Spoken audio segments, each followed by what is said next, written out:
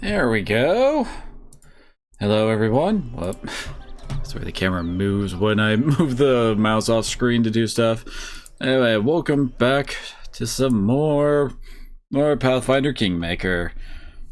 Seems like we're waiting for the next, curse event in order to actually, continue the plot and all that. Which I am okay with. Been a while since it feels like we've been able to actually, rest, you know? Work on kingdom stuff, get some levels up.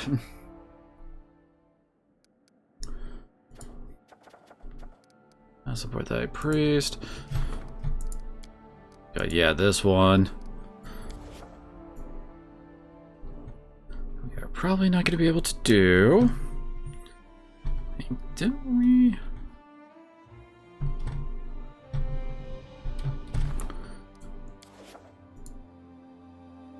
There we go.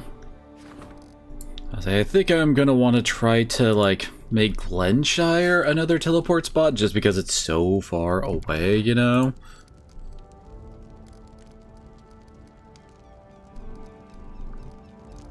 And no. Oh, interesting.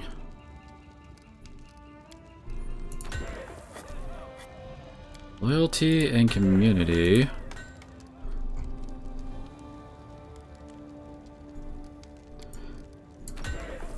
We'll also give him an orphanage to counteract that. So wait. Tin lumberyard and... yeah, with piers.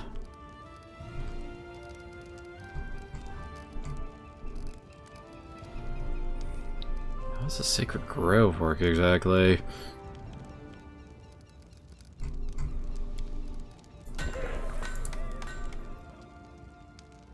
Does it say how long it takes? 2 weeks, it looks like, for stuff to be built, basically.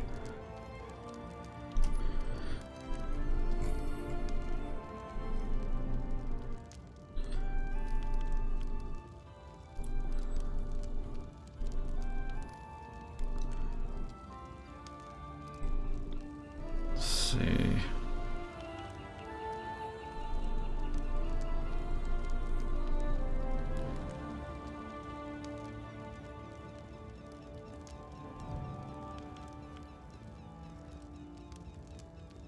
Plus one arcane went next to a shrine.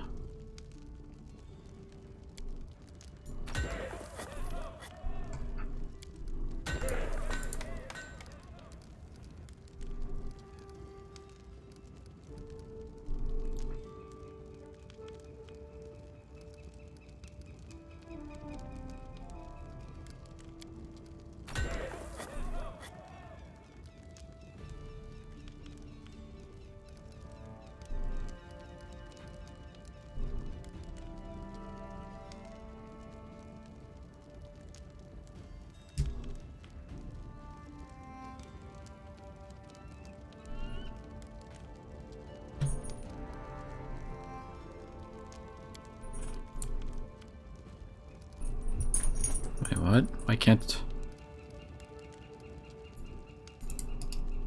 oh, does it have to be placed, far away from stuff? Hmm.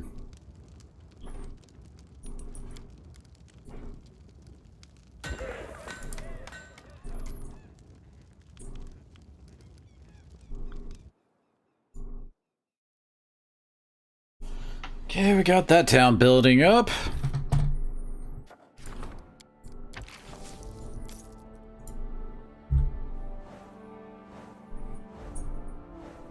Kind of getting close to finishing up all of our rank up options.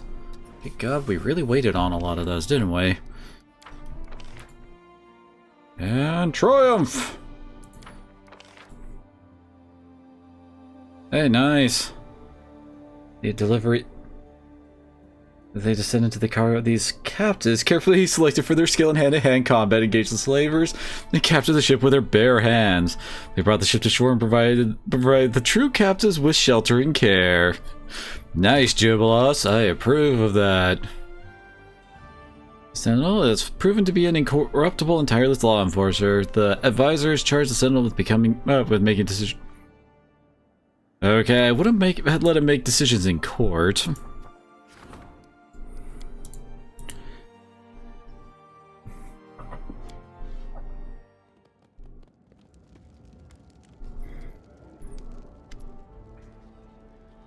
Highness, my calculation, we haven't spent all the money we've allocated for cultural development. 3 projects on one of which we could spend the surplus.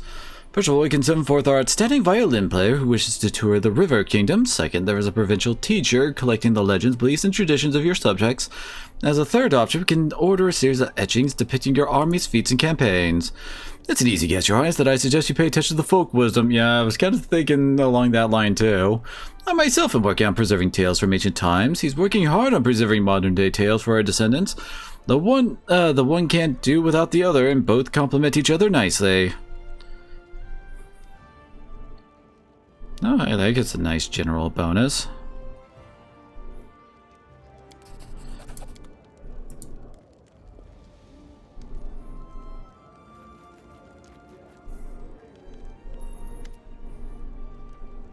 I swear she looks so silly in that hat. So efforts weren't a waste after all. The Black Marquis and his pirates that were prowling around here won't be attacking the kingdom. At least that's one problem off our hands. Well, that's good to know.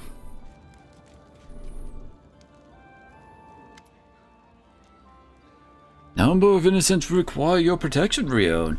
After suffering much bloodshed in the name of Erastil, our peasants have begun casting a suspicious eye on followers of other religions as well. The more inscrutable the faith, the more unpredictable and dangerous the cult seems. There have been clashes with a small coven of silentiaries, whose sin is very minor indeed. They believe that speech is dangerous, fearing it leads to madness. They are to be beaten and banished merely for refusing to speak. They surely did nothing wrong. These innocents are breaking no laws or tradition. Tell your subjects to quiet their anger and leave the peaceful neighbors alone.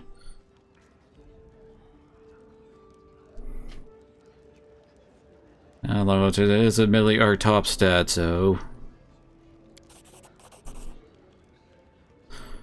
Need the coven be, and let the peasants learn to stop being so arrogant. It's good to have a place in this world where the weak and the few in number can find refuge and live in peace.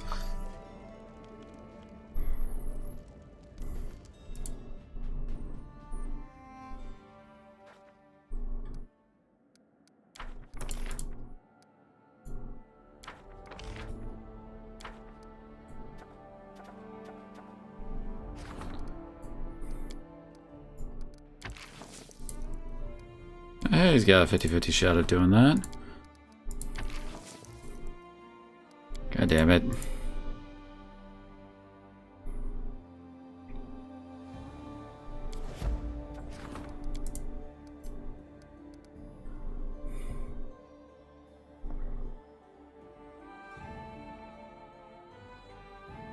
Really?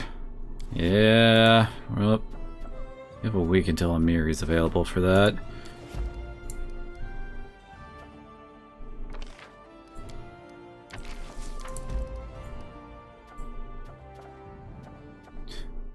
Try then Jode again.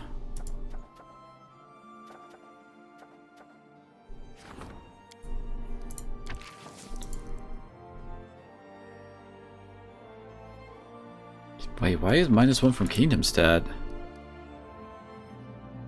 Oh, right, because it's limited until it hits a certain tier, right?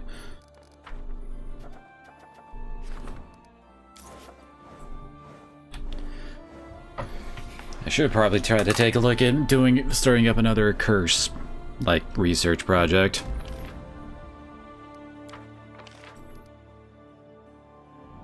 Oh, damn it.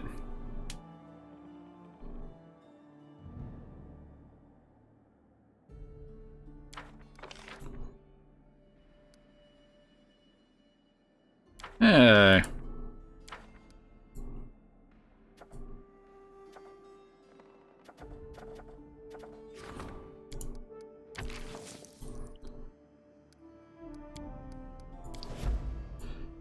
Put down them damn dirty ales.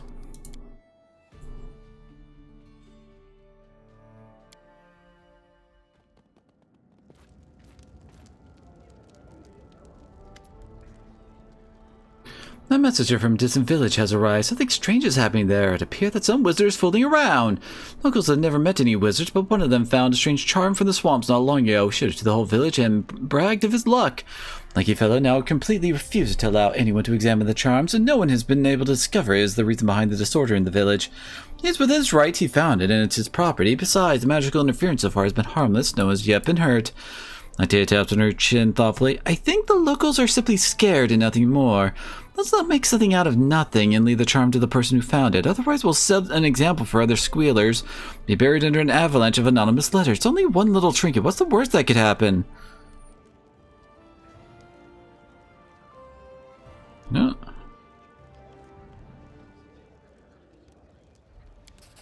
Yeah, let's go with this. Well, I suppose that's a reasonable solution. He would probably sell the charm anyway, so this will be a win-win situation.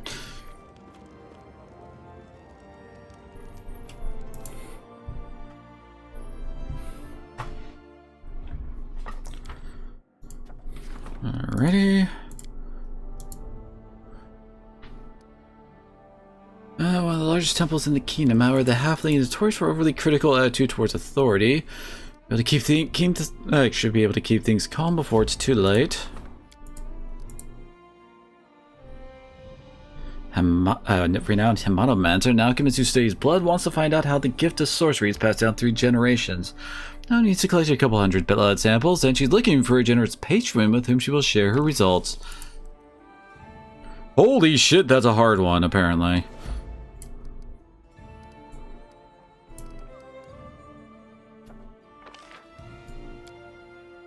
We haven't claimed Dunsword yet.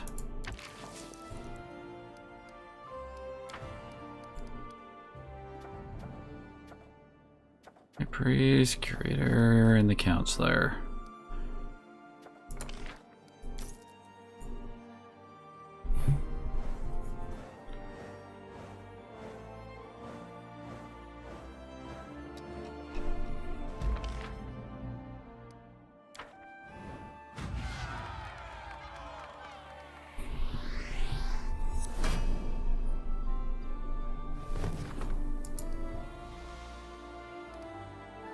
Yeah, this is the one I was really wanting to upgrade. Now we can build ourselves a mage hall here.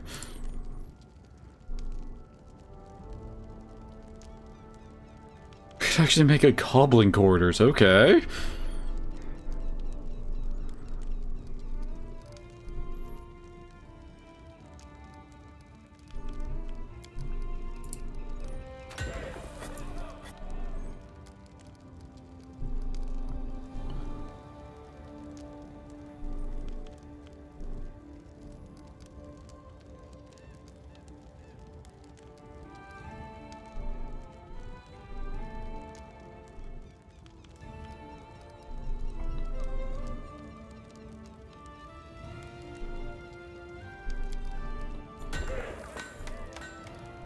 Might as well, since we don't have a lumberyard here.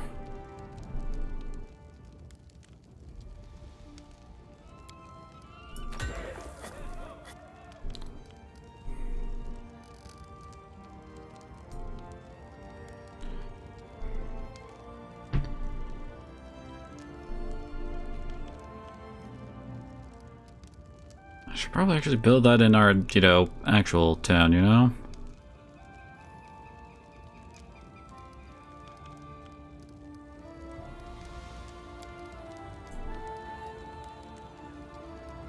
We're turning this into, like, our weird town.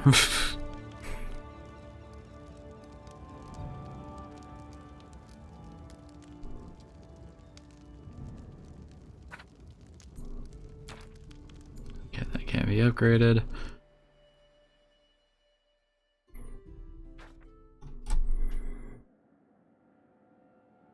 Oh, great.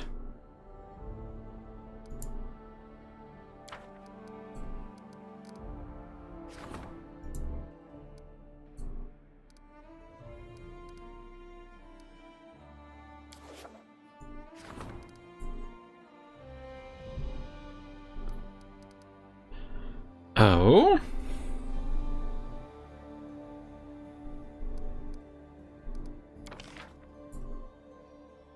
Holy crap.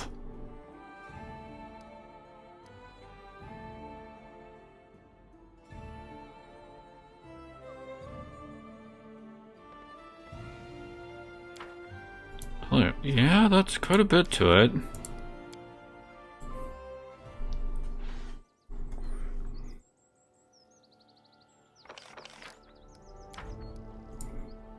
Oh, hey, we're up to 50 PP a week. Nice.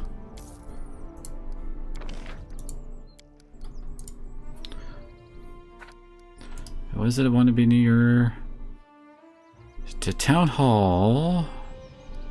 Okay. Yeah, the Town Hall's kind of already surrounded.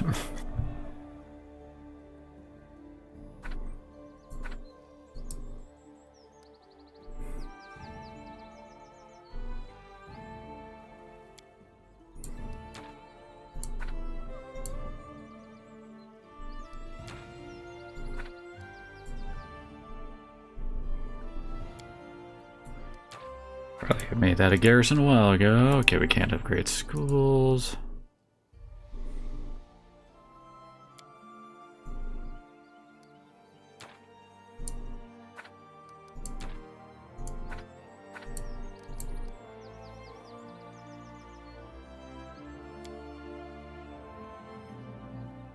It's a lot of +1s.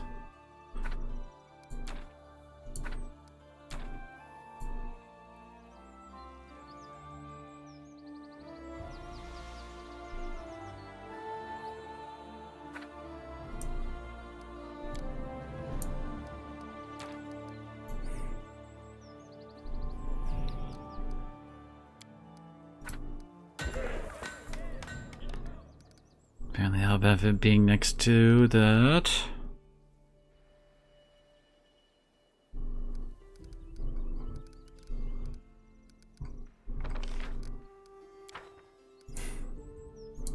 Oh, we got money.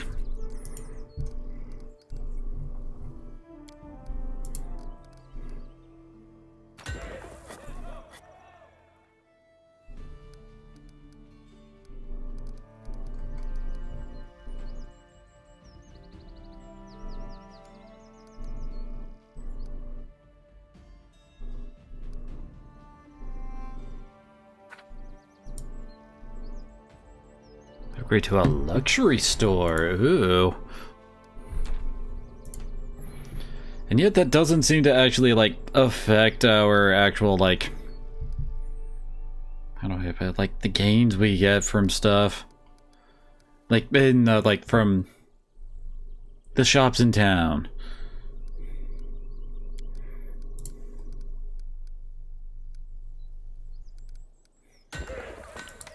Okay, so Wimble goes way out there, alright.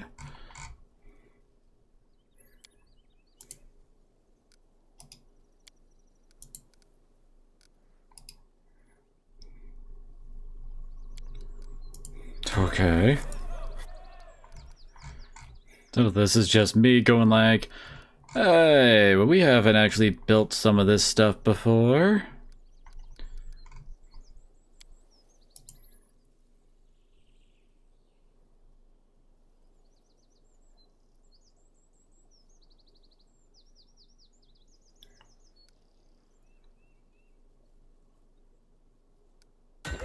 Yeah, that was the tavern, so brewery.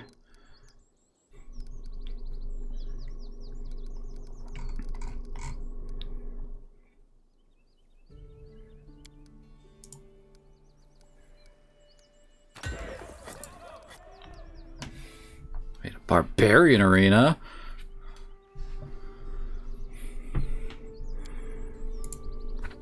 Oh, holy, if we want the barbarian arena, it has to go, like, up there. Not to mention we also need a whole bunch more again. Because that sucker be expensive. Look at that!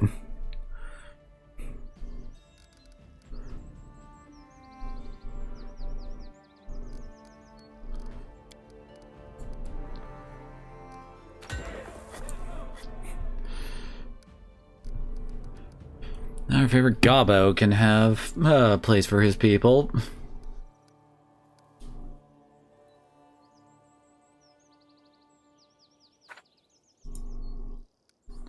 What goes up to a citadel?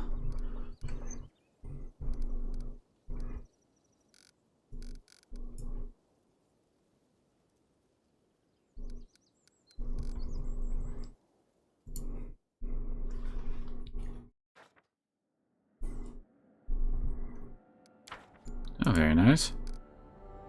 There we go. Good! Amiri's still kicking the crap out of the elves. Yeah, those accords are surprisingly pale as of late. Eerie shadows dance along the palace halls, and servants vanish every night without a trace. They say this is the doings of a vampires who are hiding among the capital's aristocracy. Can such rumors be true? Oh my gosh, that's a really, really freaking hard one. Yeah, it's not even... Good God.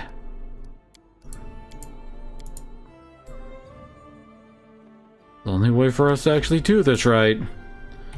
This is why I'm always worried about the freaking, like, levels we have for our dudes.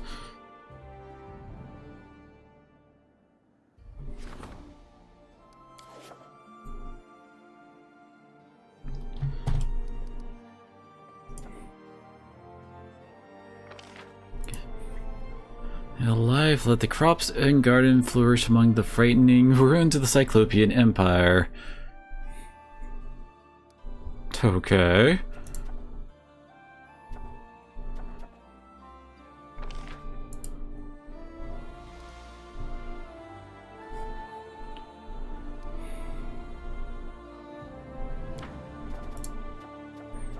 I mean, honestly, we haven't really been worrying too much about that kind of stuff.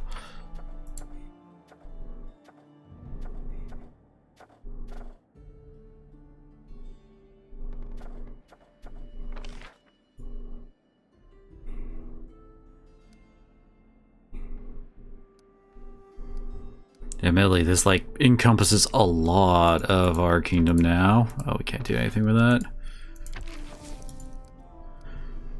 Or me and Octavia to do that, huh?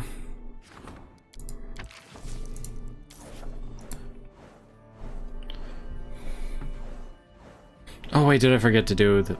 I might have.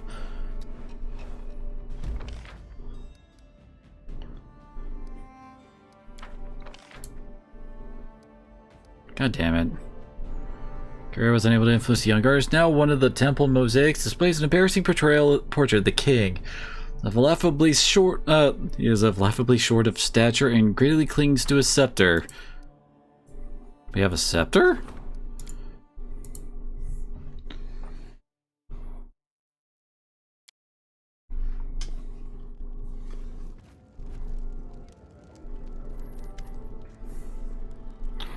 More and more mages come to our capital every day. It seems small mage quarters forming around the artifact appraiser.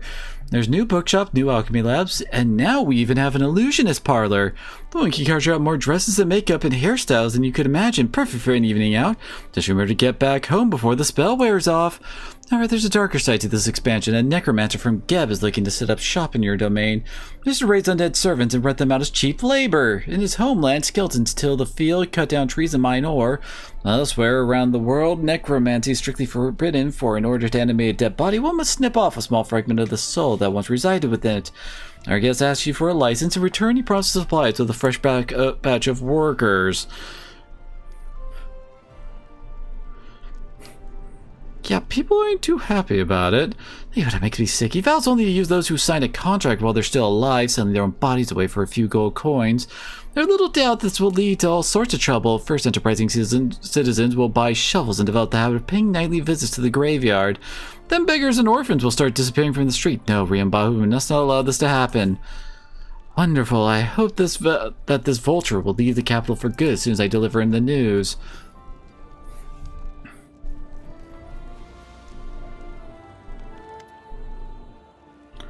Movement of goods through our land continues to grow. It's time we exercise your right to charge fees and taxes on merchants who enter your border. In the past, Brevois exercised this right, but now it's in your hands. You only have to decide what to levy taxes on. Recommend you steer to the middle course. Do not oppress the merchants too greatly. Do not believe their complaints and claims of poverty either. You should place a tax on goods for the rich and on craft materials for artisans. They both have enough income to survive these taxes without going bankrupt. Certainly you're free to just miss my advice. After all, what's the word of a famous traveler who's seen so many countries and watch how they prosper?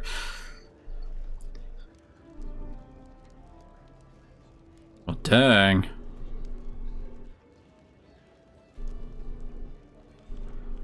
I think that, yeah, that's the one he was recommending there.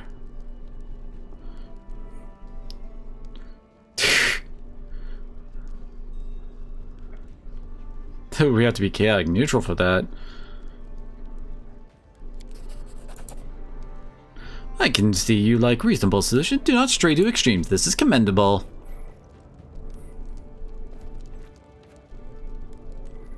Alright, Boken.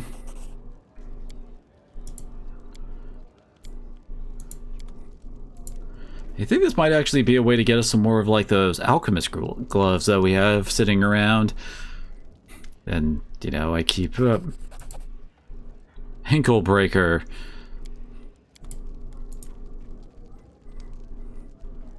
Oh, I completely forgot to build the freaking shop for the worker over in freaking Silvervale. Damn, we're up to 75 BP a week. Oh, this place has nothing in it? Oh god. Well, that ain't good. Give him her jewelry shop.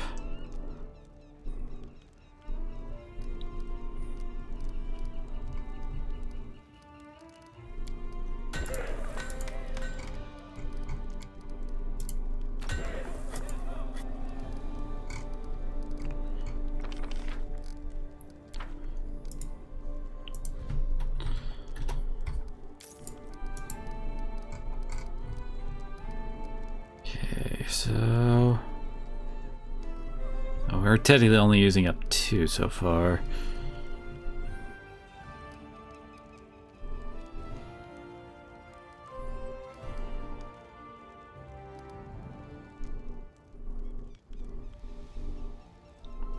Does this count?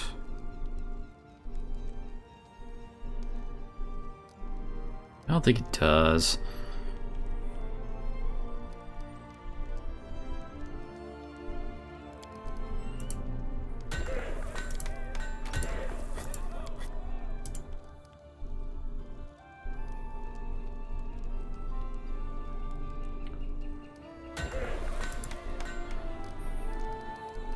One more.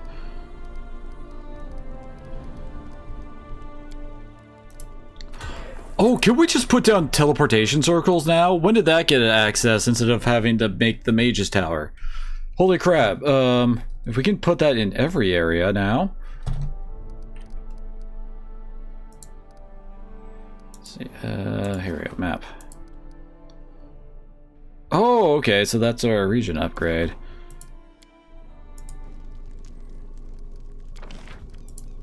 Yeah, this place we just made.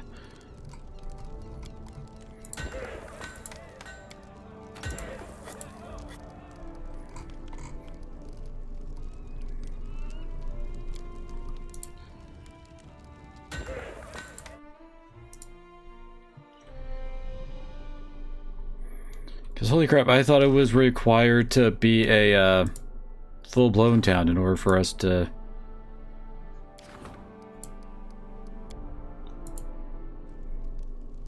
what's the right? Well, for us to actually like teleport. But we have this as an option now.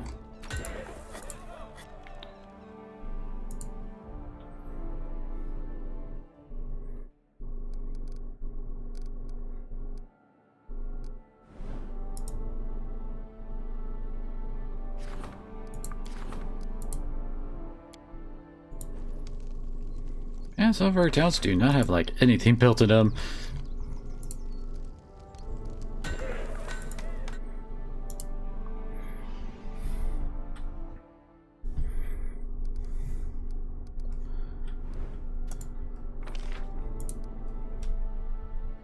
Oh, of course, I have to rebuild a whole bunch of those.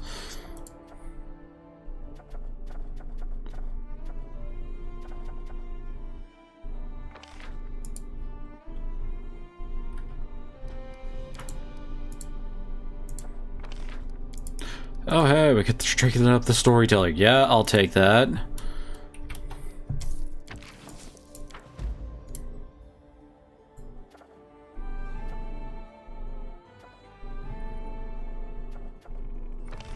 Oh yeah, I forgot about Tertuccio's.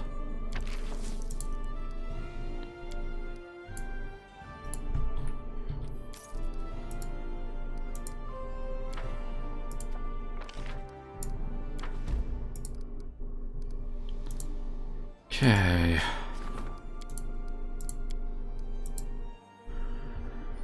Colonel-wounded soldiers discharged from the army who aren't willing to return to their farms and instead form gangs and resort to highway robbery. There's no arresting them as new gangs will always take their place. Yeah, there's a really good chance of that.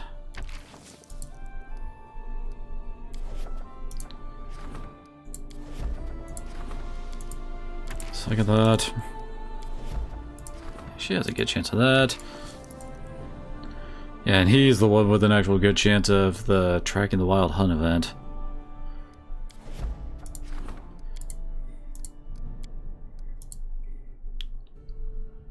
As a performing outstanding feat, the heroine deserves a reward, but it mustn't cause argument or envy.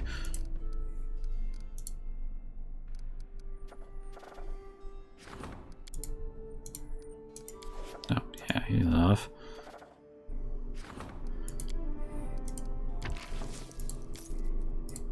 Now that I've upped his stats, we can actually do this and not feel like we're getting screwed.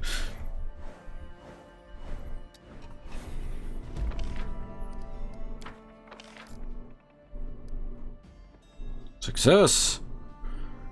Identifying and destroying vampires. We haven't actually ran into vampires. And the degenerate gift, a plot of land. Many passionate knights and commanders are now excited to follow in their footsteps and become landlords themselves.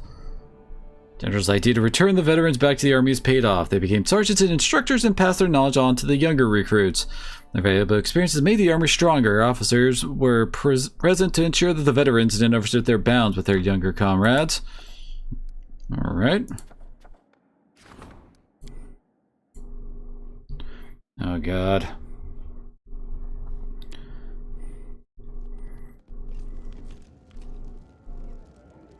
Oh wait, it's Jathel. Oh. Still no god. I thought it was with, Regengar, not Jathel. Captures a spy, mercenary from Daggermark. The city's like a spider at the center of a web of intrigue that entangles all the river kingdoms. Spy identified his master. Once she realized we were following her, she anticipated the torture she was facing, claimed that she wished to come over to us, and just as people of weak loyalty do. Should we trust her? I, for one, am not that stupid. Yeah, that... Like, it's like, she came over to our side because she realized we were getting close. Seems a little too convenient. She's not only worried about her own skin, loyalty is out of the question. However, it would be short-sighted not to make use of her knowledge. The accused managed to brainwash her and command her obedience. Oh god. That's not the most reliable solution. Besides, a couple years later, she'd be useless as a dumb vegetable. This way to control is just spill blood if she betrays us, the blood of her friends and family. Her obedience can be ensured if we take the right hostage. I will... Spellbind seems kind of wrong too. But honestly, this is actually a big thing that happened back in those days to ensure loyalty. Like, not even just for, like, spies and stuff. In, like, feudal Japan, there was, like, a huge, like, network of, like, alliance hostages, best way to put it. Basically, it makes sure that they, like, if they betray the, like, treaty that they signed together to ally, then they will kill the hostage if they don't, you know? I'll give her a vivid description of her family's future if she chooses to betray us. It's going to be a long story. Great.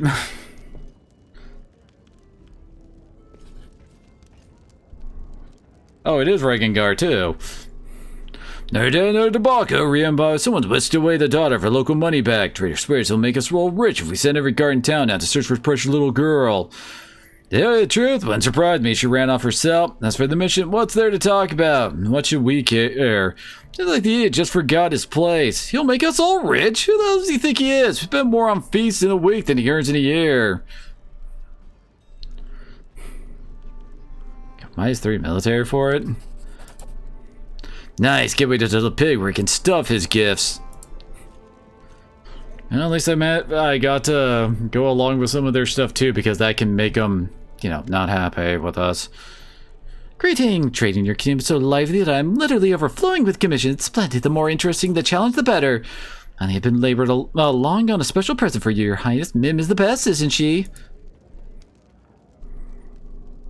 So I'm gonna guess we finally have her as one of our artisans then.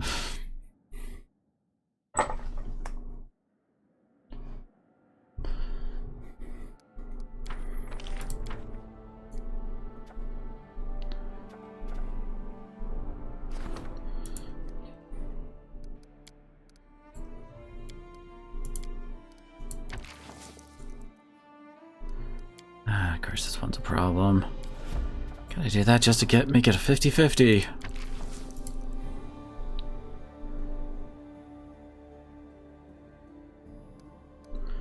Oh boy.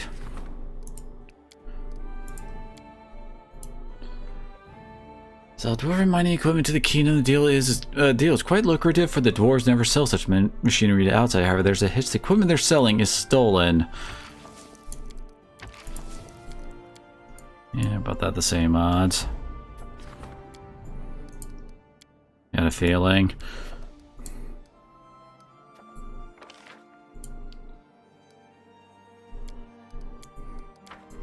Oh, well, okay then.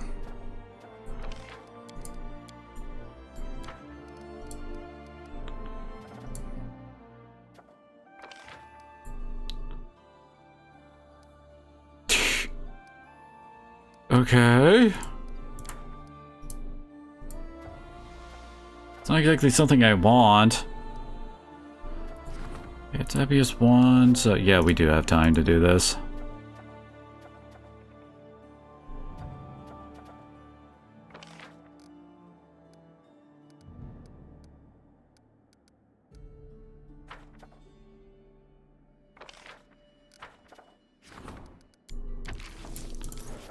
Yeah, we need to level up our spy network.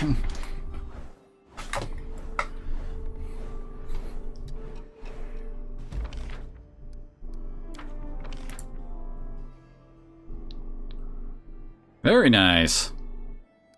Ooh, minus 100 BP though.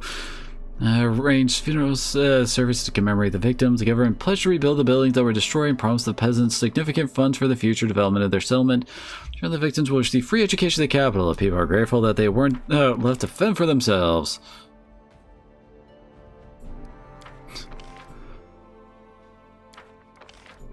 Alrighty. Well, our storyteller's training is complete at least.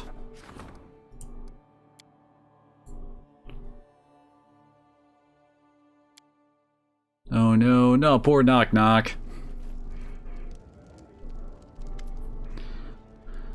There's an issue that demands your attention. 7 archers wants to bring their fleet to Novoboro, allegedly to combat piracy, but in fact, they simply can't accept that the elves of Keonan are trading dwarven wares with the Five Kings Mountains.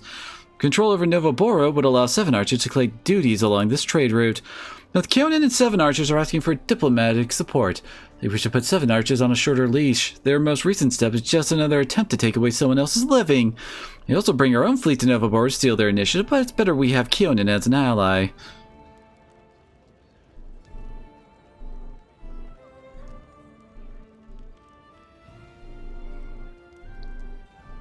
I think that means that she wants to go with the Keonan one.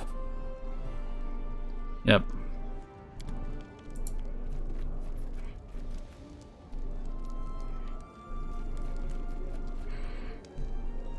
There he is.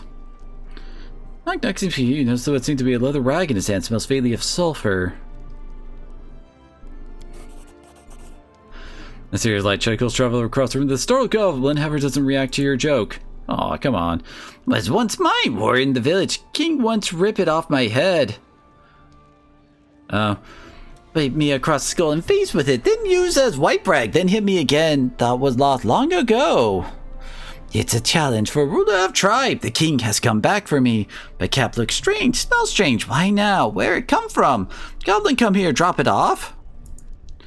When goblins in Steel Lands fight for tribes, they fight over big best hat. Hat like crap, but not ugly and shiny like yours. This is a challenge another tribe. Maybe you hear of our ally and think he can get crowned by fighting me. Knock Knock looks confused. Well, more so than usual. One of his ears begin to twitch. But how will he get power back if in kingdom now? Probably caused lots of trouble.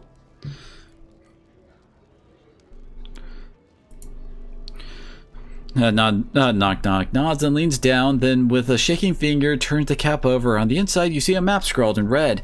You show us the way. We meet him where Lamashtu shrines are. We need to come together, you and me. Rule of challenge. As you glance at the map, you both are surprised the leather cap suddenly alights, burning brightly, then crumbles to ash on the floor. Knock Knock is silent, staring at the ash. He says nothing. You've never seen him this worried. You decide to give him space, but keep the challenge in the back of your mind.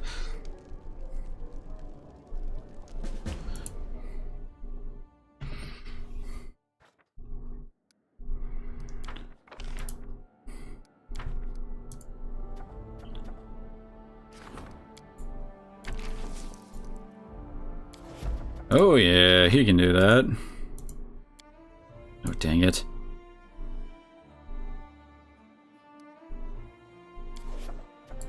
Okay, that one is an opportunity, so it's not going to cause problems.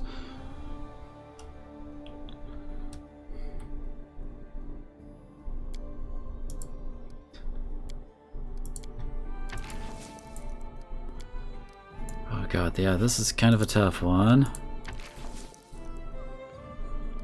Great.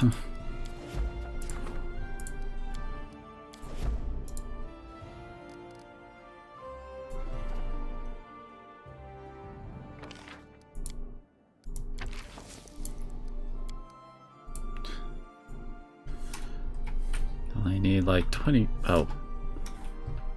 Although actually getting a bit extra probably wouldn't be a bad idea, and I just realized how low my money's getting. Admittedly, we haven't, you know, gone out and started kicking ass for a while.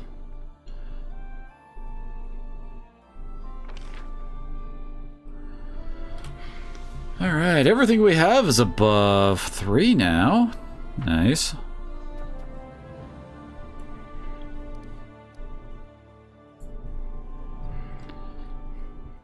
Alright, let's go hang with Knock Knock for a bit.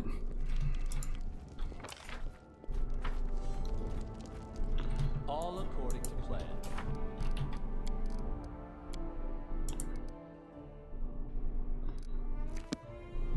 You're getting close to plot kicking off again.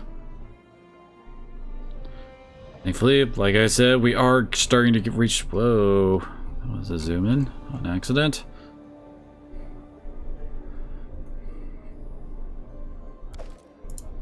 Actually, I might want to give that to Knock Knock. Interesting.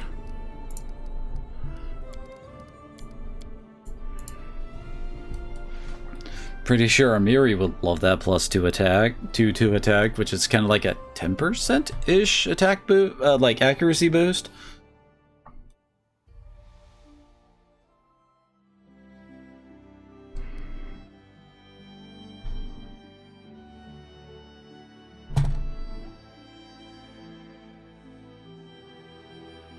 Oh, okay. I have to visit there with only Knock Knock with us. What is the other... Oh, wait, it's all the... Yeah, it's all the rank up projects.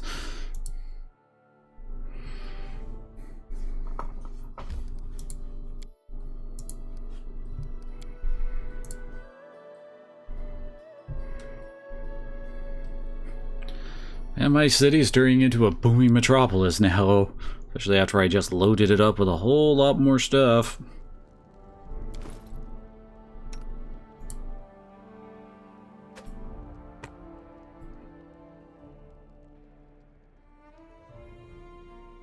He could actually make use of this, couldn't he?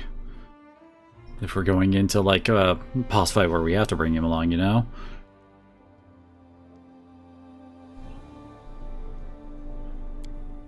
How much of a chance is low on hit? So, will DC 14?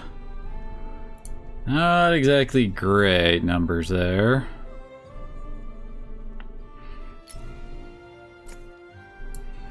Give him that.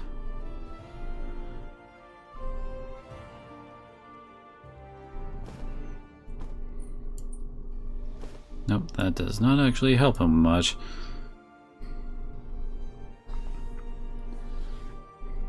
Why am I holding on to just a plain chain shirt? Oh well.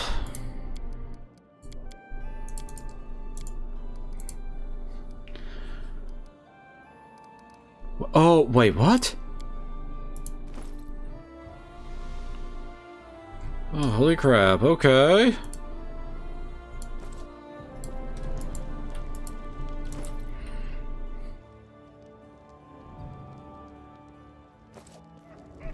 I was just thinking, hey, we have a helmet that could possibly have like a raging rogue going on, and he doesn't have enough strength to really wield that.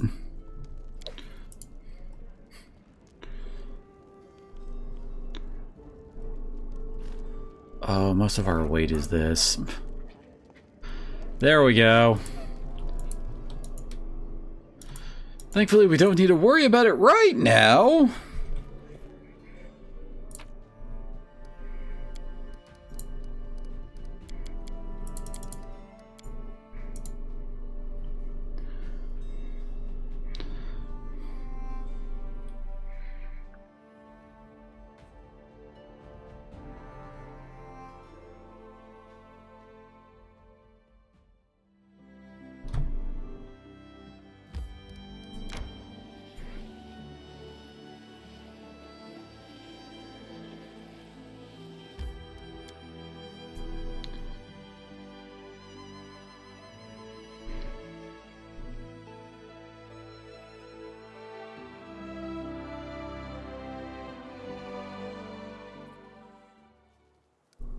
Please not Rapskull.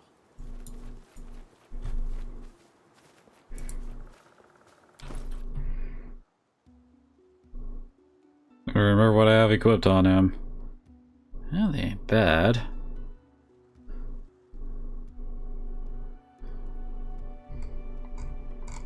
Don't really have high plus daggers, do we? That is not far. Oh, over here.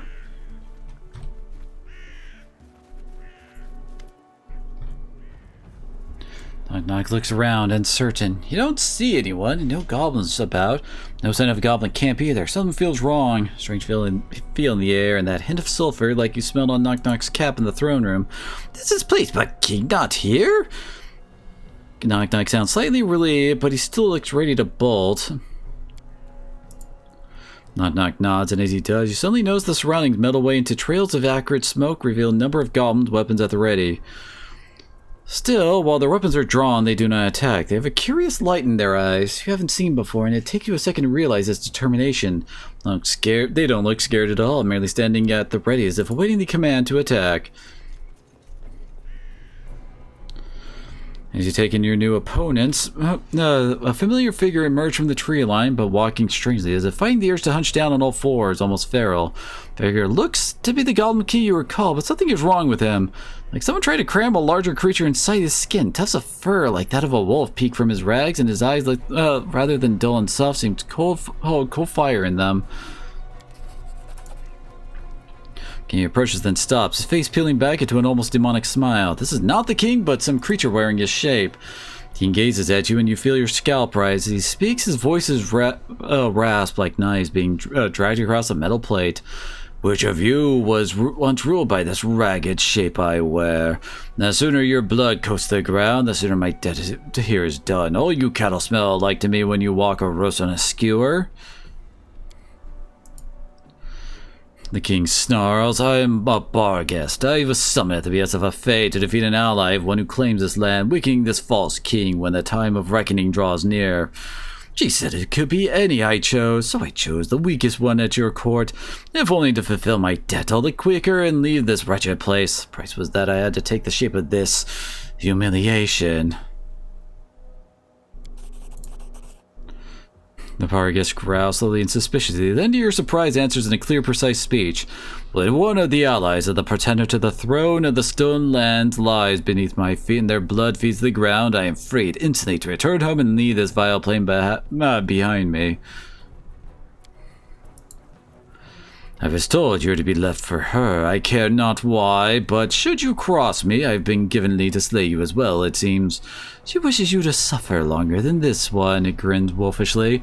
For the fae and those of my kind, that will prove a much longer time than your flesh can withstand.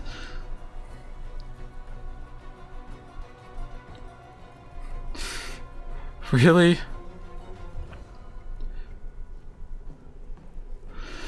Come, goblin, the sooner I make a sport of you, the sooner I will allow you to die, perhaps with your limbs intact. Knockjack, lives to be. Cut yourself now, let a drop of blood hit the ground, then fight him only long enough to have him pin you with his foot, kick you anything, do that and he vanishes.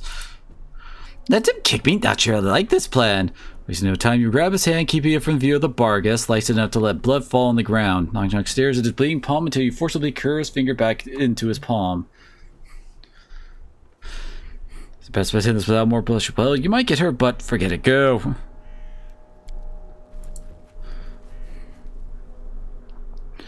Knock Knock advances slowly, and the bar guest watches coldly, squatting slightly. Knock Knock makes a strange sound in his chest. You realize he's speaking as if trying to soothe the guard dog, but no words are coming out.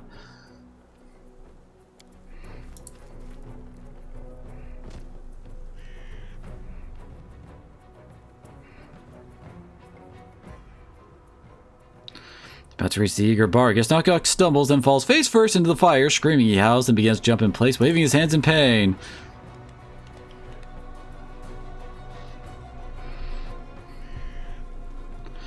Alright, then attacking the assembled creatures watch in surprise, then strangely begin to howl with laughter, infuriating the bar guest.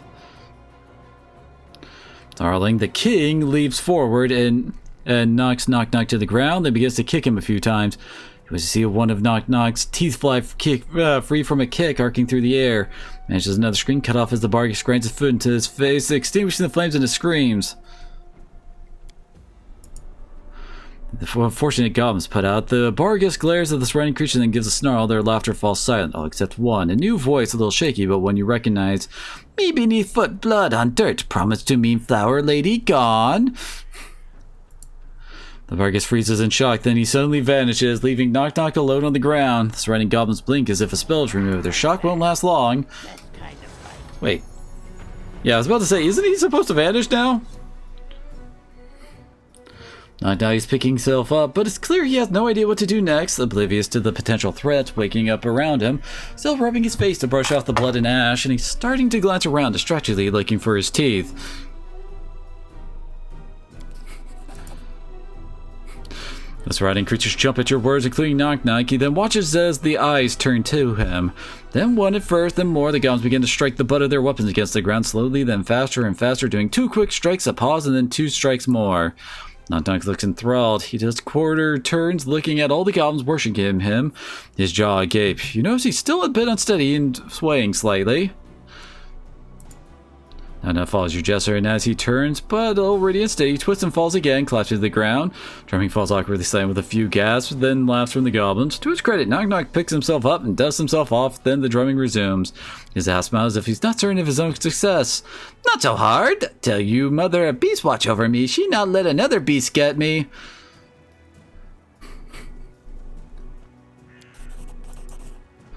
So, would like to speak with you later. Need something. As it should be. Alrighty then. Oh god, we need like 108,000 XP to hit 14.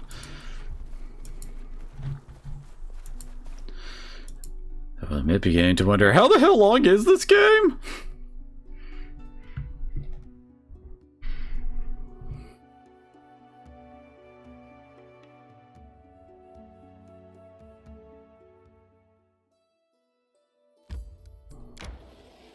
Not saying I'm like not enjoying the game, but the problem is getting that. Let's see, how much time have I spent on this game so far? 71 hours! And it doesn't feel like we're really getting that close to the end, you know? It's like, good god, did they pack this thing tight?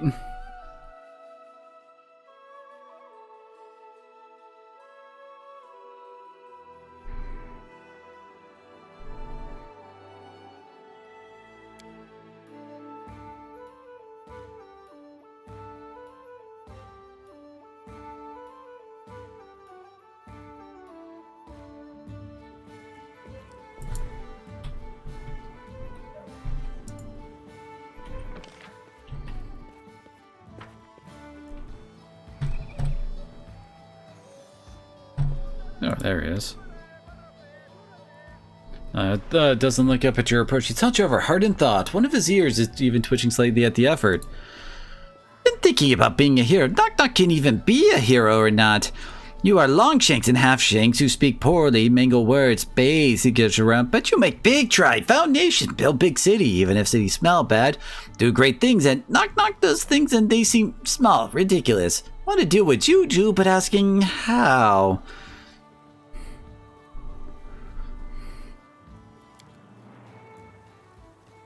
Eustace couldn't make it different. All of them laughed at me trying to be a hero. then and have them laughing along with you, then you're more king than most. A king? But aren't you ruler? Two rulers would be bad. Now if you were at the title of Jesters, goblins of the south call a king. Knock knock, gesture, knock knock. I will not fail you. Knock knock nods with a trace of pride and a grin you haven't seen before. He looks completely happy in his new role. You hope you don't regret this. Aww.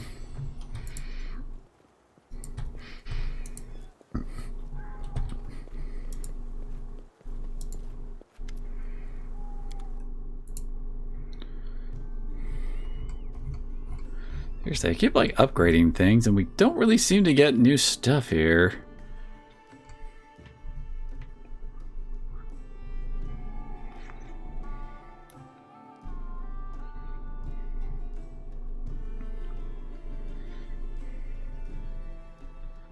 Actually, I don't think he had these before, though. Interesting. The +6 ones.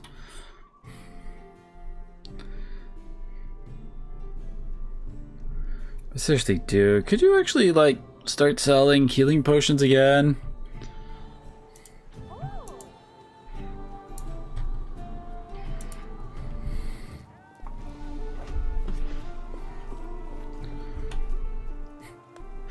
Actually have goblin sentries. I had to pick up my camping supplies again.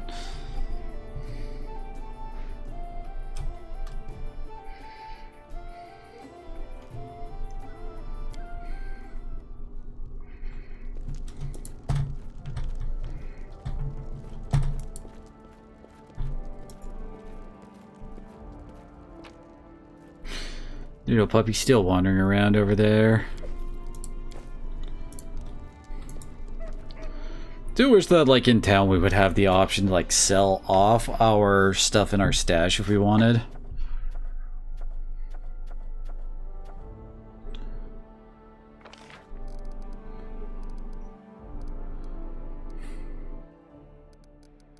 It's probably these that really need the boost.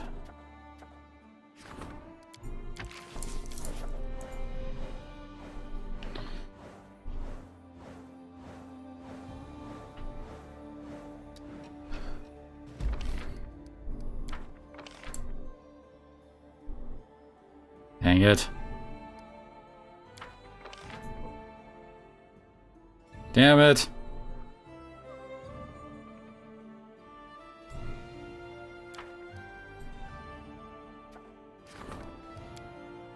Oh, great. We do need to be careful. We are getting close to the curse time. Wait till you hear this, Rion. A rare exotic type of boulette lives in one of our provinces. However, they're almost extinct, so the bookworms across the kingdom want us to declare their lands a natural reserve. Look, as you can imagine, want to rip them all to shreds. Land sharks and know-it-alls, too. Huh. Everyone's looking to us for a solution. I keep thinking, what the hell are we supposed to do about this? That it hit me. We could go declare the area a royal hunting ground. Then we wait a few months, let those bad boys get fatter and breed some young. Go hunt ourselves some bulettes. Can't remember exactly what a bulette is. Imagine their hides hanging around the throne room wall, or you're supposed to do something with the claws and teeth or something. Whatever, Sue's your most kind of most irreplaceable advisor. Ha ha! Oh boy.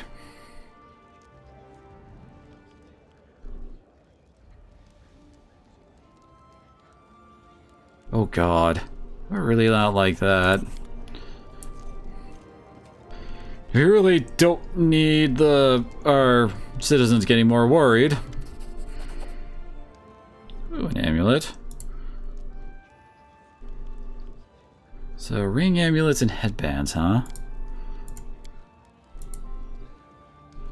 Oh, okay. These are going to be 3, which one's already fulfilled. There are 2 more. Now we have to go visit them for other stuff, apparently.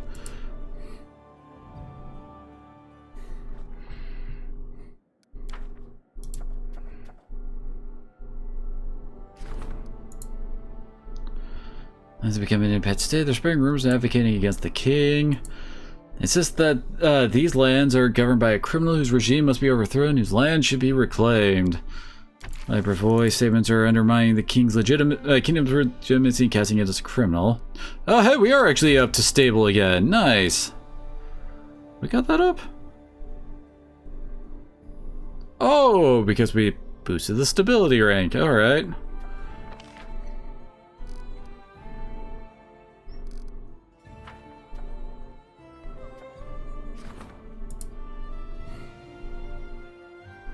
Oh great, Treebeard's getting pissed.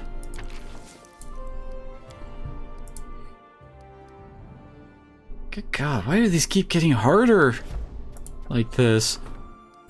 It's like...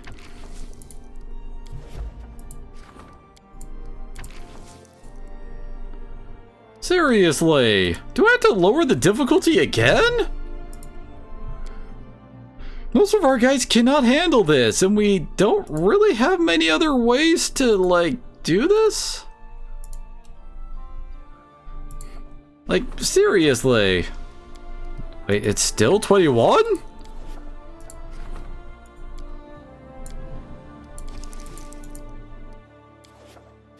Oh, come on.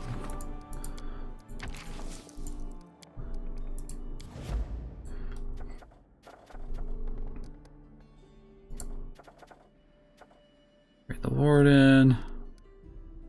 Oh wait, didn't we have... Oh, that's cool.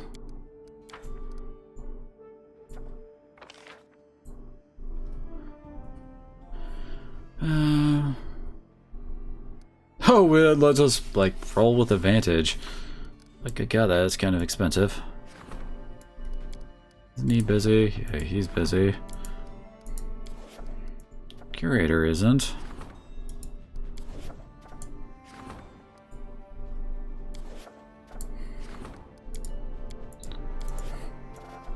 Everyone can get some upgrades now. Oh hey, that one's almost done. Nice. We're down to only 4 curses to be, well, done, I guess. Actually, wait, should we hold... Oh god, a whole bunch of events just triggered one day after...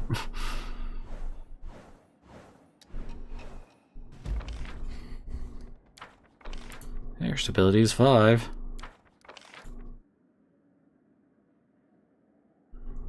I have to wait long for them to show their gratitude. Nice. She beat Treebeard.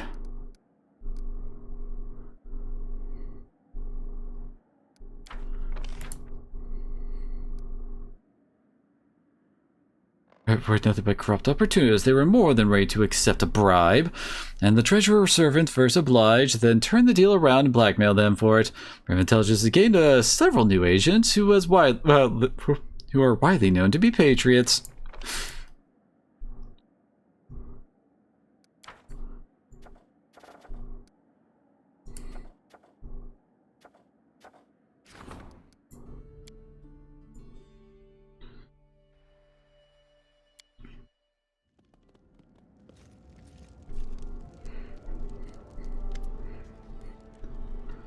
Remember those rare bullets? But not long ago, the locals finally killed them all off. But now they're constantly under attack from bears, wolves, and even bandits. They've taken the bullets' place.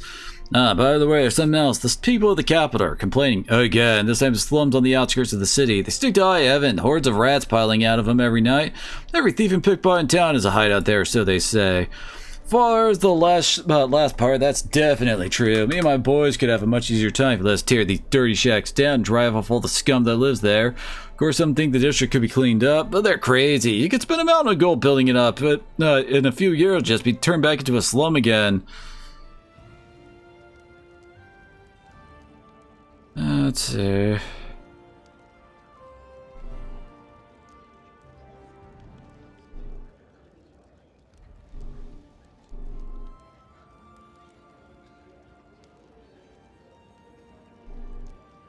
Man, the banditism level of the kingdom? Let's go with that.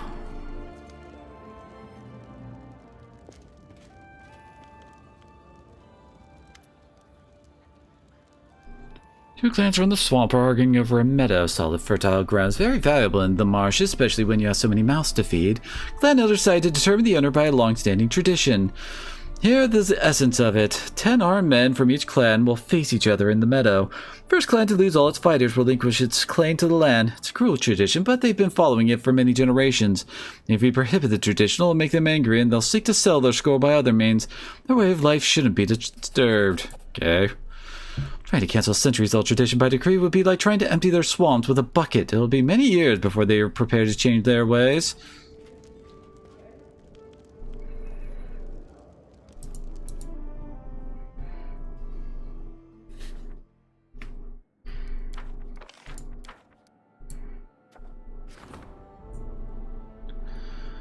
I lost it up here. Quite a few experienced mercenaries and daredevils among them who fight not for faith but for glory and loot. Some of them can be surely convinced to stay. I was shining out all through the night. It was the eve of a merry faith festival. Drunk and raving, the Fae retreated their world come morning. They left chaos behind. One of the rivers changed its course, the forest has disappeared, and a hill has turned to a gaping hole in the ground. Changes have terrified the peasant. To make matters worse, our mages agree that nature will soon revolt against this blatant interference, and unleash its wrath upon the villagers.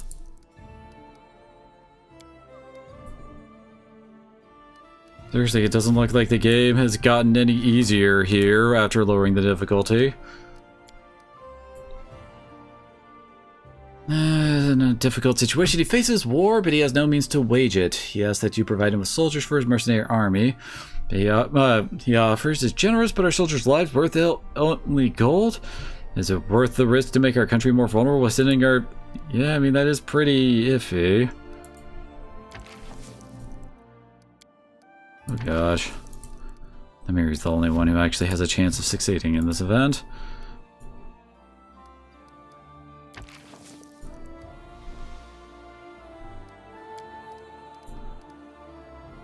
Actually, I think he can actually get us... Oh god, no, never mind.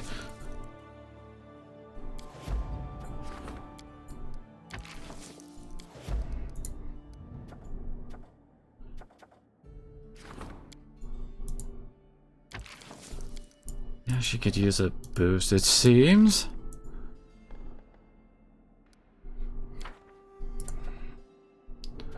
Certainly seem to be getting several, quite a few of these, and that seems pretty cool.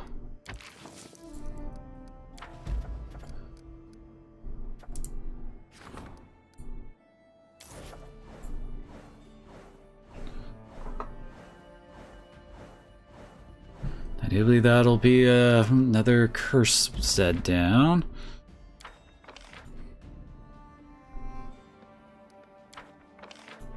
Okay. Oh, good.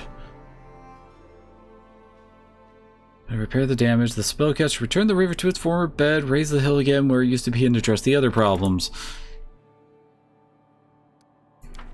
Very nice. Appears that Tartuk truly has been cursed. As usual, very little actual magic seems to have been put into the curse.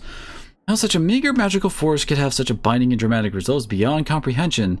Still, the research has advanced our knowledge of arcane magic. We have acquired a deeper understanding of curses.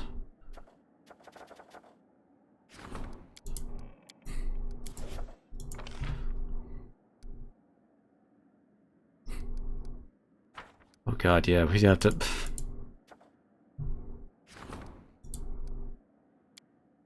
Okay.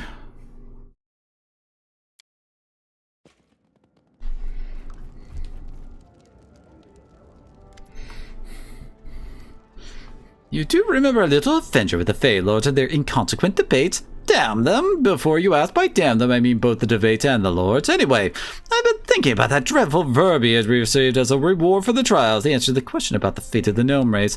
I remind you of the text. Never help you. Yeah, remember that. So, we're probably going to come up to when the moon leaves her path soon. Then we'll have to go to Candlemere.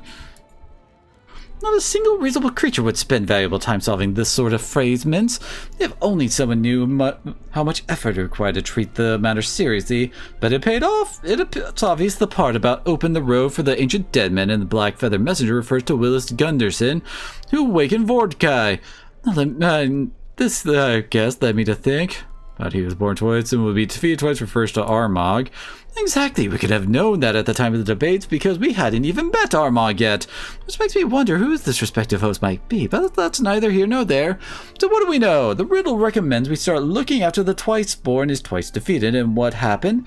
Yeah, there are thrice the number of those who lost their faces. That's also only clear now. It's 24, 3 times the number of defaced sisters there were.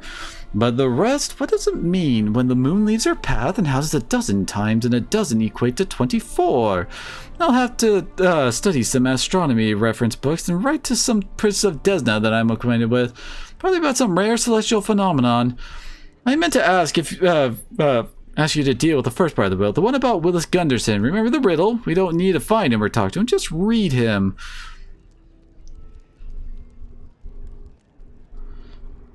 Okay, what I think is, I discovered that this poor fellow wrote and published a few horrendous books. Perhaps the answer is hidden in one of them. The very thought of digging through the parody of literature is disgusting. Very much appreciate some help. Perhaps some book lovers in the city will have a volume or two of his work. Good luck in this difficult quest. I remind you, the riddle says we need to find something 5th and 10, and somehow related to the Gunderson writings. We put it together with the number 24 and go to the Candlemere when the moon leaves her path. I hope this isn't some elaborate fake prank, because if it is, I won't have to do any more research to understand what made the gnomes leave the first world. It was the stinking neighbors!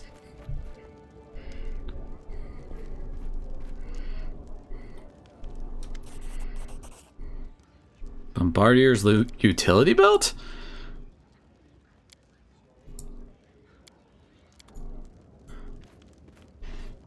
That sounds like something for Jubilost.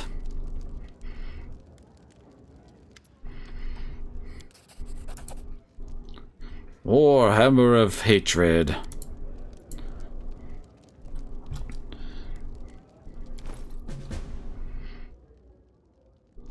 So it's only a +1 giant bane.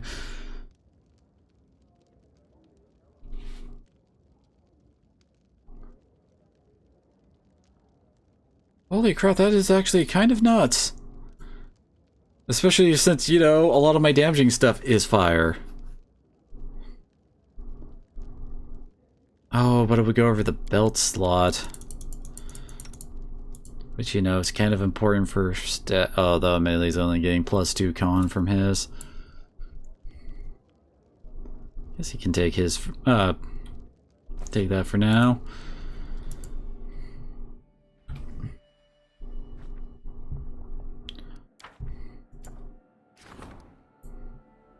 Rumor has it that a doppelganger sits upon the throne. The rabble are ready to grab their weapons, overthrow the false ruler, and liberate the true kings. This must be stopped before they devastate the country with their good intentions.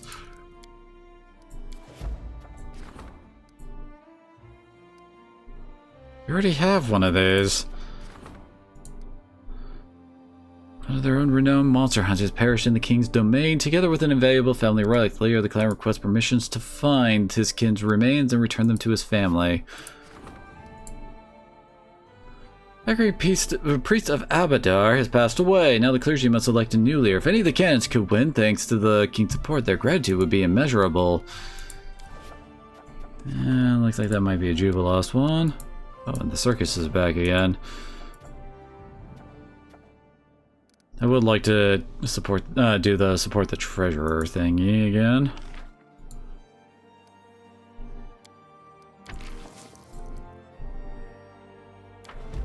I got enough for that.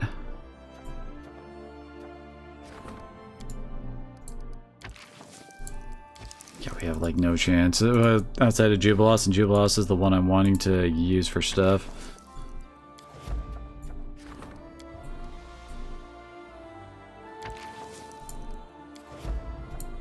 Oh, 16%. Oh, God.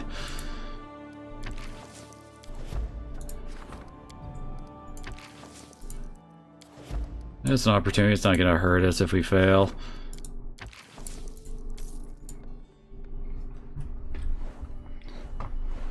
Yeah, we almost got the opportunist achievement.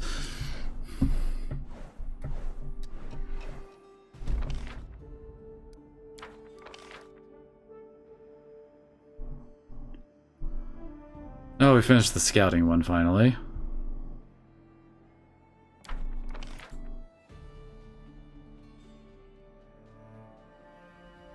Only our finest and most experienced warriors went into battle. They fought like lions and earned much glory. The campaign was quick and victorious and quite profitable. Crap. Here it is. Is that what Effortless does? Like, it still says that we have, like, no chance of doing stuff, but she succeeded. Does that mean we auto get them? Okay. Oh no, but that one failed. I don't understand it. And our people are now worried. Oh, 'cause she failed, right?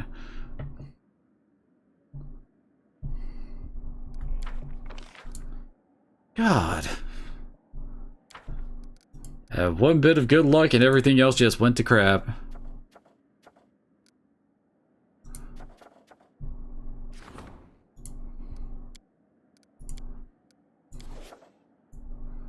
Let's see.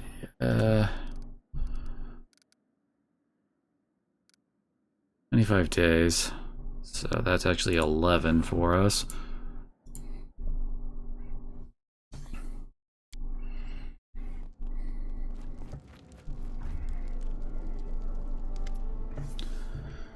Your Highness, an ambassador of a trade union, Daggermark, has arrived at your court. He was asking for permission to trade in our domain. They're willing to pay a generous fee. It's worth considering who we are dealing with in Daggermark. Your power and privilege depend directly upon the weight of your coin purse. Whereas leaders of other countries often surreptitiously act as profiteers and bandits, it's through profiteering and banditry that rulers in Daggermark rise to power, and to be clear, the city is thriving.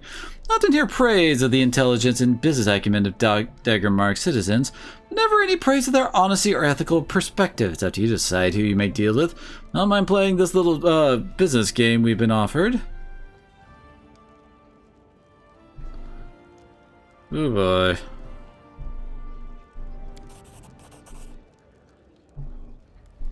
Oh, okay, so he did want to go along with it. We're an opportunist now.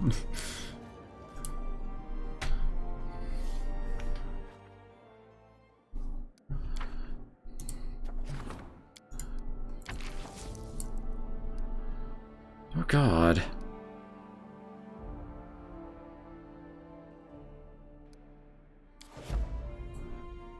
I don't really have very many options at the moment. Maker Varn.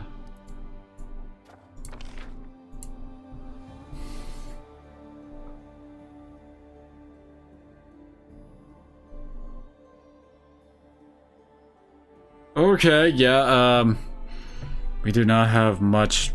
Yeah, that would put us into a negative. So, no. Set that one up so he gets more pluses.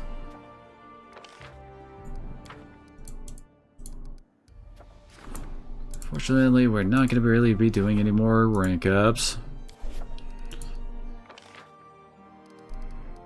Holy crap, most of our stats are above 100 now. Loyalty is still topping it alongside freaking military, apparently. I just had a thought. Should probably go check the what's-her-face's bookstore. Lindsay's freaking teacher.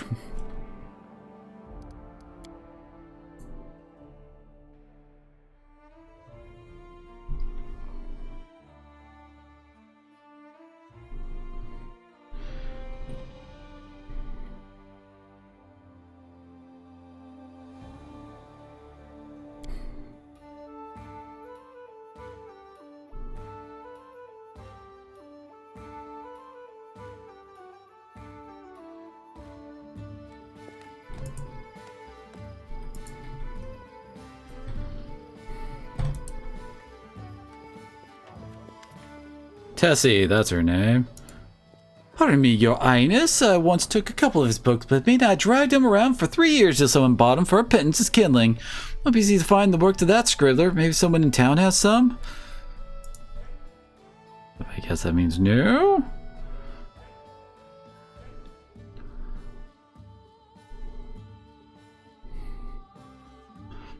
author BB Butts.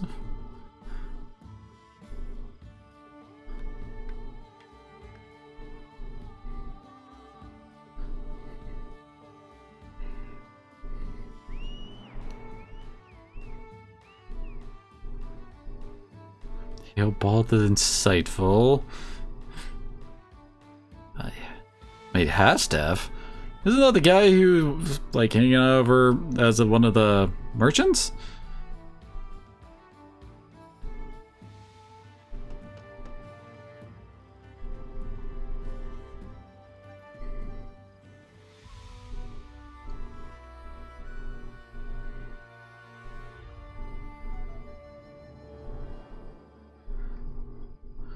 No, don't see anything else, so...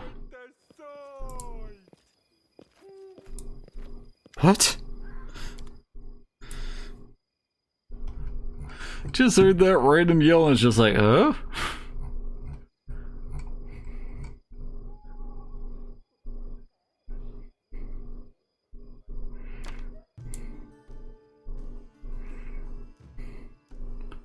I found one.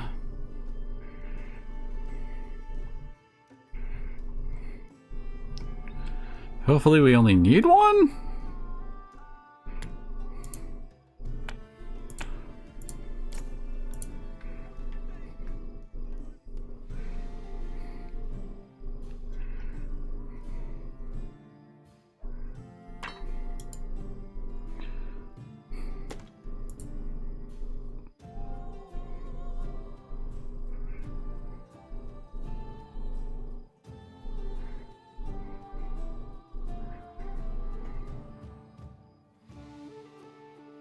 Okay.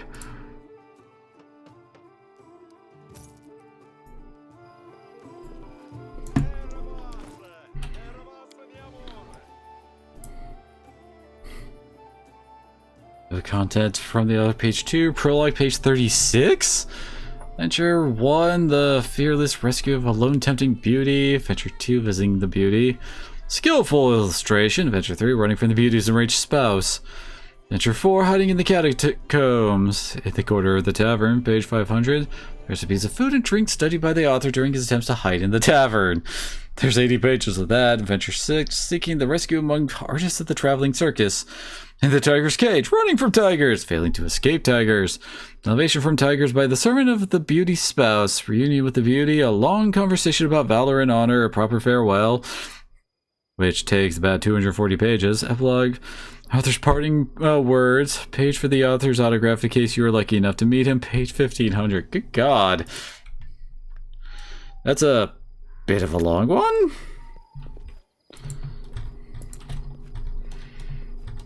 All according to plan.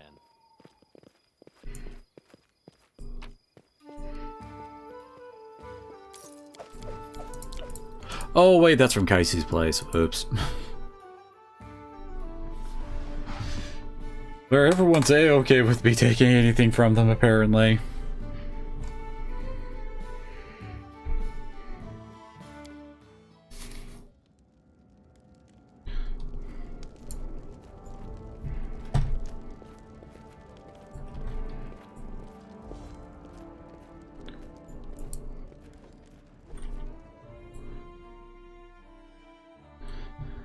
And now we just gotta wait for stuff to start happening again.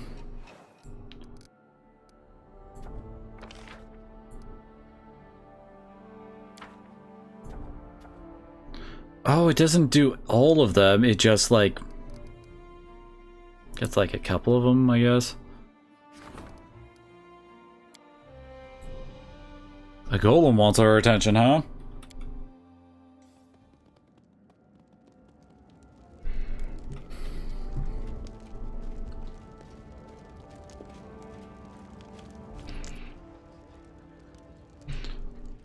A strange golem enters your throne room. It's seriously hurt, barely moving its legs, swaying as if it's drunk. Help us, help, help. Oh, is it the dwarves at the fortress again? How do you like that? Someone needs our help, and again it has to do with golems. Does any of this seem familiar, Realm Bahu? Simpletons from Skijek that must have dug up something else and got themselves into trouble again. Recent marks are punctuated by a terrible clang sound as the golem collapses on the floor in pieces. I warned them they were wooing death. I warned them. Let's return to that little fortress then. That they couldn't get inside and see what happened to them this time. And just don't go without me, alright. I want to see with my own eyes what catastrophe they wrought this time, all while praying to their Torag.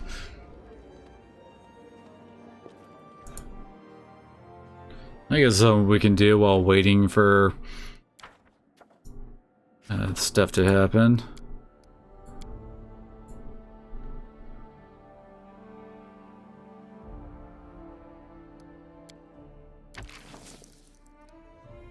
Oh, great. Yeah, that definitely sounds like a freaking problem.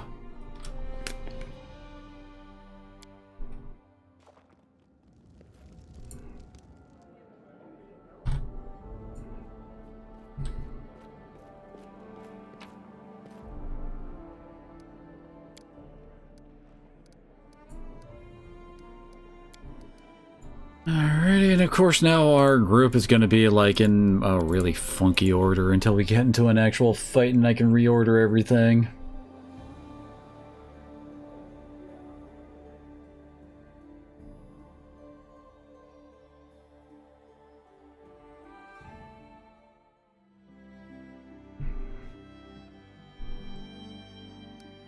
You're forgetting to build a dozen shrines.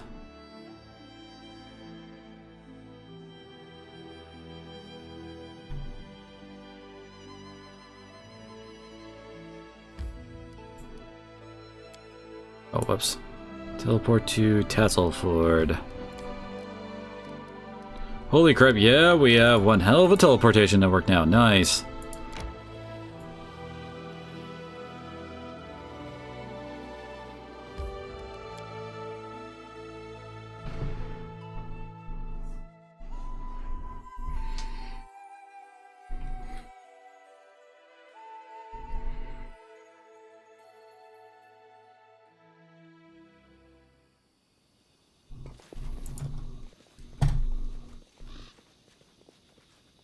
Whoa. Okay, so I guess they're like neutral?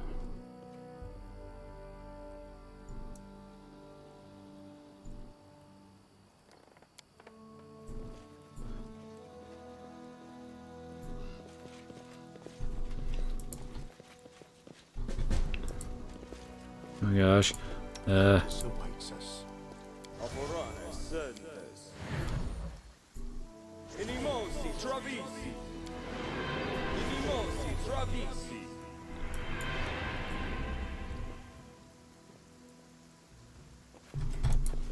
Okay.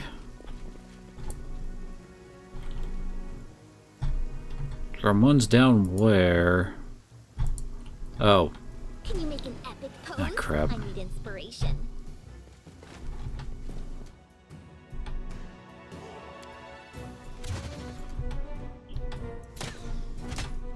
There we go.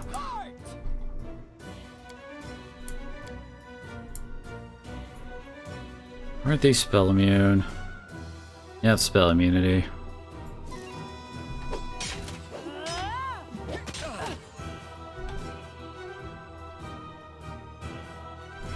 Holy crap, look at all those pluses. 48. Its attack modifier is 40 freaking 1? I don't know how you would, like, good god. So how did I get hit?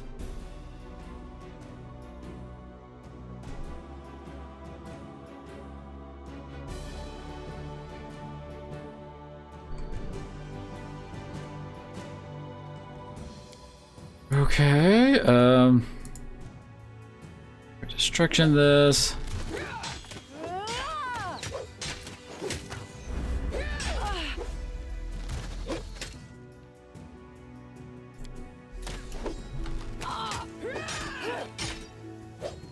Oh, I am getting sneak attack damage, good. Damn, that was a good crit. Well, Soren was lost in thought.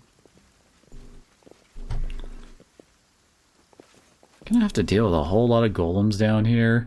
Is that what's gonna happen? An old adamantine?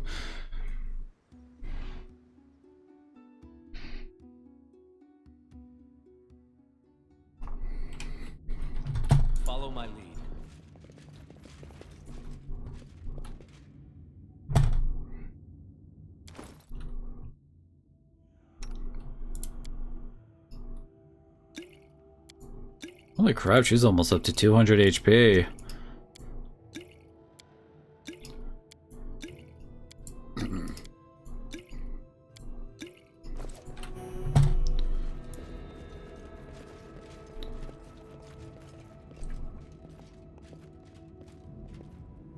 What is our formation here?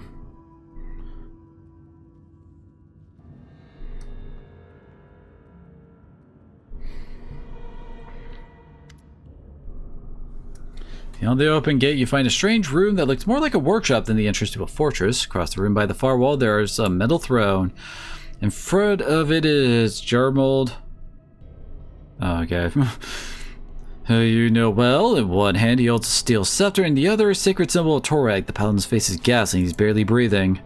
You're here, help! Help me overcome these golems. I took the scepter from the empty throne over there, and my command over the golems is lacking. If we lose control over the golems, we'll all die.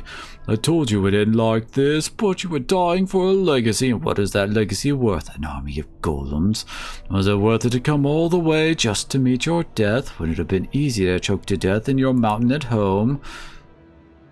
When the golem turns its metal face to you and speaks in harmony, you all deserve to die. Thieves and imposters, by what right do you come to this fortress?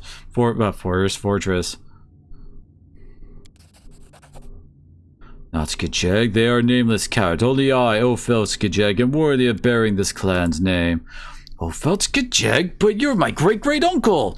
When our clan left this fortress, you and your golem stayed behind to protect it. Come to your senses, ghosts, we're your descendants. You are no one. The real Skajeg would have never abandoned their creations. Those who left forever lost the right to bear their proud name, and you have the nerve to come here to this fortress, which was built from the blood and sweat of your grandparents and abandoned by your unworthy fathers. Ha! You will die here together with all your henchmen. Golems, attack! I'm doing everything I can, but his will's too strong. Destroy the golems, Arim! You must unmake his throne! Though you're nothing, neither you nor Torag. The gates behind you close the clanging sound. You will all die. You will all die. You will die. Okay.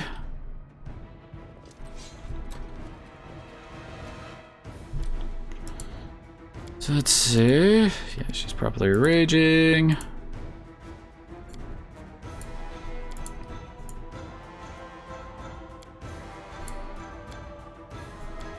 Oh yeah, his Dax is still level 7 spells now.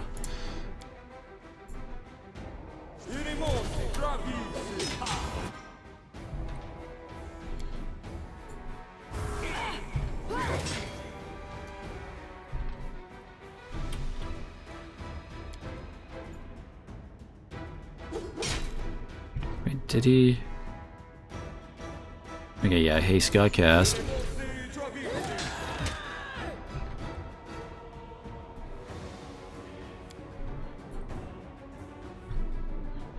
If we take Harim up here, can he like attack the throne and then just end the fight? Nope. Okay, never mind.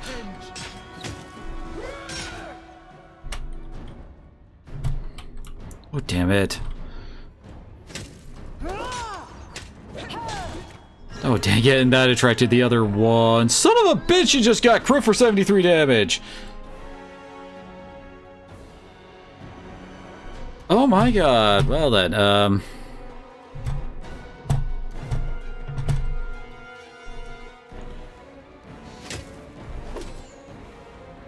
great, and he, like, attracted another one. Do her blast do any damage here? I'm not sure.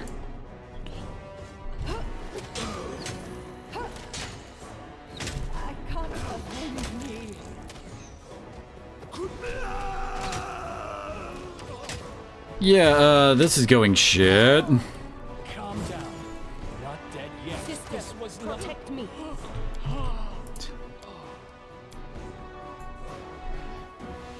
In my defense, trying to go that route, seemed to be what he was saying we should do. Don't hesitate.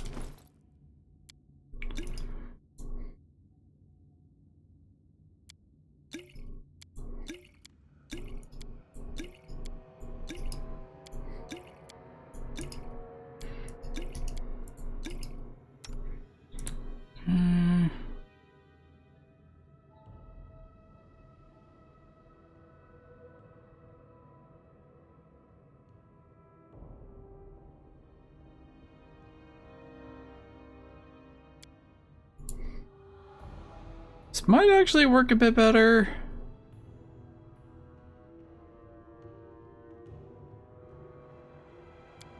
Does this actually work? Oh, it does actually work with magic weapons, doesn't like overwrite it or anything. Interesting. The end draws near.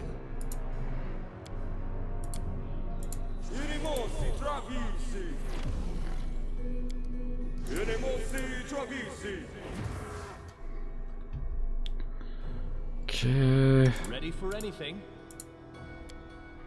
I need to try out Hell. Oh no, wait, Hellfire Ray won't work here.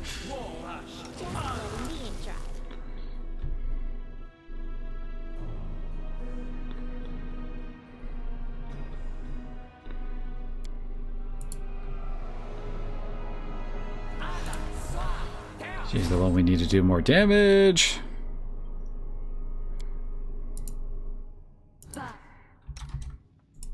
No mistakes. They'll never see me coming.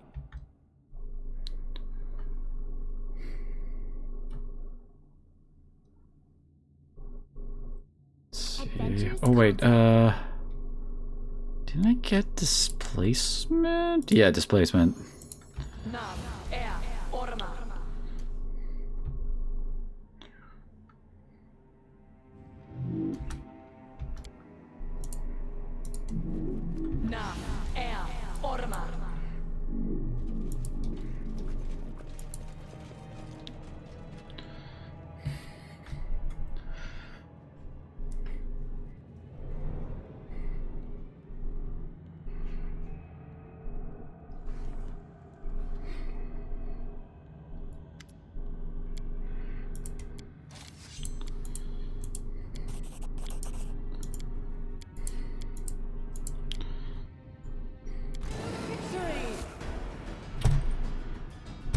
Okay.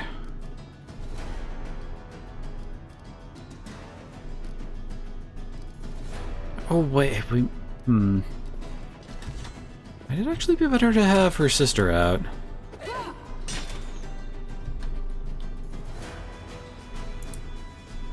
Yeah, the displacement really helped there. Oh no, wait. It's going. They're both going after Amiri. Oh crap.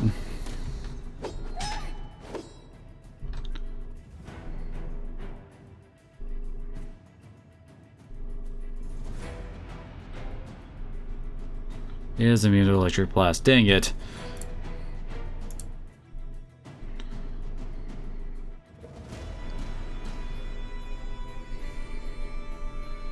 Okay, let's try swapping him out and have her sister attack, since she has a physical element one she can use.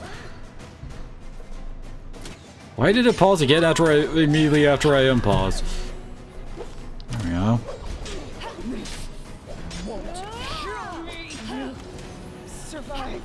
And of course, Amiri is getting her ass beat because they're focused up on her.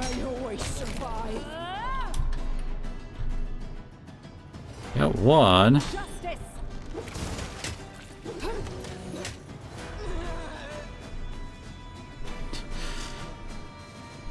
Let's see. Oh wait, and click.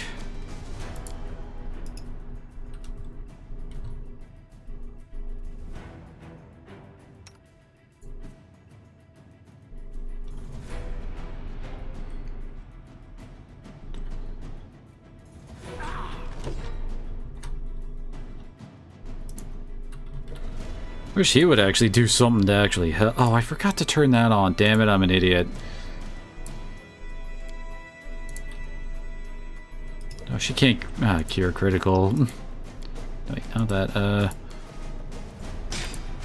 That's Harim is now getting focused.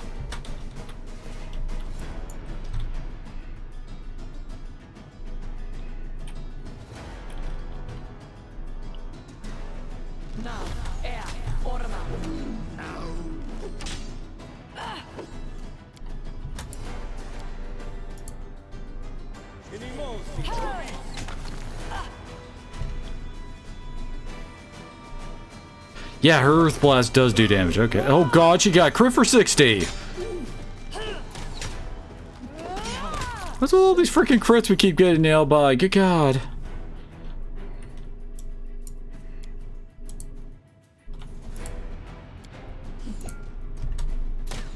Could be worse. And will be. Definitely will be. Why is she refusing to turn her music on? There it goes. Hey.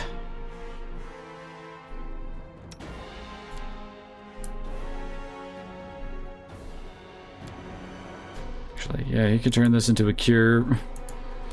A mass cure, serious wounds.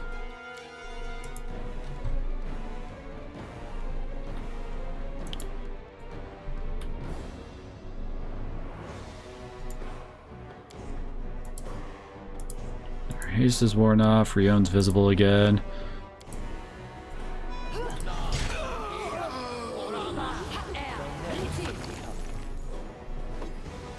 Dude! Okay, yeah, her Earth Blast does damage here. Avenge me. Yeah. Oh, yeah, Earth Blast does damage here.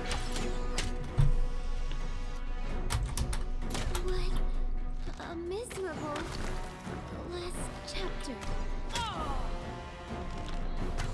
If only we were doing that from the start. Sister, Yourself protect me. open.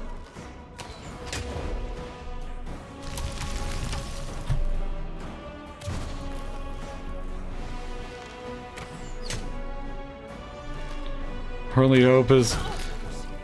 Yeah! Take long enough for Rio to finish him off with some sneak attacks. 4 adamantine golems is not something to joke at. Fantas, have you any idea how much time I spent creating them? So scepter falls from Jamal's hand with a loud clink. The paladin's head falls to his chest helplessly. He isn't breathing. The imposter is dead, but I, the last Skijag, am helpless against you, Vizier. Are you going to destroy me? Can we make peace? Look, even long-dead dwarves keep dragging me into their business, so what are we going to do? Let the ghost live? My name, as I mentioned, is Ophel Skijag. I was once a famous master. The golems I made run rivaled either here in the Stolen Lands or in our homeland, the Five Kings Mountains. I created this throne and scepter to control a whole army of golems, ordering them to make more and more new ones. Yes, it was a glorious time.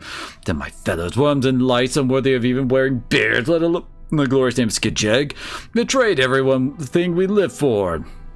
They decided to abandon the road, abandon the fortress, and return home with those war-dash cowards and Langabuck morons. They even had the nerve to accuse me of betrayal. They spread rumors that my experiment had emptied the treasury.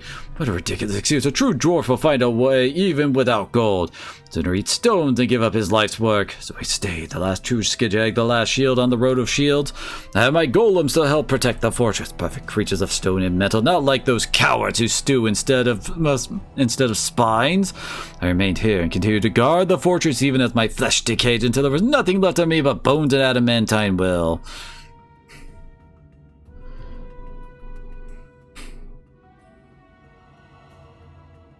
Listen to me, I see you're no ordinary foe, probably in the surface some rich merchant, or maybe even the local ruler. We don't need to be enemies. Let me keep guarding this fortress. In return, I'll give you my best golems to serve your lord. I've already broken the best ones, but I'll make new ones. Yeah. Oh, it wasn't just a ghost who stayed this world for far too long. I know what I will do. A devilish sneer appears on the priest's face. Leave, it's about to get very noisy here.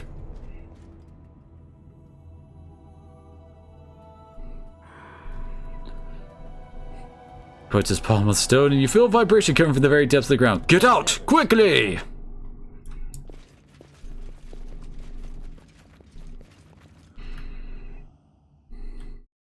Oh no, we better not have to fight the guys out here too at this right away. That would suck.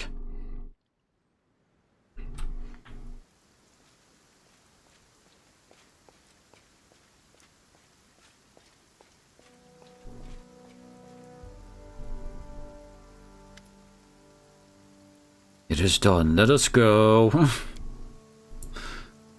I've realized something, Rio Bahu. Something very important, but I need to ponder it further. Let's talk about this later after we return to the capital.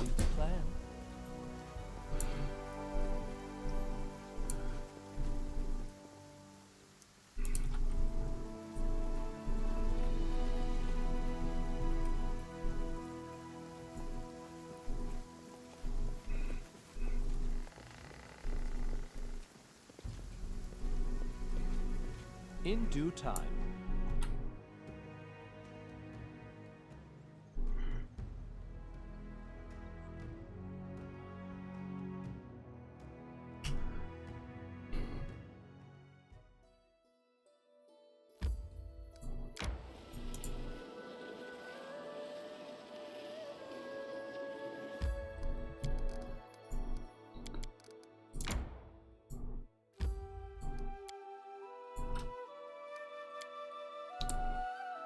And we're back.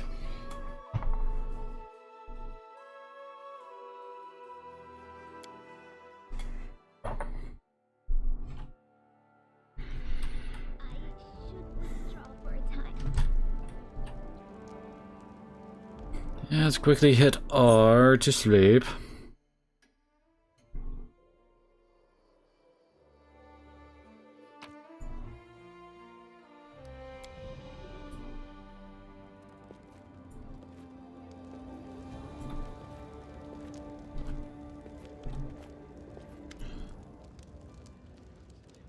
It's over, yes. I thought I was free. My past burned when I accepted grotesque truths into my heart. Only now that I've become truly free. Grandpa, do you know what dwarven creation has long begged to be destroyed? My connection to the 5 Kingdom Mountains and to Torag. Hatred, resentment, some scraps of a sense of duty. All this time, I've carrying such rubbish in my soul. It's the first thing that must be burned. Reem looked at you rather through you. His eyes seemed to look into eternity. Rumbling stones, clanging metals, rustling dust. You know, Rion, in the sounds of the old falling fortress, I heard the whispers of my god. But for once it was loud and clear, he said, oh, if only I could put the revelation to words. If only I knew what I have seen. If you could only imagine. Oh, this is no coincidence, Rio Bahu. Our meeting, our battles, our future death. I may never be able to share all this wisdom with you. I'll tell you one thing now. The gods themselves brought us together. From now until the end, my path lies with yours. I shall not step away from it as long as I live. I mean, did we kind of tell him to do that? Don't apologize. I gave in to their vanity myself in the end.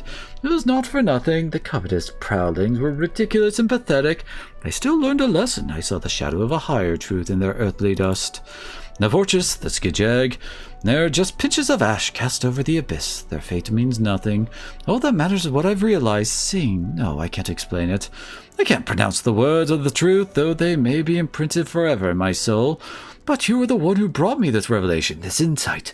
And so long as my feeble flesh and exhausted mind still serve me, you will have my gratitude. Well, I'd say that means we're completely done with his side quest set. I think we're also completely done with Amiri, too.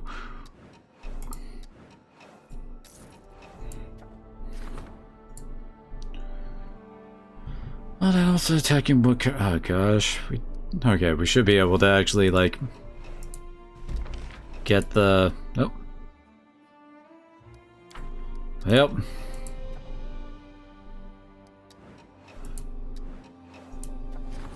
There it is.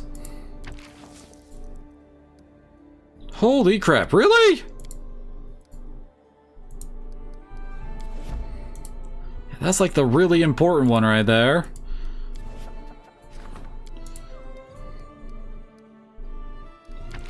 Really? Oh, that's not gonna go well, is it?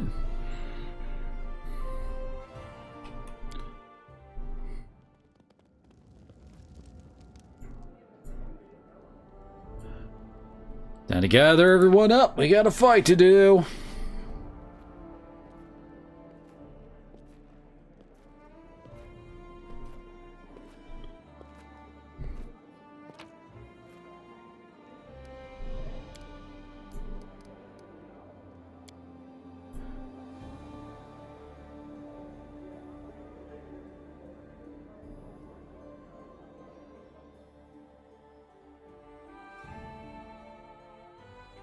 Apparently we're fighting plants again?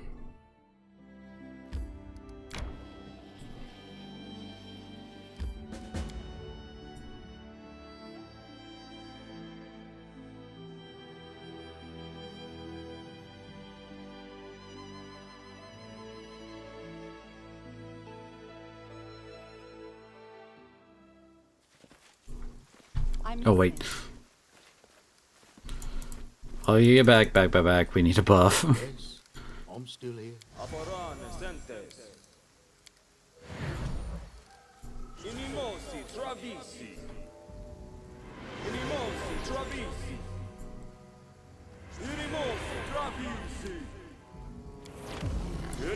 Time's not waiting. Dio, Wallash, on. Okay. That's most of our buffs. Here I am. Focus on the goal. See.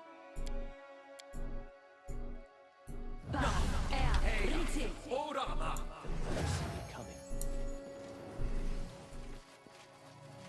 Enemy approaching. It's a big ass mandragora. At least it amongst the spell immune crowd that we seem to be running into quite a bit.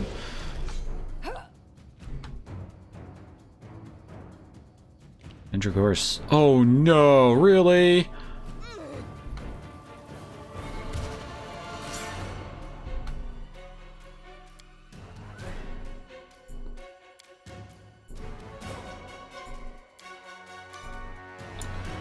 Unfortunately, girls, this is gonna kinda suck.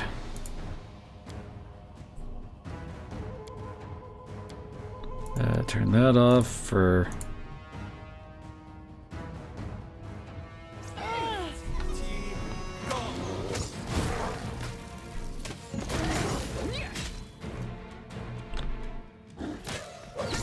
Only did 7 damage with it? Oh.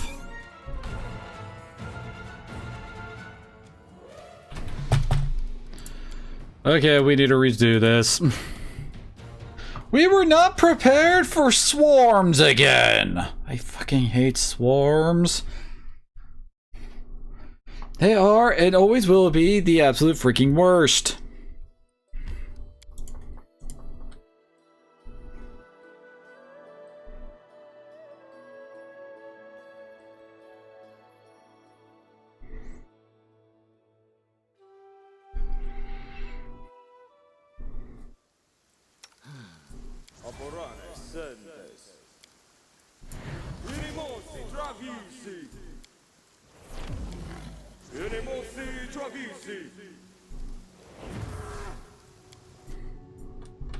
I don't think he has...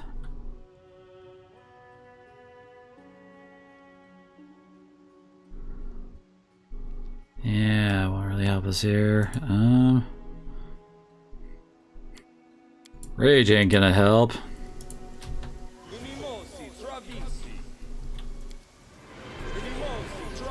Ready for anything.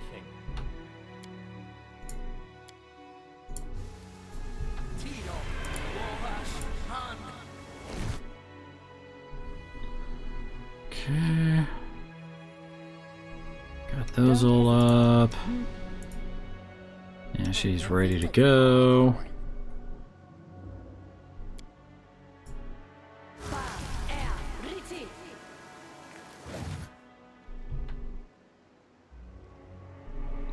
How long does our... A minute 18 seconds. Not bad. Might as well save after getting all of our buffs up, you know? Okay, so we got all that. East is up.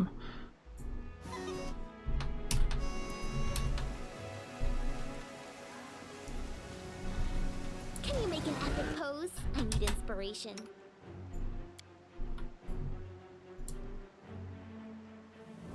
Let's see, let's hold again.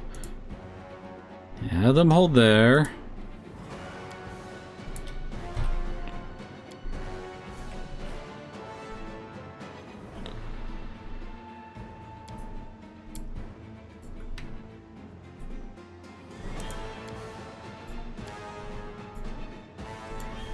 Why not?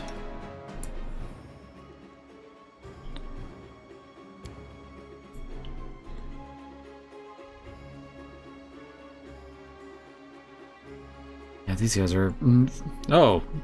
The Immense Mandragora is chaotic evil, apparently.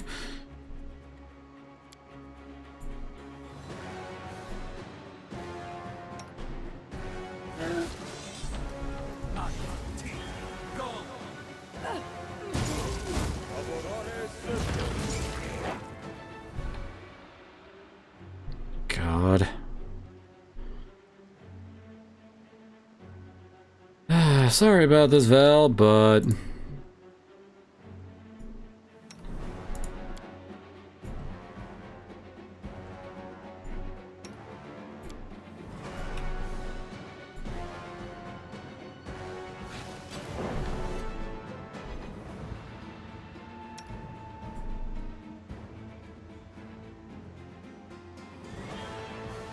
Forgot he had those wands.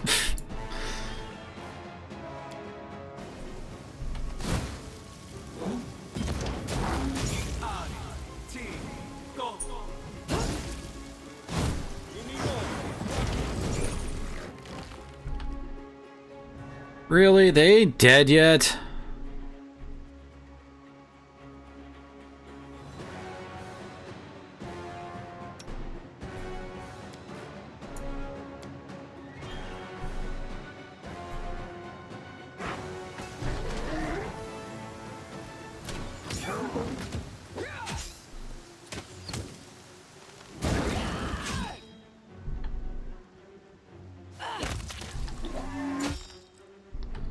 Really? They're still freaking alive?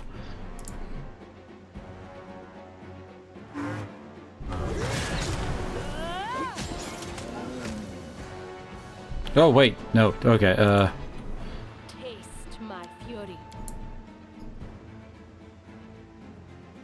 Okay.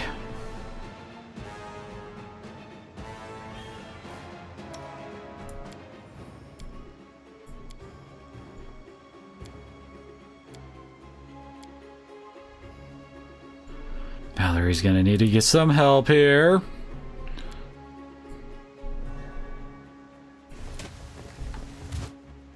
See, is Rion still? Don't think. Yeah, we're. Oh wait, did I actually cast? I did not cast Greater Invisibility on myself, did I?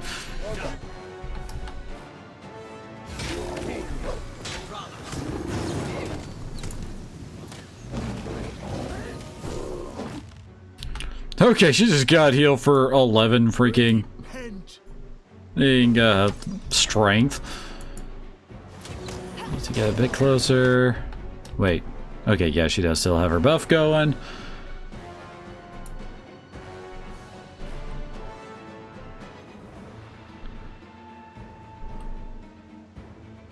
Okay, she's attacking with fire.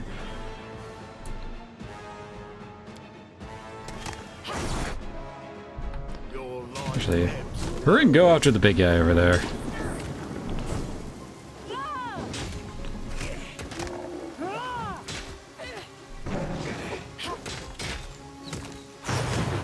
Freaking concealment. I just had to have a freaking... Oh, God.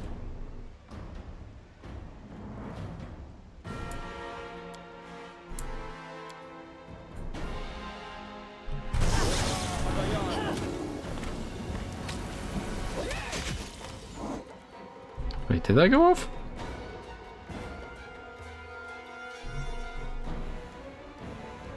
Okay, it did get off. Good.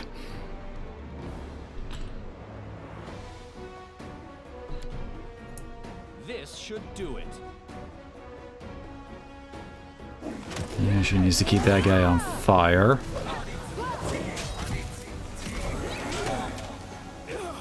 Oh. Killed it.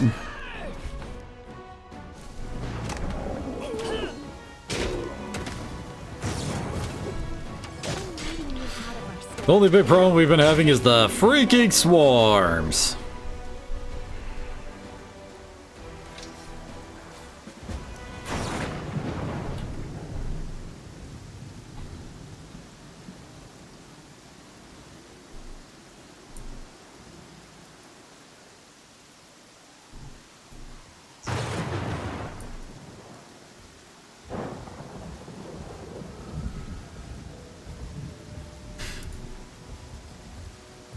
Swarms. Yeah. Seriously, who's the one who thought up those freaking things and thought they were good? Oh, apparently the skull dropped a diamond. How you doing, Leroy?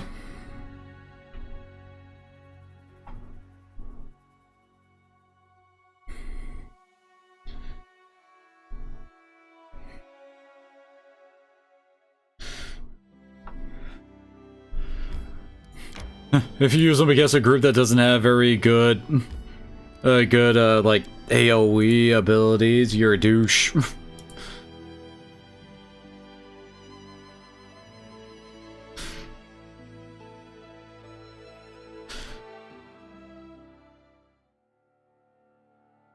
It's a day, but it's nighttime here. Oh, hey, Jaethel, what are you up to? Name of the one who plotted against you. It's an ordinary man from Gralton. However, he's a major spy for Litran, the Grey Gardener's capital in Galt. Don't know what attracted him to us, but now we have him on the hook. We intercepted one of his letters. It contains a list of all Gralton spies in Litran. Oh, these greedy crafty swords, entirely oblivious to the fragile barrier that separates them from the scaffold. My goodwill? How was that a sentence? There's a period there.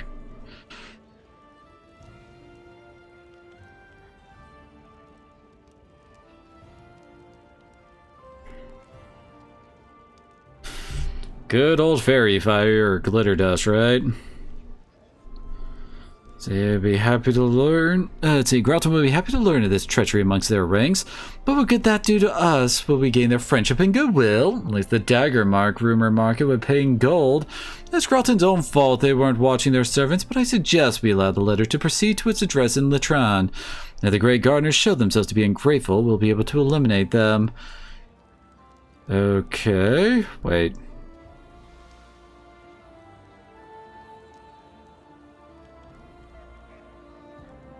So I guess she wants this one then.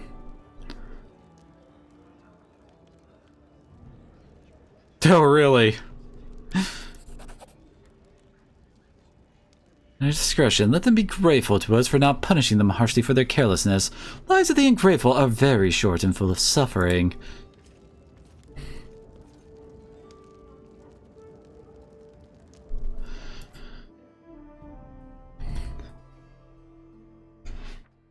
I remember in like one of my first newbie games where it was just like me and a whole bunch of other new people, we got swarms of spiders thrown at us, and we'd like, okay, there was me as a rogue, a barbarian, a paladin. Oh, what were the other ones? But basically, like, we were mostly melee fighters with very little magic and like no real way to deal with them.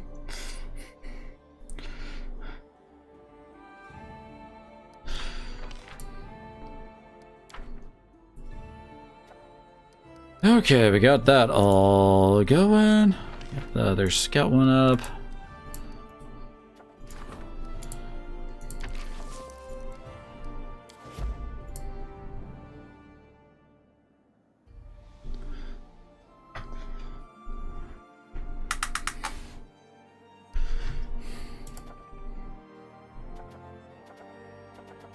God, look at everything under projects.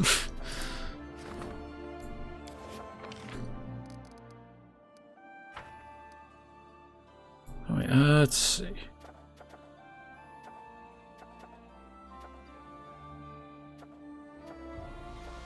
Here. Actually, oh wait, I think it's under region. Ah. Oh, we need one of those two in order to actually try to do that, which in 2 days we can. Yep. Are there and turned upon each other. They started by playing mean things on one another, but eventually ruined the place, choking it with the magical weights of their quarrels. Yeah, our warden's not going to be as bad. The neighboring countries is into the borders of the kingdom on his way home from a business trip. Yesterday, a letter arrived at the castle in which the country's counselor asked that his colleagues be made to disappear, the evidence pointing towards bandits. Okay. Jaethel, look, I'm not sure how Regengard is going to try to handle this. Should be interesting.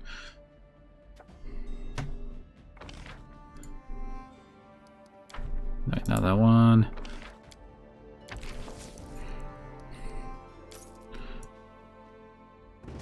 Oh, this is... I was getting us declared a magical place.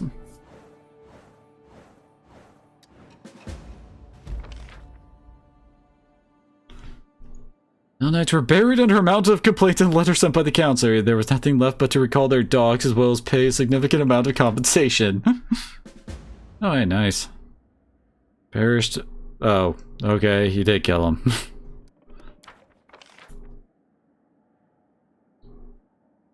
Our scout slipped into his circle and gave the druid a sleeping potion. He was then seized and imprisoned, and his will was broken by torture and captivity. Oh god, what, Jaethel? Why do we keep you around? He's ready to do anything to regain his freedom. He remains prisoner, but he is occasionally allowed out to bless the local fields and enjoy the singing birds. Can we get another warden? Or spy master? Oh, yep. Oh, great. Technic League's back.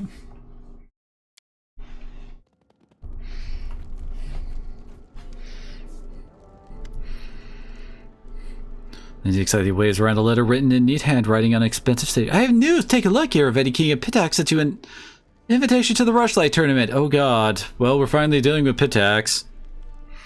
We're not going to miss it, right? And you're taking me, of course. All the high society of Pitax will be there, including people from the academy. Maybe even Headmaster Italia Gitarin. Love to see her face when she hears about the book Professor Eobald is writing with me. Well, we found our next major plot hook. Oh, this ain't gonna go well.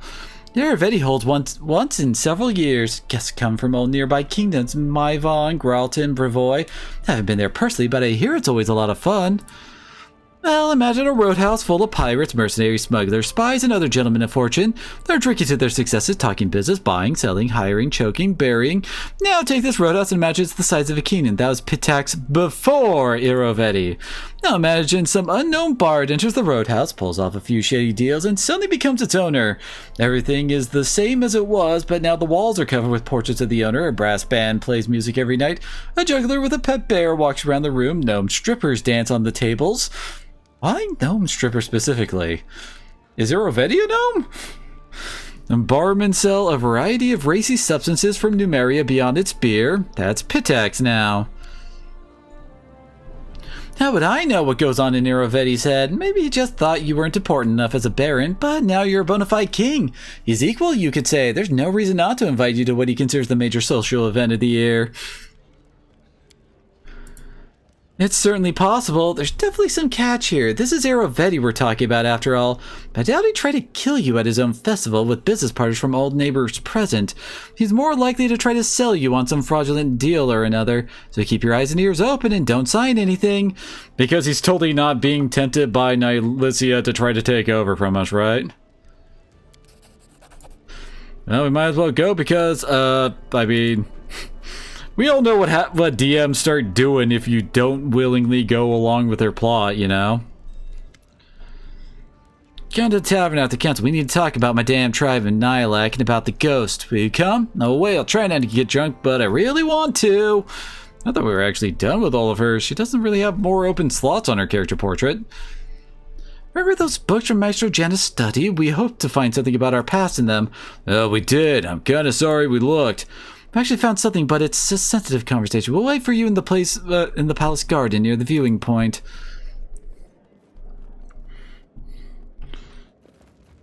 Oh boy. Oh, more people. No matter what curses the denizens of the First World cast upon you, no matter what cruel tactics they use, you repel them with all valor. Bravo, your highness. Accept this humble gift as a sign of gratitude from your subjects. Whatever Nyrissa has planned, I'm sure we can handle it. Each of her attacks is stronger than the last, but we're getting stronger too. In any case, it won't be long. Alas, not yet. The passage between worlds is not reliable. We can't be sure of where it will take us, or if it will activate at all. Such is the nature of the unstable First World portals. Such portal is unreliable even for denizens of the First World. We only see a small portion of the hordes that Nyrissa sends through the portal to attack us. Nyrissa doesn't care what happens to the countless who go missing. However, with each attack, the portal becomes more and more stable. I'd imagine that soon the patch will become a steady bridge between Golarion and the First World. We only need to wait for the moment to attack. I think Nyrese has been playing with us. She attacked at full strength a few years ago when the barony of Bohemia was still in its cradle. We couldn't possibly have endured. But she still needs to keep us alive for something, but now that we've lost our usefulness, she's decided to finish us off. I have a different theory. This curse from Bald Hilltop is an unstable portal, a bridge between Golarion and the First World, and the more it is used, the more firmly anchored it becomes, which allows Nyrese to send more and more powerful armies. I think both of you are right. The stability of the portal does play an important role in the increasing power of Nyrese's attacks. However, it's true that she allows the barony of Bohemia to get on its feet, at least when it was newly formed. I assume her strength has nearly reached its peak. We might not be there yet, but the next assault will surely be especially dangerous. So I guess that means the next Bald Hilltop fight's going to be the last of those. And we'll finally be onwards to the end game. Because sweet Jesus, this is a long game. We're only at hour 72 now. So yeah. We'll prepare well. Just let her try to come at us again. We'll beat her back to where she came from. I'll cap our victory by writing a song about her. A really funny and embarrassing one. Everyone in the First World will sing it for her.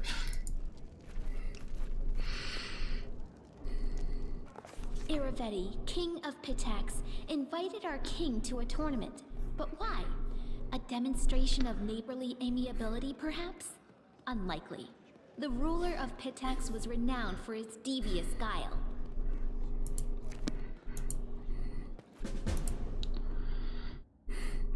Sweet Jesus.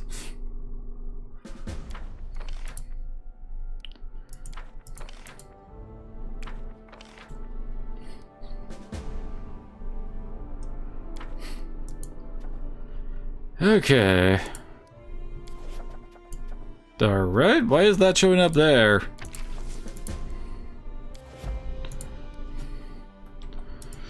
God, I turned the kingdom difficulty down to effortless and we're still getting DC 30 plus events. Most of our guys are still in like the teens. Holy crap. Oh, I forgot to give that to him. I have to bring Lindsay along. Both of them have separate parts of this? Okay.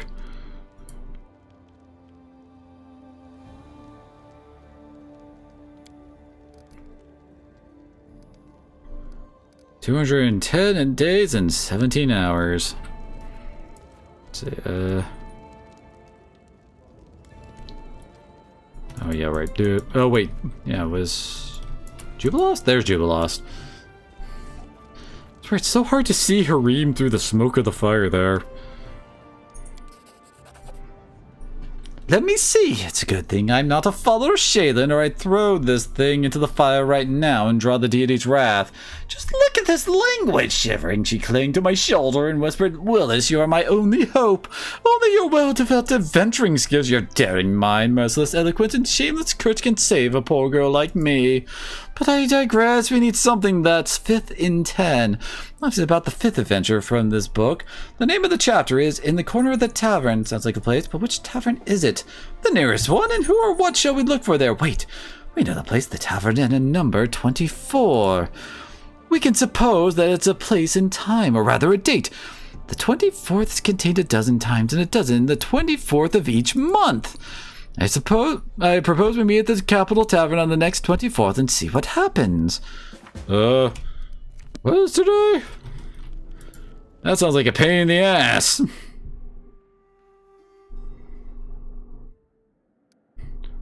It's the 9th. Great. This may be one of those ones we don't do until we, like, finish up with our current events, you know?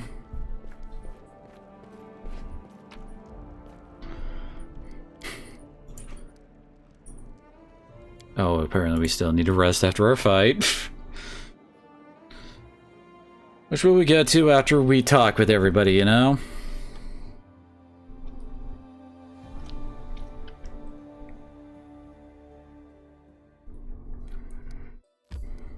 Oh, whoops, I hit the wrong one.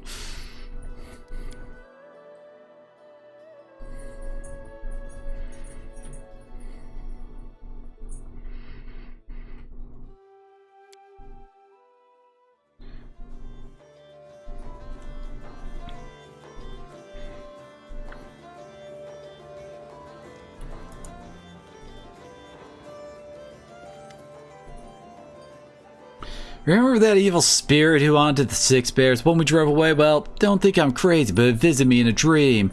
Says I'm a thief because I stole his sword, remember? Big one, Armagh broke it. Also says he has all my tribe as hostages, all of them. Nidlac too. Says we'll be dead if I don't return the sword. Well, no need to lie, I found it. I lied to everyone, I took it in battle, but the giant was dead for a long time. How could I know he would want his old piece of iron back? He knows, save the hilt. The ghost tells me to forge a new blade. He even said how to do it. There's a whole ritual. He said first I have to fix his sword, and then he will tell me where my tribe is. I understand the repair will cost a lot. Never held no such amount in my hands, but Nidlac, the barbarian shakes off her grief. Well then. So I'm gonna guess we're gonna need to have Dragger do that for us. Or whatever the name of the smithy dude that we have working for us.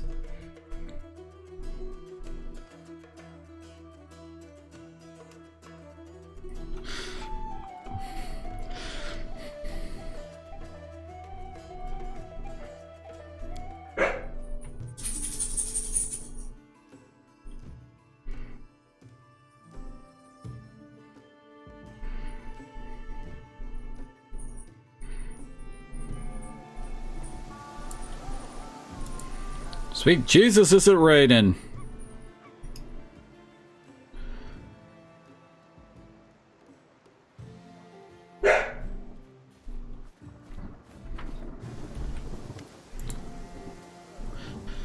There you are. Well, we found my tribe. Just had to go have ourselves a friendly chat. The hell, half-orc clenches his fist. We did. Turns out she's... Stop, I'm shutting up. That's her news to tell you. Oh, it's another story entirely. We looked through Jadish's books for a while, found where he bought us, from whom, who helped him. We got all we could from them, but checking up on the information would have meant traveling all across Numeria and half the River Kingdoms. As you might recall, wasn't exactly quiet here at the time. Not that it ever is, right? But, you know, we never leave you to clean a mess like that yourself. We ended up hiring a pretty brave crew headed by a good scout. Can't do everything ourselves, right? Pulled some strings, followed some leads, and figured everything out for us. Almost everything. The most important parts, Octavia and I will find out for ourselves when we pay our families a visit. Not sure what I want yet. Maybe, maybe not. Might be enough just looking at these freaks to be sure nature's punished them well enough without me. Really just looking for some closure, that's all. The sewer rats. Wait, no, that's not. The crab lice? Threadbare moles? Man, I just can't seem to... Oh, right, the dung pigs. Halford gives you a lopsided grin. Fine, fine. Call themselves the sharp fangs, and for good reason. Rickenkart grins, displaying his teeth. Smaller than an orc's, but still large and sharp. They have kids with orcs to strengthen their blood. Not bad, huh? Breed themselves like pedigree cattle. So I've really been sold twice. First by my orc salva mother, who took some gold to push me and my brother out, never to see us again. Then my father chose which of us to keep and which to sell to the slavers. Treated like an animal my whole life. I'm surprised I'm not barking on all fours. Huh, true, you can't break Regengar. Oh, hi, it seems we haven't been properly introduced. Allow me, Octavia della Fiorni, heir to a noble title, a family manor, even a coat of arms with a motto. With a sad smile, Octavia shows you the trinket she was playing with. It's a fibula decorated with a coat of arms, a butterfly, and an arrow. At the bottom, you see the motto, Serve solely my conscience. Yes, but I'll tell you about everything himself. I could hardly believe it myself, but there's no doubt I'm the missing daughter, Marchionis della Fiorni. Missing, that's what they call it. Took a lot of work. After going through Janish's ledgers, not only did we find information about our purchase, found a wealth of other data as well. Connections, suppliers, meeting places. By tracking it all down ourselves would have required crossing half of the River Kingdoms and all Numeria, and we couldn't abandon you.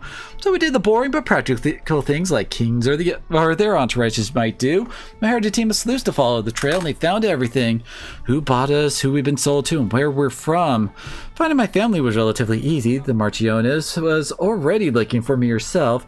I just needed to put a few pieces together to realize I was the missing heir of the Della Fiorni family.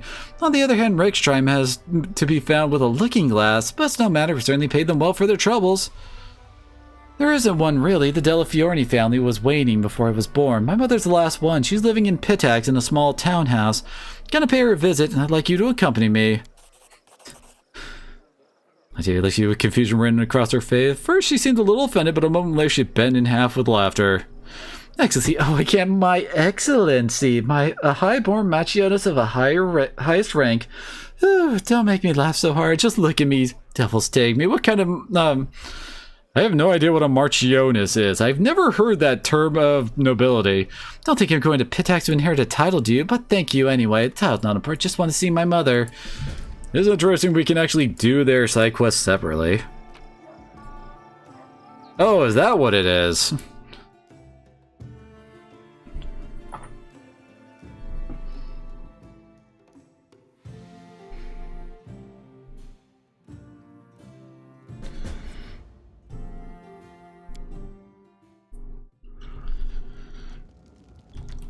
Alrighty, well, let's quickly rest up so that we get all of our spells and everything back.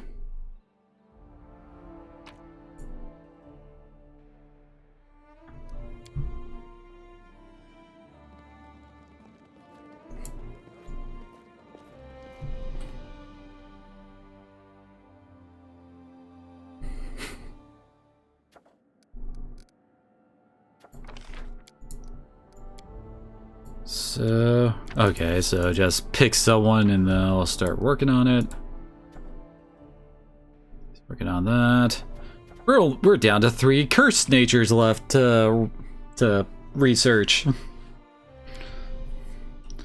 Kind of surprised that we're having such issues with like the ghost giant haunting Miri's tribe at this point. We're like decursing experts and all that. Alrighty. Yep, looks about right. Well, they definitely aren't my strength either, man.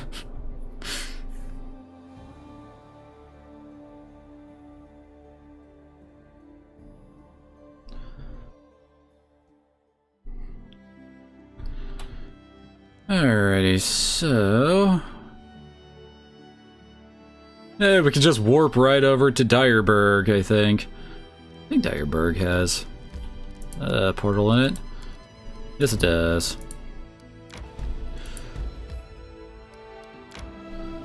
The Rill and Spill. I guess this is our crossing. It feels like forever since we've been able to just run around and adventure some. I think the last major thing we did adventure-wise was frickin' Darwin.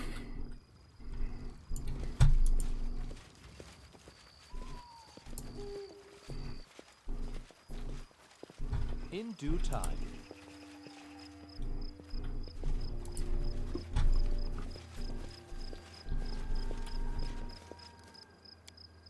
What's our... oh god, why?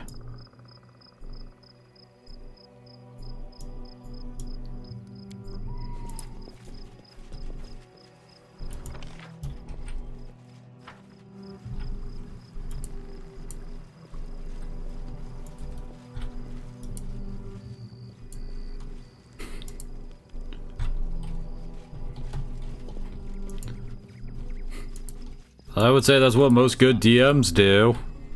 Oh! Oh, what? Got a portal to the first world?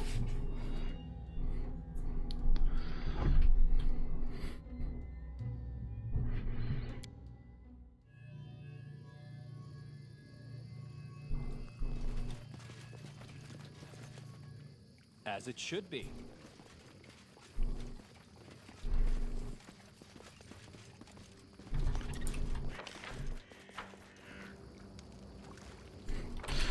Why is the river pink in the map and not in... oh god, is that like...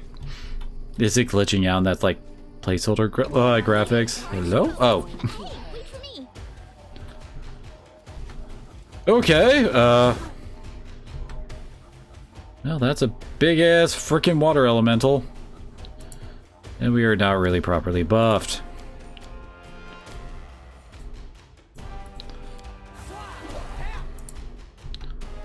Oh wait, he got beguiled. What does that do to him? Oh, he's fascinated. Permanent?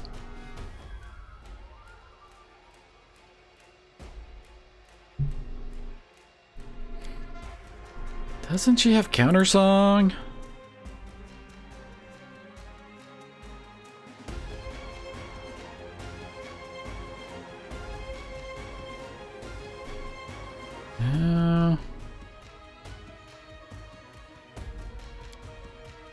Oh crap.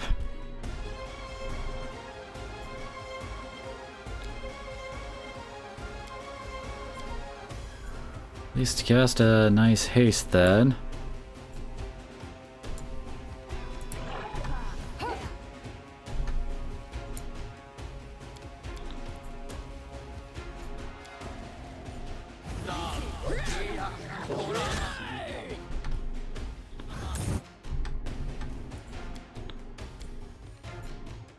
Curious on how much damage that this can do.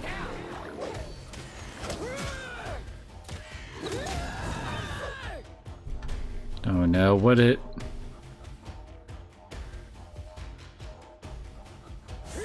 I got fascinated too, dang it!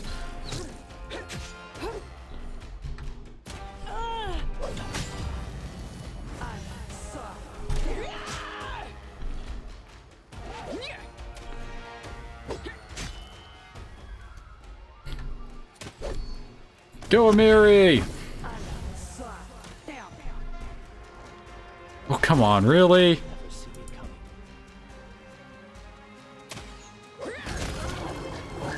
Thank you, Amiri!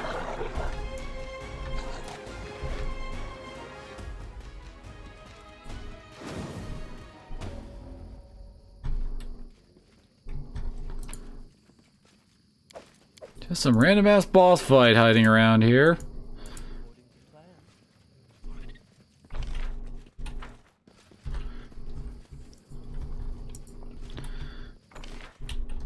I think that's pretty much it. Ain't that the truth?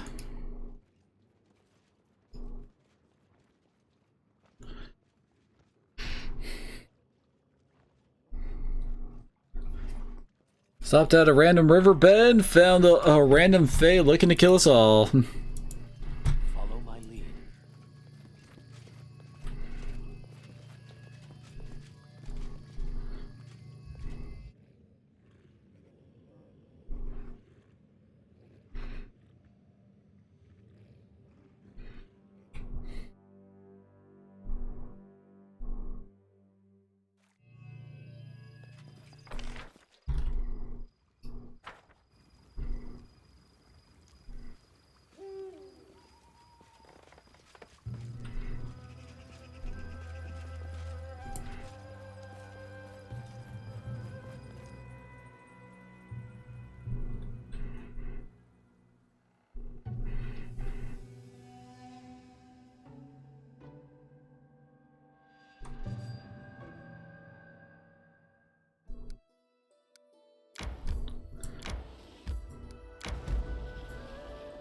Where do... Oh, wait.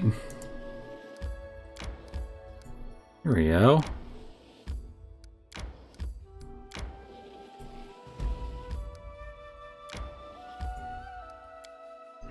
Yeah, this right here doesn't tell me that we're going to end up, you know, owning these areas at some point. What the hell? Oh yeah, that's right, we didn't have Amiri with us.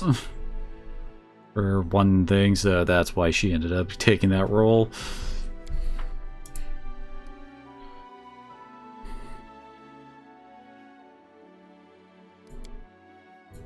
Those voices you hear, I'm sorry, but are you sure it's really your god?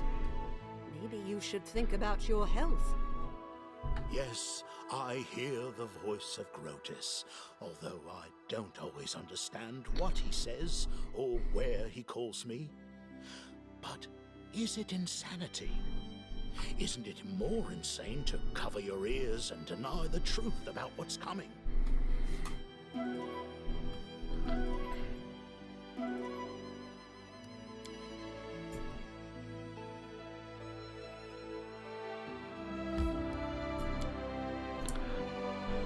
Alrighty, how's this gonna go?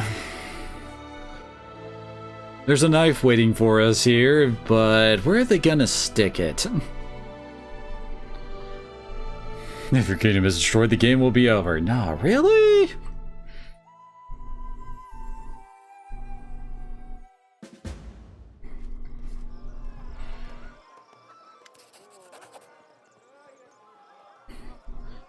King Irovetti greets you personally. The bulky Kellid is broadly shouldered and looks to be somewhere around 50 years of age. His golden crown sits on long, greasy hair above a heavily powdered face, covered in bristle, and his expensive doublet is stained with oily spots. He guffaws as he squeezes you in a bear hug, enveloping you in the mixed scents of sweat, wine, and expensive perfume. Lovely. My crown-bearing brother, welcome to my home. Stuff yourself, drink, be my guest. You've proven yourself in combat as well as affairs of state. Let's see how you do at having fun. I feel like a child in a sweet shop. Entertainment, shopping, new trade connections, and the smell of intrigue in the air. What a gloomy, dark place this Rushlight tournament is. How can you not fall into despondence when you see all this ridiculous brightness, pride, vanity? Hey there, Irovetti. We've only just met. Are you already checking where you want to stick your dagger?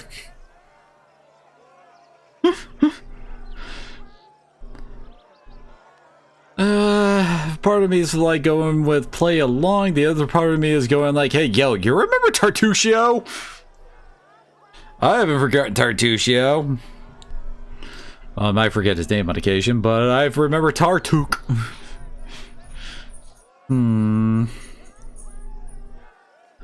Yes, for now, let's play with the intrigue. Kings and queens to stay in our palaces all the time. We need to meet, be friends with one another. It's all about keeping up neighborly relations, you know.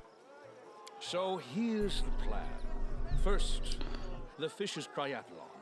Then a boasting contest. And in the evening, the best part, a drunken melee. In the interim, there'll be a buffet, a fair, jugglers, acrobats, all the usual entertainment. And after the melee, I'll announce the winner. And then we'll have a festive banquet and a fireworks show. Then we just drink till morning or find a tent to crawl into. Your own or someone else's, depending on your luck.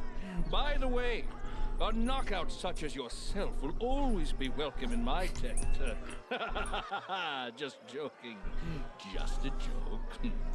Oh, and one more thing. Yeah, that sounded like a joke with that little ominous thing at the end there. This is a peaceful celebration, after all, and bullies will be kicked out immediately.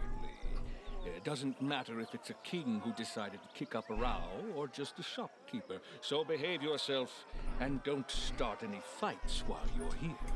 Well, I have to go. I don't think that's going to do anything with my magic. Nunzio Arpaio. He is my master of ceremonies, so he's responsible for organizing this mess. Have fun.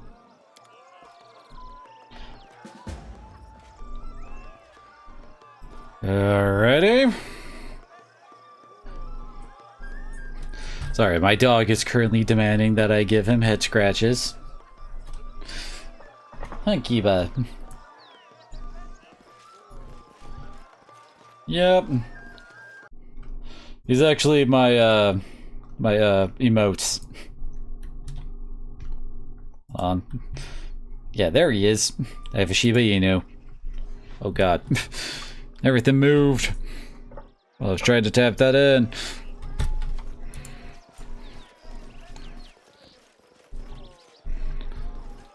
Oh hey, it's the two Haldoris.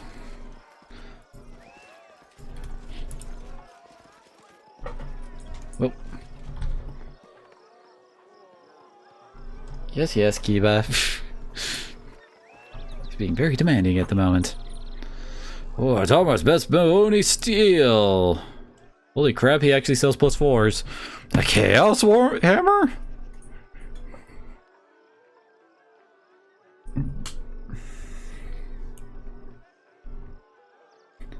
So it forces enemies to roll with disadvantage.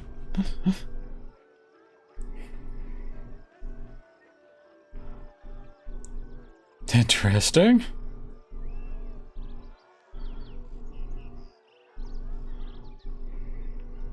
It's all +4, but they don't really seem to have anything else about them.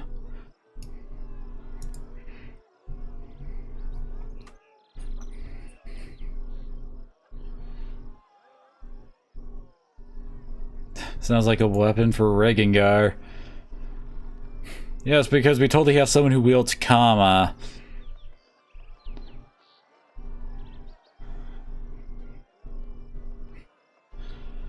Okay, you have quite the selection of +4s, I will admit. Holy crap, had a man team full plate? +4? What's the DR on it? It's 3 with that. Yeah, it's pretty crazy. Or just basic full plate +4, which I think... Does she already have? Yeah, she has full plate +4.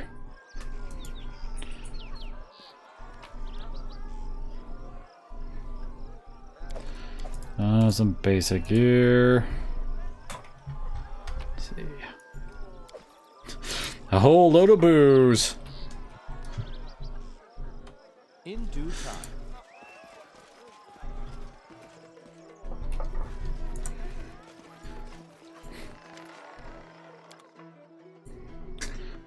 Whoa.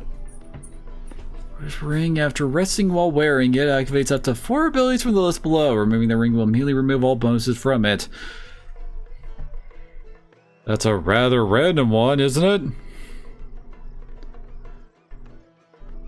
Kind of hilarious in some ways, but still. Damn, build a physical perfection +6?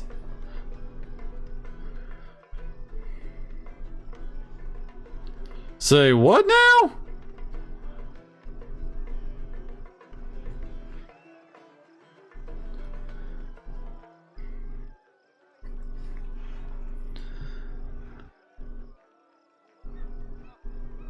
Okay.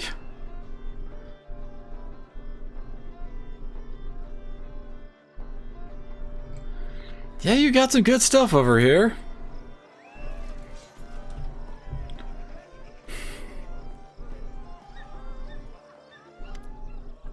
What? The man staggers towards you, his expensive doublet wet with wine. As he passes, he brushes shoulders with you and starts yelling, his breath rank with alcohol. Watch yourself, who do you think you are, pig? You trampled on my foot and ruined my doublet. I'm gonna demand satisfaction.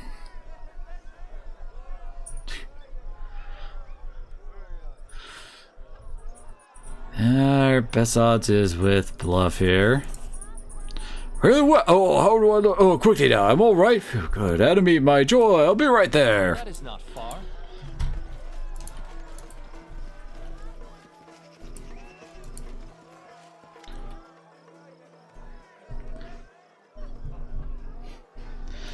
What? Who are you? Oh, it's your Royal Highness. Forgive me. I didn't recognize you. An honor, truly an honor. I'm Karn Variel, a simple salesman.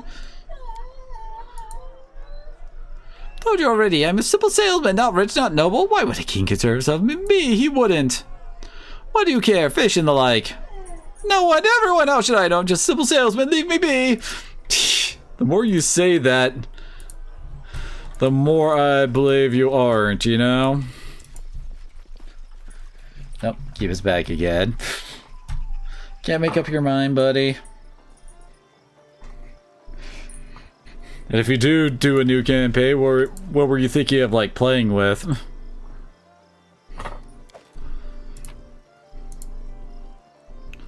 The splendid glory. Ingvar, the Golden Quill, professor of the Academy of Grand Arts of Pitax. Probably something praising good old Irovetti, right? Golden Merchant. You have no idea. Fearsome Mace of Twerk. It's just a masterwork, mate. Okay, so he's the one selling camping supplies, apparently. As it should be.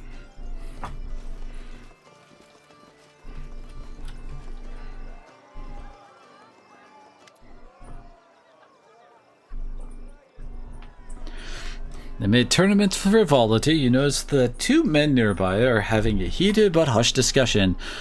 One wears a flashy clothing fit for an event entertainer, whereas the other wears the steel armor and red cloak of Pitax guards. Difficult to hear what they're saying. I don't have the best odds on either of these. No. But I know that look, you're playing something. Don't this celebrate just we have planned for, but can we really stand by? I see it with my own eyes, especially like you. From the entertainer for making a scene. Pitax needs now is action. I intend to act, so these guys are going to try to kill Iravetti, aren't they? Every day that life entertains screenplays, Your Highness. Could it be that Heroes of Orion, people's times in need, barely opened his mouth before he made my teeth itch with all this treacle and nonsense? No, heroism's exactly what we do. See that symbol on his clothing? That marked him as a member of the Red Crescent Theater, and Pitax a fellow artist. Imagine the stories we could write together. I first arrived here 5 years ago, answered King Iravetti's call for artists and actors to make Pitax a new crucible for the arts. Maybe the king dedicated plenty of money to building new theaters and schools. Art only thrives, though, when there are visitors and patrons to pay for it. Amar slidles closer, lowering his voice. And that's where Iravetti has failed. The Pitax River is our lifeline, getting us to the little outside world. River pirates know it. They prey upon the incoming travelers. You might think the king would thwart these pirates and defend his people, but no. He only sent escorts to protect key shipments, leaving everyone else to the pirates' depredations. This tournament, it hides how we suffer from the king's inaction. Now, when the king's soldiers cannot or will not vanquish the villains, what happens in the stories? That's right, heroes step in. Numerous victims have told me of the attacks, and I have pieced together the approximate location of the pirates' camp. You can ambush and defeat them. Traffic will flow, commerce will thrive, and you'll pay the adoration of the boatmen, dockward artists, and more. Naturally, prepare to write a play dramatizing your exploits. What do you say? It varies by the report. The king could have a few dozen, so you might try to take them by surprise. It's unclear. It might be like a soldier. Perhaps it's a lack of will. Leaving the pirates alone might also undercut political and economic enemies in some way, but at what cost? The term starving arts are fairly common in Talador. Perhaps you haven't heard it before. I don't have much wealth, but I can help you win the people's adoration. I also understand that among the theater props are a few enchanted items of actual value, so perhaps I can entice you with those. Sure. And so, write down the directions real quick, and when you're done, you can meet me in Pitax, so I can hear your account. No doubt the magistrate will please to stop getting piracy complaints, too. I'll arrive in time to see my latest production, speaking of which, I have already late to oversee its rehearsal. Now that's more like, let's go crash those pirates, and we better not waste time here. Don't like Pitax or its people. Everyone always tries to cheat you or swindle you or drag into some other cunning scumbaggery. I consider it's a little preview. Good hunting.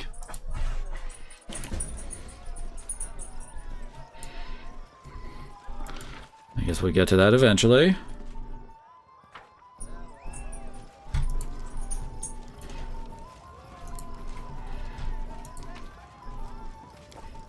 Just a bunch of food.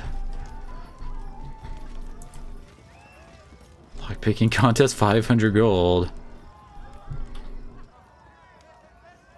Does your finesse get the finest dwarven lockpick smithing? Crack the lock, get the prize. Who challenge the best dwarven locks of the 5 Kings Mountains? Know your way around a lockpick? Why not show off your skills? Here we have 3 chests, bound with the finest dwarven lock straight from High Helm. When it attempts 500 gold to open 1 lock, you get some of your money back. 2 locks, you get more than you paid. Open all 3 and you'll get a grand prize. Alright, well, I guess we can give it a shot. Let's go with, let's see.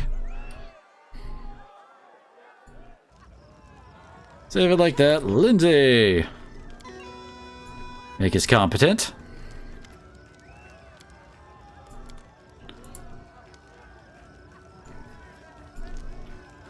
Applause, please. Average, okay. Anything else?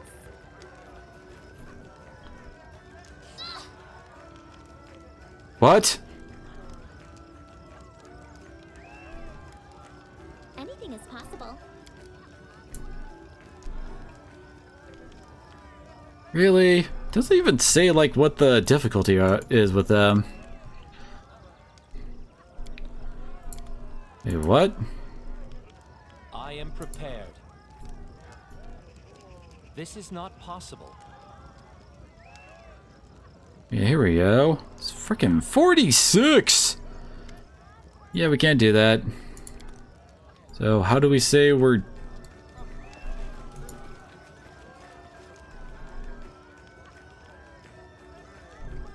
Oh no. Do we get our money back or not?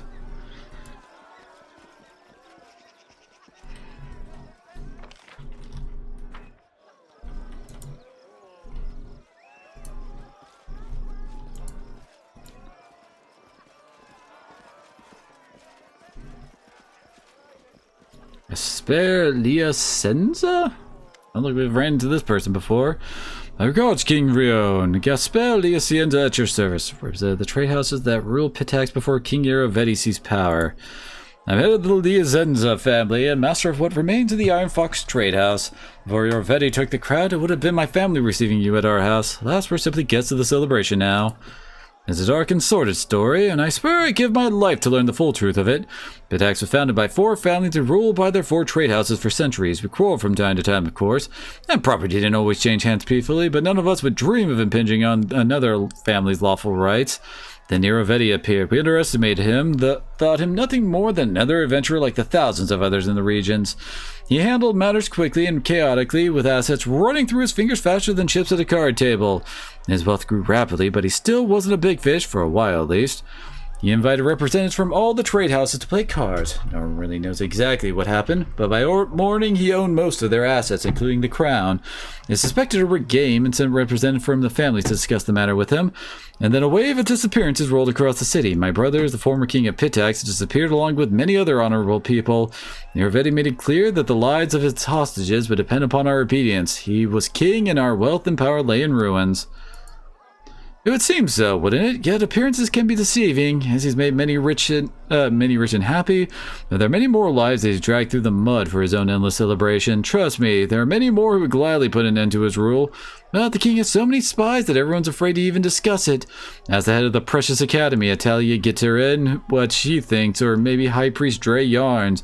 They'll see their mouths shut tighter than an oyster shell. Pitax's high society is a notorious snake pit, not as much different from any other high society in the world. I'd better do better to tell you whom you should avoid. The gloomy, sickly-looking gnome wandering about, Karn Variel, chief of the so-called Thieves Guild. He's Iravetti's primary business partner, and they understand the word business quite broadly.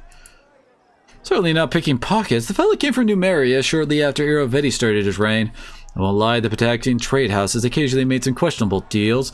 But before Iravetti, those like Variel were driven from the city faster than you can say first dose is free. The man's a drug pusher. He sells the blood brush extract. Say it enhances all senses extraordinary and evokes vivid visions, but also affects the mind and could be toxic in repeated doses. To others who overuse it, they cannot put 3 words together because of Variel, half the city's youth is on his trash. And Iravetti's pleased as punch about it. The more time the citizens spend in altered states, the fewer questions they ask. The gnome also uses his own product. It affects both body and the mind. He fears his own shadow, seeing deception and trickery everywhere. Those who deal with him hope for fabulous profits, but they may not, most often than not, end up at the bottom of the river. Why do we have the option to just try to attack people?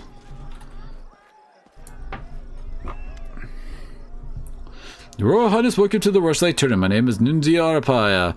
I had the honor of being His Highness King Iravetti's Master of Ceremonies. You could say the organization of the tournament rests on my shoulders. You need anything, I'm at your disposal. Since starting his reign over Pitax, His Highness King Iravetti has held this tournament once in several years, inviting guests from the high society of nearby kingdoms to attend. Today we have guests from Daggermark, Maivon, Gralton, and Taimon. Unfortunately, Brevoy did not honor us with a representative this year. It's entirely possible that recent events and stressful political climates have put them in less than festive mood. But we're pleased to have your highness in attendance for the first, and I hope not the last, time this year. Tamarick events of 3-con. First, the participant will display their strength and dexterity in the Fisher's Triathlon, a tribute to local craft and trade, so to speak. Then we'll be measuring competitors' wits in the boasting contest. There's a reason we're the cultural capital of the region, after all. And finally, the evening will wrap up with a mock combat in the drunken melee. Then His Majesty will announce the winner of the tournament, and we'll all enjoy a festive banquet followed by a splendid fireworks show. Alrighty. Flitting? Flighting? Never heard of that before.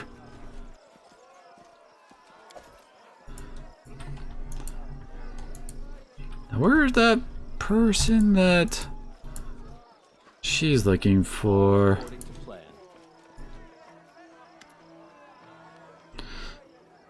Ah, new face of the celebration. Pleased to meet you. Trey Yards, High Priest of Calistria, at your disposal. Yeah, that's you, Regengar and Octavia, Portia. Vanity, futility, vexation of spirit. Of course, she's been the patron goddess of Pitax since its founding. The goddess likes our joyful town, and the citizens love her in return. If ever you visit Pitax, you would surely enjoy the proud spikes of her cathedral. It's the most beautiful building in the city. You're well versed in matters both spiritual and political. Of course, it's not my place to say what people pray to my lady for, but you're right that many would wish for revenge upon him. To be honest, our temple has only benefited from his rights to power. Iravetti isn't stingy with his donations, and the celebration he holds are beyond all praise. The king himself, though, his exorbitant pride is irritating. Calistria dislikes those who would place themselves above the gods, and I wouldn't be surprised she teaches him a hard lesson sooner or later. That I could deal with, though. There's something else that I find harder and harder to tolerate. You see, the goddess patronizes bodily love, but only that given voluntarily. It's sometimes difficult for me to protect our young priests and priestesses from his unsolicited attentions. I fear to imagine how hard it must be for a beautiful Anemede. Wait, we've met Anemede before? Or what Atalia Gitterin must deal with. The king is said to often mistake the academy for his personal harem. Many prominent people here as usual. My first recommendation would be Maestro Anemede. Many would give their lives to exchange words with her. She's Pitax's best singer and the finest of its women. Oh no, I've no issue with his reigns. He's a generous donor and the celebration he hosts are beyond praise. King himself, though, his exorbitant... Oh, wait, this is... Yeah. I heard your call, die!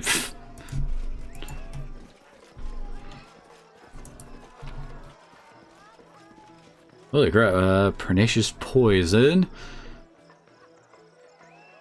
Looks like +1 daggers. Wait, oh, some of them were just basic daggers? But I thought they had the circle around them. There's Anemede. Riambahu, the famed Barrett, no, excuse me, the king of Bahomi now, has come to visit us. It is a delight to see you here.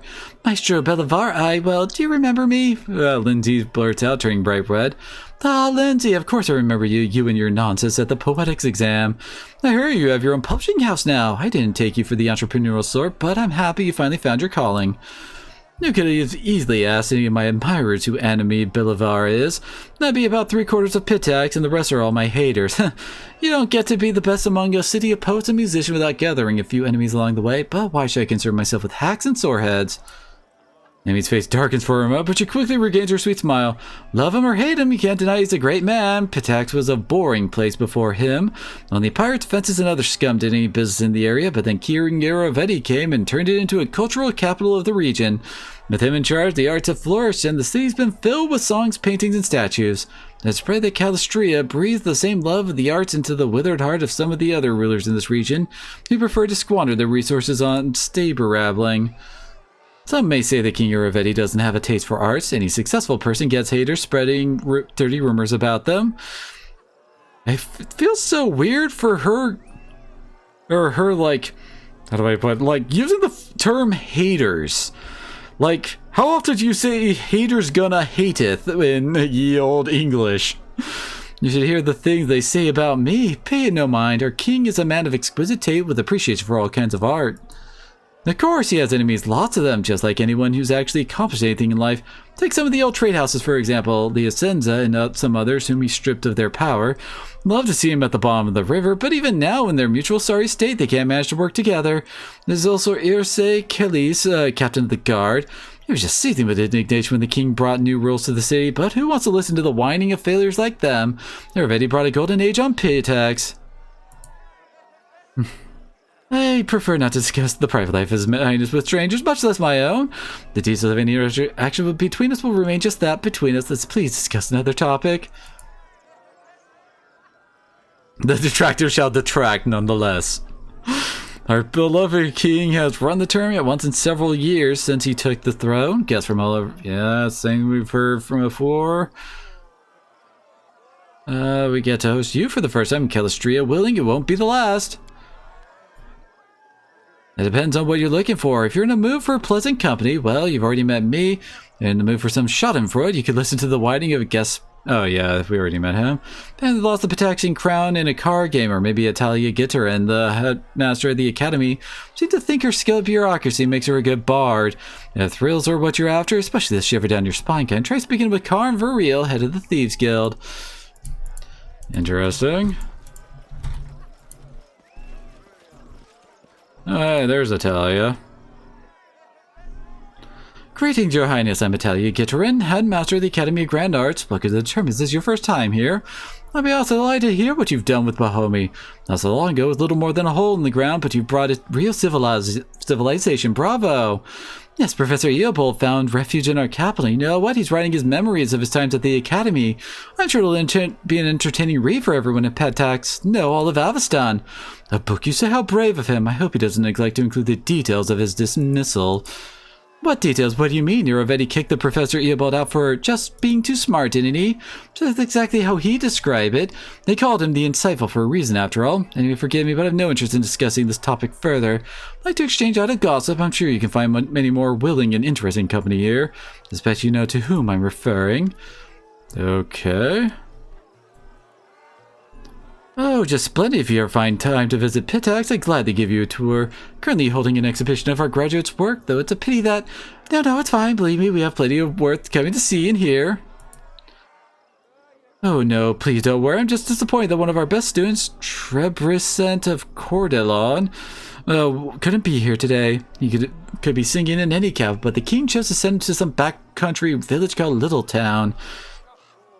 Of course, His Highness would never squander talent, so I'm sure we'll hear from Trebizond again.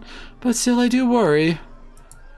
Forgive me, Your Highness, but this is defamation. My students and I owe over everything we have to King Iravetti. If not for him, Academy of Grand Arts wouldn't even exist. It would be based in gratitude on my part to engage in any conspiracy against our patron.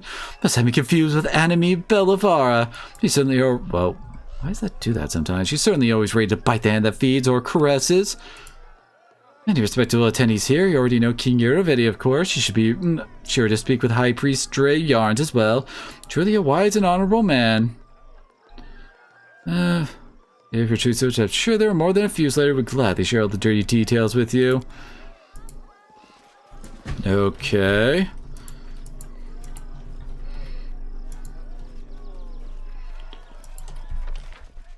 Are we almost done exploring this whole place?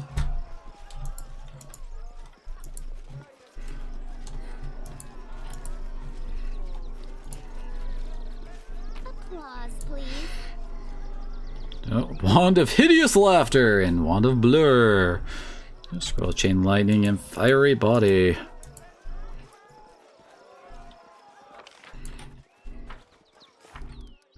So what?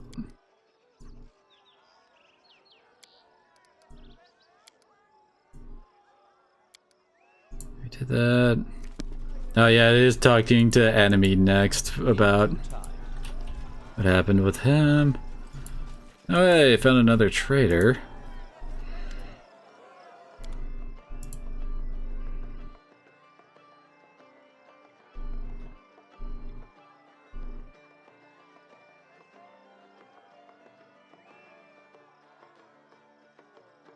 Oh, damn, adds 3d6 plus 3 to all of our Kinesis attacks with something like that?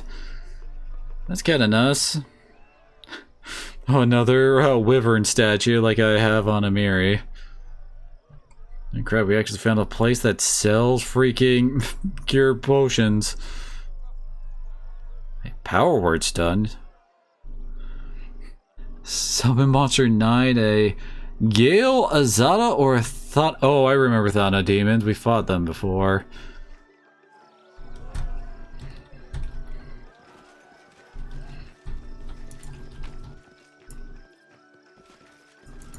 We saw that book in a different spot. Ooh. Follow my lead.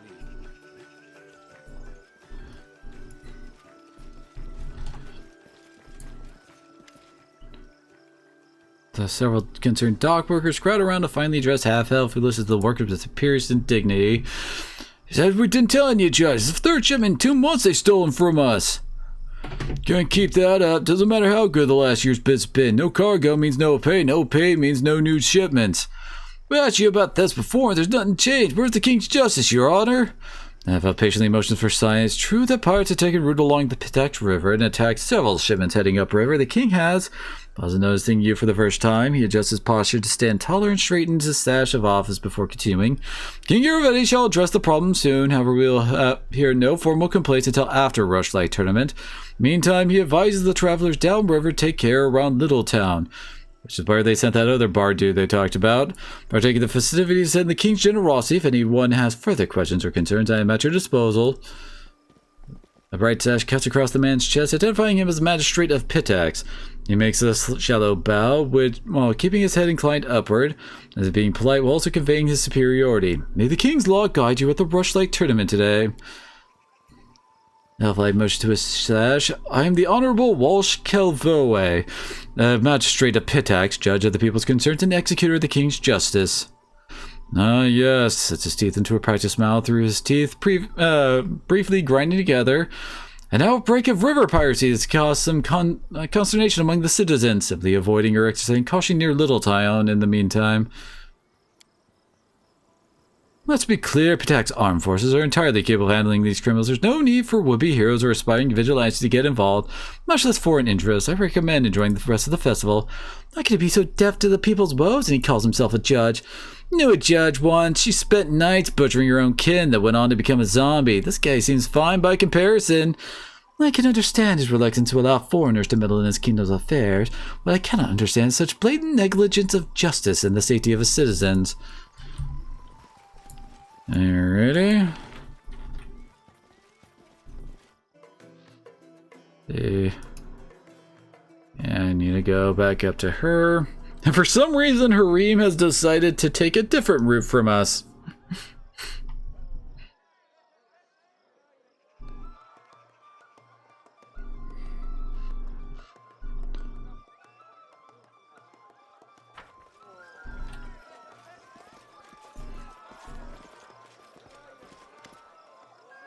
Apparently. Oh, I just hope it isn't about any of the lectures to give you at the academy. Go ahead, ask away. Sorry, but I really need to know the truth. Why did Iravetti kick Professor Eobold out of the academy? Oh, yes, he did move to your kingdom, didn't he? I'm curious how he portrayed his dismissal. That was something like poem in 6 verses, recounting the tale of a tyrant ousting a poor but honest scientist for telling the truth. Really, he's much more mundane. Iravetti didn't fire Eobold. Atalia did. I have to give it to her. This time, unlike most times, she was completely right. That can't be. Well, Eobold is a very fine teacher, of course, but he pays too much attention to how his favorite students perform in class and not enough to their extracurricular activities. Why worry if they steal a trinket here or there, or maybe rough someone up on occasion, so long as their poetry and music are exemplary? Predictably, this led to a sad end, which was supposed to be just another innocent joke from one of his favorites. Alondi led to someone's death. It was an accident, certainly. The kids just underestimated their own strength. Natalia expelled a lot of them, and as always, Eobold wanted to stand up for them. But this time he discovered that her patience was not boundless. She blamed him, said that he'd let troublemakers run wild so he could get out of the academy along with them. She told him she won't tolerate any more bullying if it comes from a genius student. I understand it's hard to hear won't tolerate from Natalia Gitterin, but that's what really happened. Pale Lindsay looked at Enemy with huge eyes, unable to utter a word. He planned to return the old man to Pitax and make Italia reinstate him into the academy, or fearing that he at least wanted to keep him from going to you. Eobold the Insightful is a prominent name. Of course, Iravetti would want the teacher serving him rather than his neighbors. In the hands of a ruler, even death is political currency. Though none wish to recall that sooner or later fate will use it to pay them as well. She doesn't like to discuss the Academy's internal affairs. Behind that neat facade, there are too many events she's looked the other way on over the years. All in good faith, of course. I'm not sure you should be thanking me. I see poor Lindsay's not too happy with the truth. Hey, come on, girl, cheer up. Being disappointed by people is practically a professional necessity for people like us. Whatever I may have said before, you're not a bad bard, and that means sometimes you have to face the music. Thank you. Enjoy the celebration. Can't believe it. Teacher lied to me all this time? Gotta learn the truth as soon as we get back to the capital. Alrighty. See who... Yeah, I think it's this guy for actually starting the tournament stuff.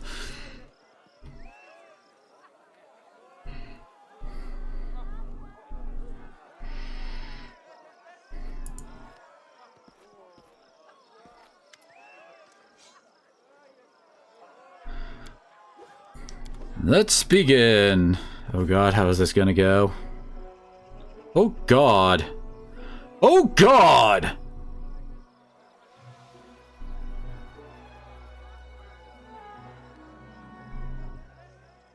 Okay. Apparently we did not prepare enough? 40 freaking 2? Like, what the hell?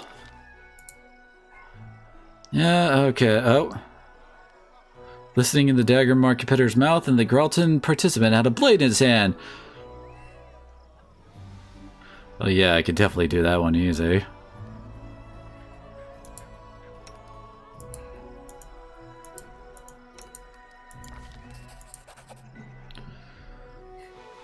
There's a score of the cheaters out of the arena, the crowd's laughing and whistling all the while a third of the competition gone, Riembo easily outpaced the others in tangling the ropes and making his way to the judges. They're still wriggled in their bonds like flies in the spiderweb, so we won one round at least. Third would be crucial. Oh no. God.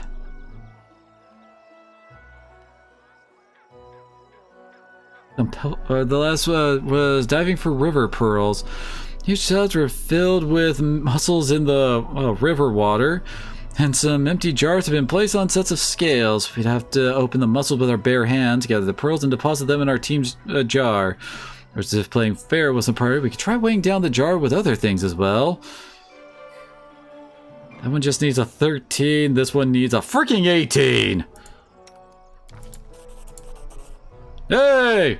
Lindsay bravely dove into the muddy water and started opening shells, breaking her nails in the process. With a fistful of pearls into her jar as fast as she could, slipping in the occasional petal, pitch of sand, or dollop of mud when possible. Once time was up, her jar was the heaviest. A victory for us! Then we stood on the pedestal as the judge awarded our team the victory. We were wet, muddy, and smelled of fish, but we grinned with joy all the same. Sweet Jesus, that was, a thing? What's the second one? Oh, it's the boasting one. Let's see. Yeah, I do have my +6 charisma helmet, so don't think we're gonna get much more for boosting that up there. Don't think we really have anything else to boost up our charisma. Although I do wonder if we use inspire confidence here. Like, how that would end up going.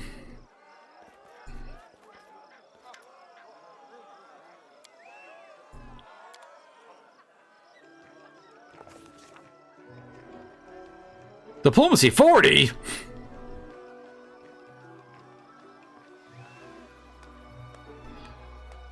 The tournament continued with the boasting contest. The first participant, a man from Daggermark, stepped up to the podium and told a raunchy story about him sneaking into the Temple of Calistria and seducing all the priestesses, including the High Priestess, in a single night. The crowd was particularly amused by the suggestive glances he kept casting towards one of the guests from Timon. She simply smiled mysteriously in response. The second participant was a guest from Gralton, who told a completely implausible tale about his travels across other planes, where he battled undead hordes and defeated a blood-curdling monster.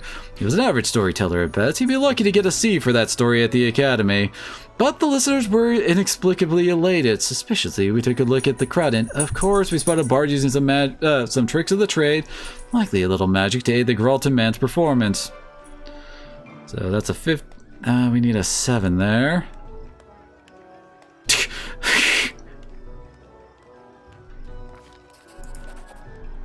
Bar got the message, quickly disappear. Without the Bard's support, the guest from Gralton immediately lost the audience's approval. As he grew more nervous, he began mumbling and stumbling over his words, and he eventually left the podium among jeers and whistles. Then it was Pitax's turn. The kingdom's honor was represented by Anime Belivara, a sweet voice singer whose smile could win over the most withered of hearts. Oh, Anime. But while her voice was smoother than silk, her words stung like arrows. The soft smile Anime told everyone how she'd spent months in our kingdom learning our secrets and instigating a riot. Of course, the honest trade of the bard and the shady dealings of the spy often go hand in hand, but Anime, who would have expected such an ugly blow from such a lovely lady? She described, in surprising and exceptionally critical detail, how many of the citizens of our young state suffered under the atrocities of the troll assaults and the magical plague. She never stooped to actualize, but she made it sound as though our king, Baron at the time, was simply drinking and debauching while his subjects struggled. We had our crusade against Vorkai looked like the cunning conquest of Varnhold, and the war with the Tiger Lord was characterized as an irresponsible venture.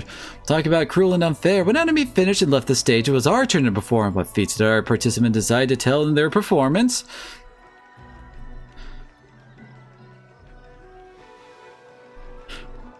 I actually have a pretty good chance of that. I could have definitely succeeded some of these, that's for sure. Guess we go with this one. Only need a 6, right?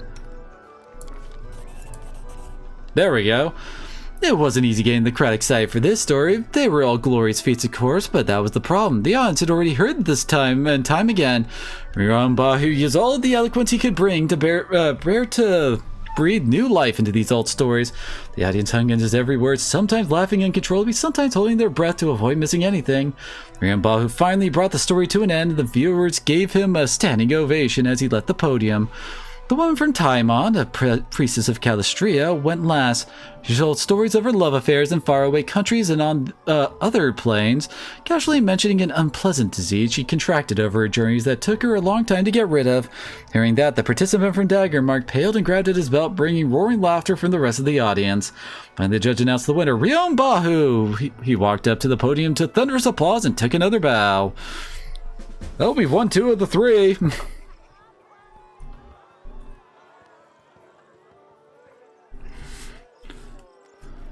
And it definitely looks like we were getting some help with her Bard song going off. Yeah, we have to go in all the way back. Probably turn that off while we're doing this. I am kind of surprised I haven't had to save scum some of this because, good God, some of these freaking skill checks!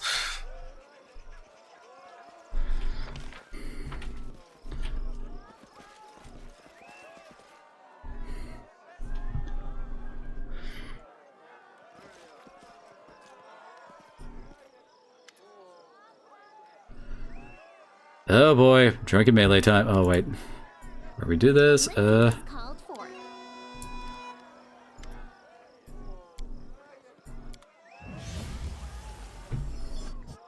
this actually going to be a? Oh no, it's going to be an actual fight. Enemy approaching. Oh, I'm not allowed to use magic though. Oh crap. Okay. I wish I had the agile fist amulet. Oh, I don't have anything on me. Wait. No, we can't. I thought maybe, but no. Oh god, I'm going to suck here.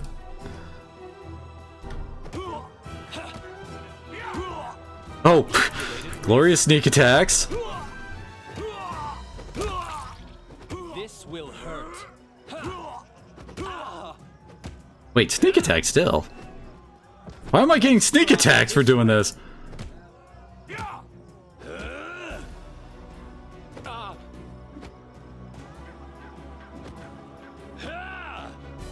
Oh no.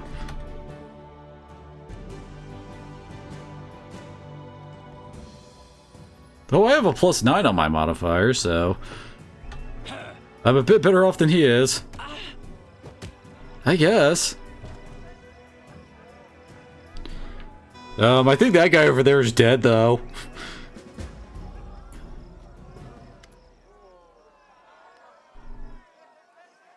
Right, let's look. Oh, it's just okay. This is probably when we're about to hit whatever the bad stuff is.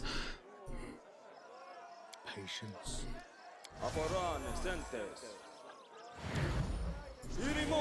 Oh, I guess. Oh, we could have actually used like Eagle's glamour, etc., and all that for trying to buff up for the stuff too. I mean, bull strength would have helped with the athletics check.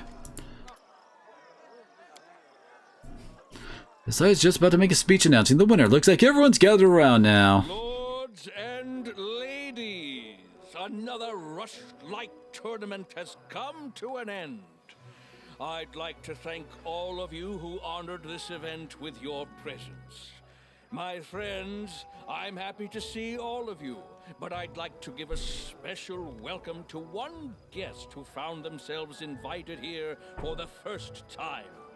Today, we had the Baron. No, excuse me, it's King now, isn't it? My Of the darling. what was once the Stolen Lands. Thank you for coming, my darling. I can call you that. I kind of half expect Irovetti to talk like freaking Pegasus from Yu-Gi-Oh! Yes, lords and ladies, welcome good old Baron boy. I first learned of him from my friend Stefano Mosconi. To be honest, his report was less than flattering. Impassable swamps, monsters galloping about, and a complete absence of any valuable resources. Nothing more than a dirty hole ruled by another bandit lord, hardly worthy of your attention. That's what he wrote back then. I'm so happy he was wrong. Truth be told, even now traveling that domain is a less than pleasurable experience. Some roads have appeared, but their safety leaves much to be desired. Take the sad story of the poor Toman Henvar. Oh yeah, I wasn't able to actually find that guy. Empty-handed. Toman seems to have vanished into thin air, like hundreds of travelers before him. At least Edrist was lucky, I suppose. He managed to come back alive. That's certainly considered fortunate for those who decide to swing through those lands. And the hunt the Baron put on, clearly imitating my tournament, it was beyond description. While guests were out hunting hydras and owl bears, the latter came from behind and ate at the banquet table, along with all the servants. Some celebration, right? Poison? What do you mean? All I really wanted to get at was that His Highness is a personage truly as extraordinary as his lands, and I'm happy to see him at this celebration. And now, it's time to announce the winner of the tournament. This year, all 3 contests were won by guests from one kingdom. I'm not sure what charms, tricks, or divine intervention helped him, but let's hear it for the winner! Your Highness, if you please. I know Lesser Ring of not Ultimate exactly a man of Protection. ceremonies, but please try to say something articulate to my guest. God, DC 37s. So slander had a great impact on the guest than your congeniality did. Your speech is great with savage glances and whispers. Competition over and the prize awarded. Let's get on with the main part of the celebration. The banquet. I can hear your stomach. Seriously, why are all the skill checks suddenly this freaking high? Am I supposed to be higher level to handle them? Fireworks show. I've been doing nothing but pumping persuasion since the start, and I've got a hat with +6 charisma on top of my starting, I think I had starting 18 charisma and all that. I've been pumping that on all my levels. What more could I have done to bump it up? Okay, we're done here, I guess?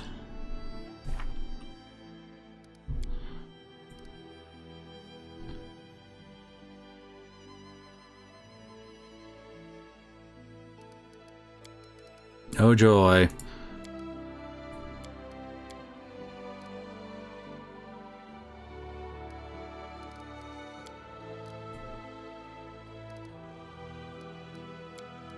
So she, yeah, wants to talk to Eobald. Yeah, we have to wait for the 24th for that. Wait, where in... Where's, Pitax itself?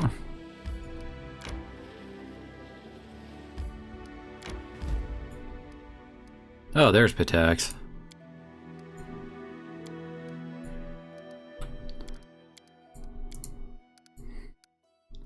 Here, we could take the time to do Avelia's while we're here.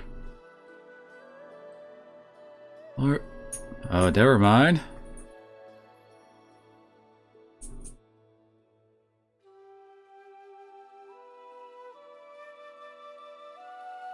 Okay, I guess we ain't doing this yet.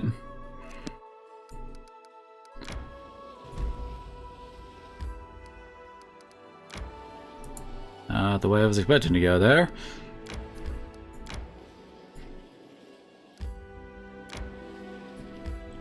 Doesn't look like we can really do, well, too much here. I'm level 13. You're but a footnote in our story. Cultists? Okay. They're all roughly level 9, looks like. What? Why did that guy explode? God, what spells it? Hey. That's a foot with some chain lightning.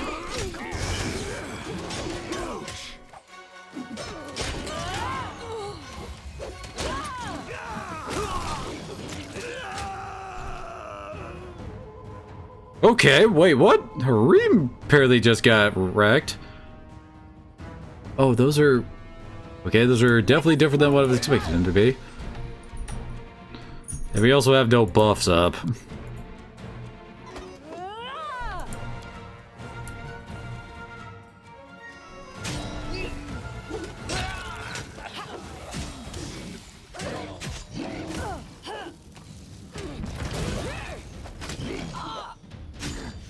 Of course they all made their freaking reflex saves.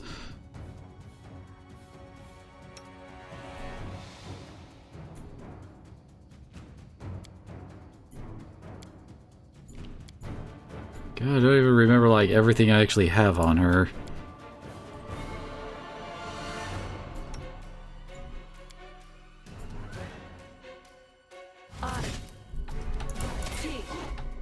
This should do it. This won't kill me. I always survive.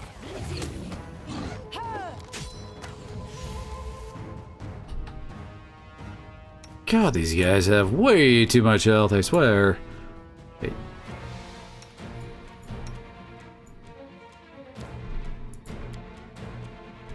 Still haven't tried this spell out. Consider me provoked.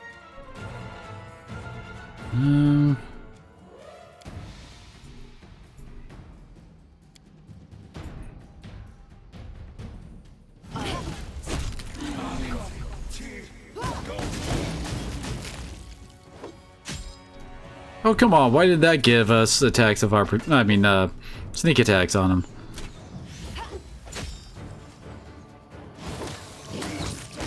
Legend. Yeah, it was like, with the levels of everything else, those two freaking owlbears were quite the surprise.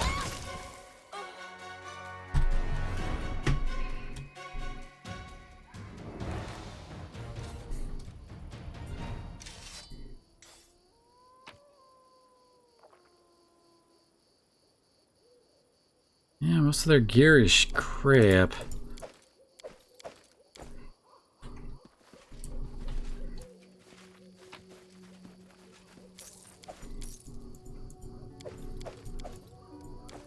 In due time.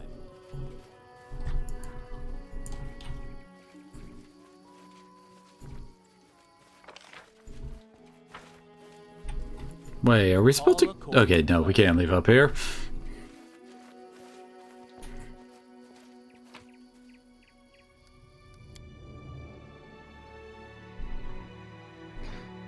It just really feels like... How do I put it?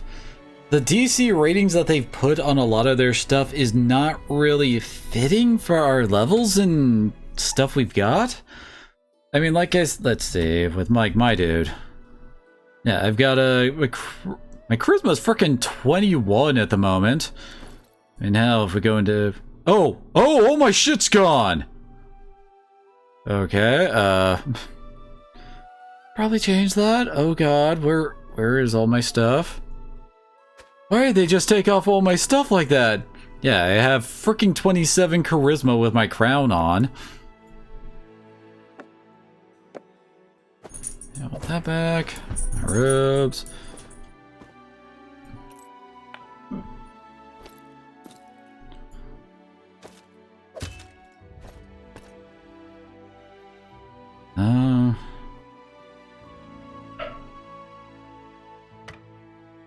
Yeah, Got this on.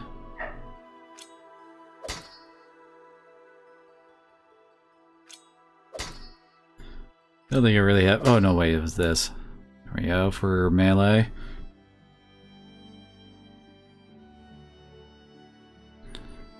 Well, I wasn't allowed to put everything back on because it. Oh no, wait, we could have. Ah, damn it, yeah. Son of a bitch. Well, that's just mean.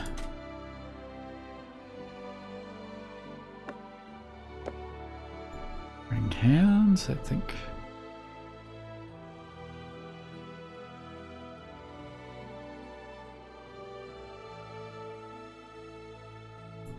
Where's my necklace? Ring guards wear +4 resistant bonus to all saving throws, +4 deflection bonus to AC, spell resistance 19 and DR1. Holy crap. Yeah, that was his other ring. Here we go, burning amulet.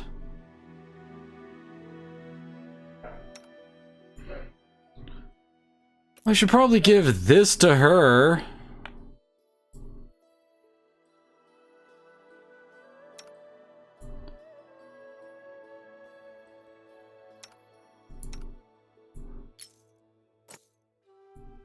Yeah, the natural armor amulet does nothing for her. Not sure what else to really put in her necklace slot. We haven't really gotten good necklaces.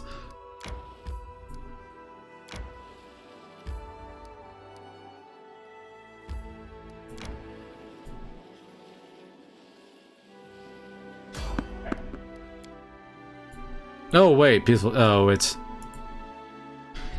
her favorite skeleton man, right?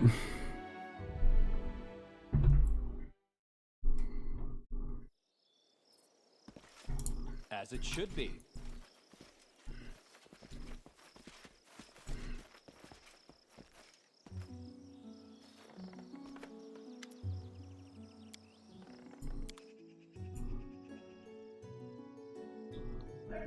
Anarchic, Lycanthrope, Bane, Greatsword +2.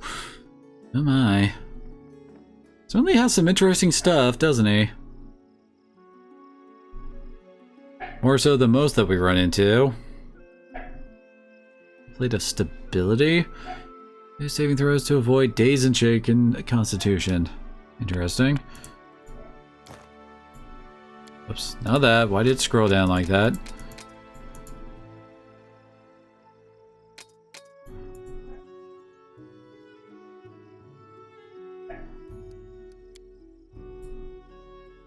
There's all of our rather random junk.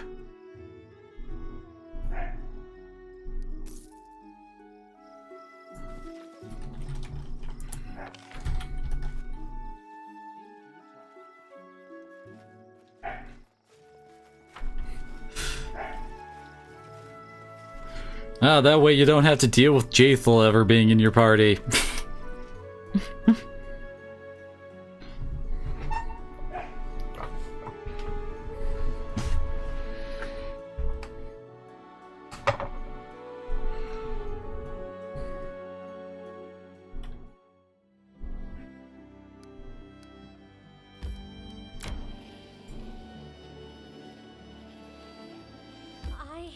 I need to catch my breath.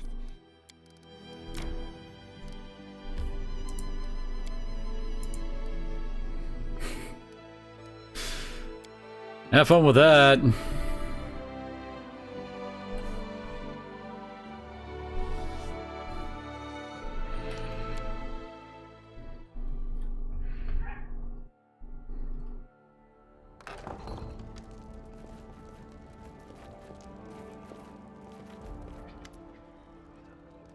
Professor, I can't believe you lied to me this whole time. Don't try to deny. I've heard everything. How you cover for bullies. I wasn't even a Fedyu fighter. It was Italia.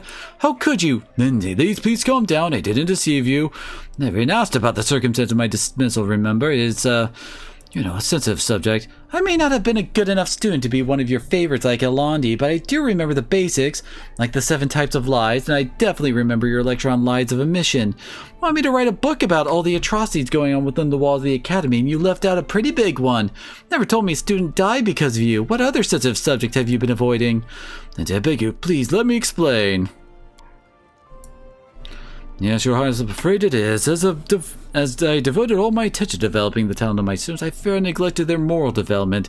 This led to tragic results. With all due respect to Headmaster Gitterin, I don't believe in incorrigible villainy, especially not at such a young age. Shaylin teaches us not to renounce those who stumble, but to give them a chance to reform. I travel to your land in hopes of a new beginning for my student and for myself. There is no direct lie. I admit that in some cases it may have concealed or misrepresented some details to protect the innocent. Believe me, it was with noble intentions. Iravetti's atrocities are no secret to anyone, and this book may well bring about the fall of a tyrant. I cannot allow the Academy to perish alongside Iravetti. There are too many innocent, wonderful artists, poets, and composers who have been tainted by Iravetti's crime against their will. They stand to lose everything if we publish the truth in its entirety. So to put things simply, the book is full of lies, isn't it? Your innocent colleagues are all pander to Iravetti. You want to shift all the blame onto him alone so they all come out clean. What I want is to protect the little good that King Iravetti brought into this world. The Academy is more than just wrongdoings and bullying. It's made up of many brilliant artists who had the potential to change the world for the better. Should we freely trample flowers just for happen to grow out of a muck cake? I don't know, teacher. You told me so many times that the world isn't made of things, it's made of stories. And we ourselves are made of stories we tell and believe. But shouldn't those stories also be true? You said that people are essentially animals who love stories. Did you really mean that people are just lying beasts? Oh, that is the truth then. What is the truth then? A precise statement of past events. We're not news hawks or historians bound to the precision for the sake of precision. A borrower must take into consideration how her story will affect her audience. Truth and fiction are our materials. They're as valuable to us as rough marble is to a sculptor. The same story used to evoke anger, envy, or fear can be turned to inspire bravery, love, and hope.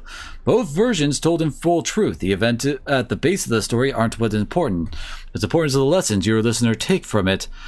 I don't know what to do. I want to burn the manuscript, start over, and write the whole dirty truth about the Academy, but maybe teacher is right. That would be a horrible mistake. Maybe saving the good the Academy brings more important than punishing everyone who's guilty. Well, like to be, we have to pursue. I think you're right, Lindsay Aobal. What are the students who die because of your favorites? No one will see his creation. He won't be getting a second chance either. You're right, of course. Shaylin teaches us to value human life above art, and I'd let my eyes be clouded. Who am I to put the work of my favorite students before people's lives? How many creative artists does the world lack because we encourage their attackers? I'm sorry, Lindsay, you've taught your old teacher a lesson today. We'll rewrite the book. I'll tell you everything I know and everything I'm guilty of.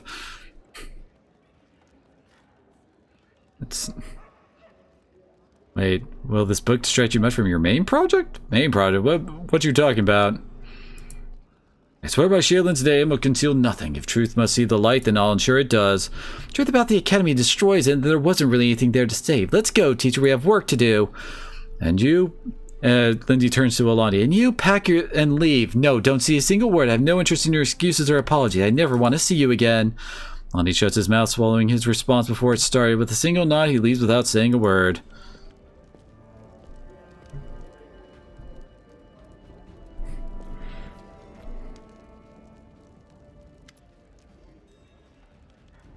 I won't take up much of your time, Rion. I've been meaning to ask you something. This might seem stupid or arrogant or just insolent. I want to talk to you. I think you know what it's about. It's what I've done and what I haven't done. Let's speak in private, far from curious ears. I will be at the viewing point at the Palace Garden. Please come as soon as you can.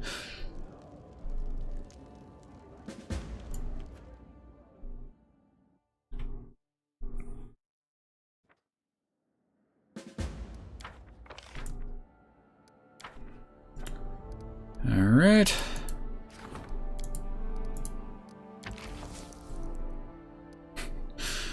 God, we have a 50-50 chance on this sucker.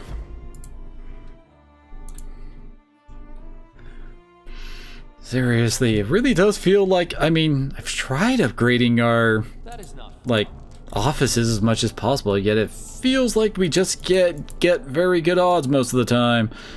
Also, what's the date? It's the 12th.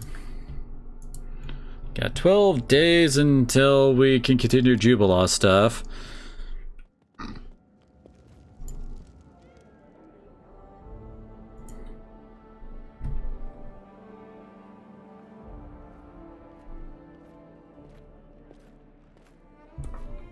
I'm really kind of iffy about the whole pirate scenario. Like, I mean, this is literally a political minefield that we're trying to step into, like, stepping in and interfering in someone else's pirate issues, which that could go really, really poorly for us, you know?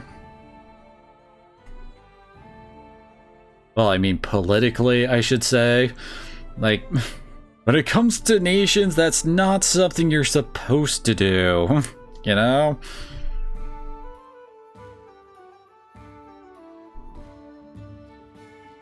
Why is Oleg still one of the 2 places that you can go and do something about? Oh, that was over here. That's definitely putting it lightly.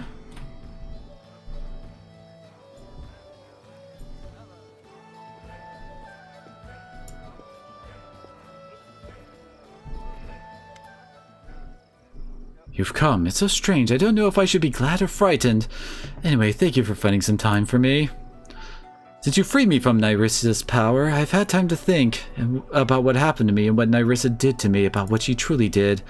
When I found myself here without my wings and a mortal body, I was terrified. I believed everything she told me, for I believed it was she who'd stolen my freedom. Unless I discovered that Nyrissa had lied to me, and ever since I've sought a way to regain Sarenrae's gifts. Do you know what I realized?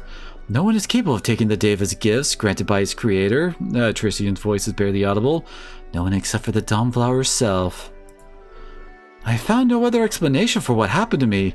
Nyrissa's power is great, but not so great as to turn angels into mortals. I want to know if the way back to Sarenrae is open for me. I spent endless hours in prayer, asking for but one thing. A sign, a vision, a portent, a single word, and all I got in return was silence. I want so badly to do something extraordinary, and it appears that I succeeded. I feel so low that even my most merciful lady can forgive me of my sins. Yes, perhaps the weak hope is the only thing that keeps me from losing my mind to despair.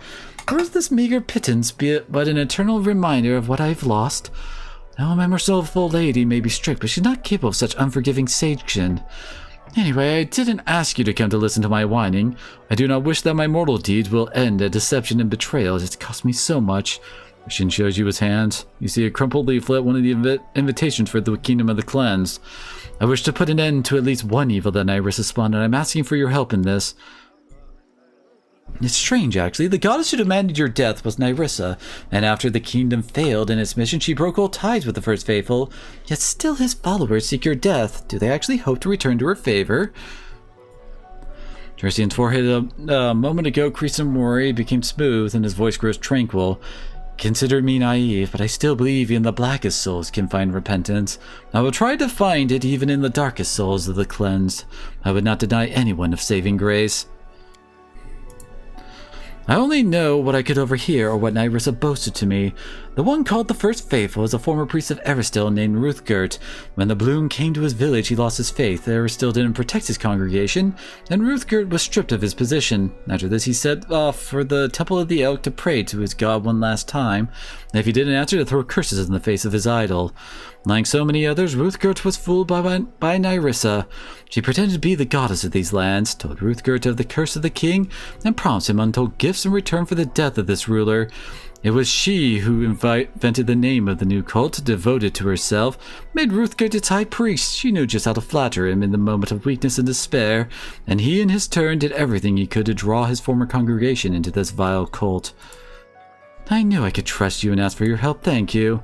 I've heard that the cultists of the kingdom have been sighted once again, but now they no longer shout their slogans in broad daylight. No, they crawl from their lairs under cover of darkness to abduct people for sacrifice. At least that's what is being said. We should return to their temple without walls where they once held their rituals. Of course, the First Faithful is not so foolish as to return to the scene of his crime, but perhaps another of the cleansed has visited this meeting place. Held rituals remembered the past. Gods know what else. If we're lucky, we might find something there. Wait, I leveled? Holy crap! Did we really get over 100,000 XP today? That's quite something.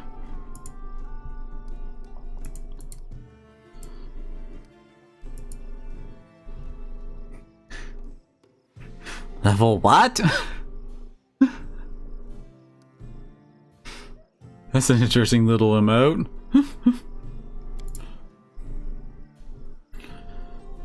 See, we get a level 4, 5, and 6 spell. It's actually grab controlled fireball. I can use that for trying to clear out freaking swarms. Let's see. A level 5 spell to pick up. A fire snake and stone skin. Actually, kind of cool. It might be a good idea. We don't have very much like ice damage. So it's probably a good idea to have some, you know, others, like, damage types. Ooh, chain lightning! Chain lightning's always fun.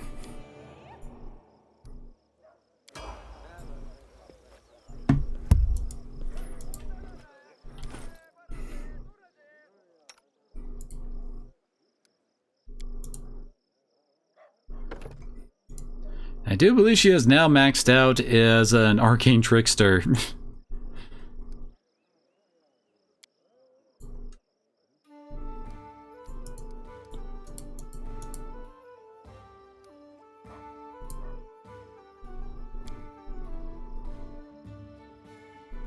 You get... oh, level 7 magic. Holy crap. Mass invisibility. Word, polymorph greater. Turn an allied creature into a large Smilodon, shambling mound, elemental, wyvern, or medium dragon-like creature. It may choose to resume its normal form as a full round action. Doing so ends the spell for that subject. Call upon primordial power of ancient megafauna to boost the size of your target. Because of its connection to living creatures of the distant past, the spell does not function on outsiders, undead, and summoned creatures. Your target grows to legendary proportion, increasing in size by 2 categories. Holy crap. Target gains a +6 size bonus to strength and a +4 bonus to its constitution and a +6 bonus to its natural armor and DR. Holy crap, that is nuts. Let's see, Firebrand.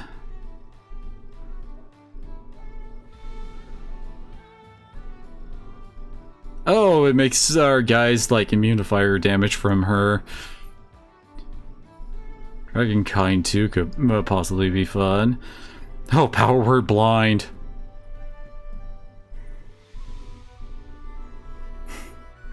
Okay, Ragna. How are you doing? Oh, wait. I think I remember this spell. Yeah. The spell costs 7 shimmering multicolored beams of light to spray from your hand. Each beam has a different power. Creatures in the area of the spell with 8 HD or less are automatically blinded for 2d4. Every creature in the area is randomly struck by 1 or more beams, which have additional effects. 20 points of fire damage, 40 points of acid damage, 80 points of electricity damage, poison, baleful polymorph, insane, sent to another plane forever. Creature struck by 2 rays receive both rays effects at once. God. This is Pathfinder Kingmaker. Basically, easiest way to describe it, it's a D&D RPG game. And we're currently leveling up our characters to 14.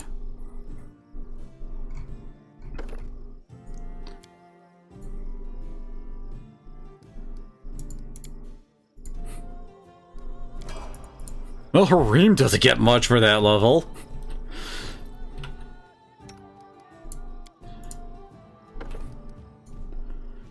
Ooh, she gets a bard talent and... oh, she can inspire fear with her music now. Which is DC 10 plus half the bard's level plus bard's charisma, so... that would be 17 plus at least 5. That ain't half bad.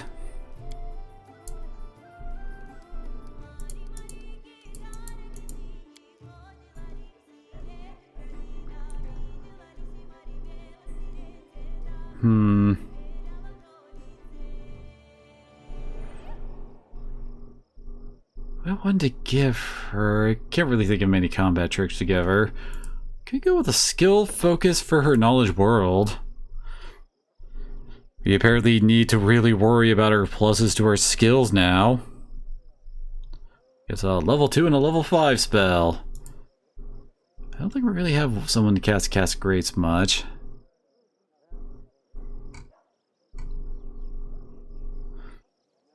This lives within the area are free from any emotion effect. Spell also cures 1d4 points of intelligence, wisdom, or charisma damage. Interesting.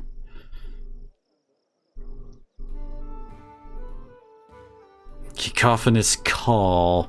Fill your target's mind with a blaring cacophony of discordant sounds, making it hard for the creature to act and concentrate. The creature gains the nauseated condition for the duration of the spell. If it fails its will save. She literally plays the brown note?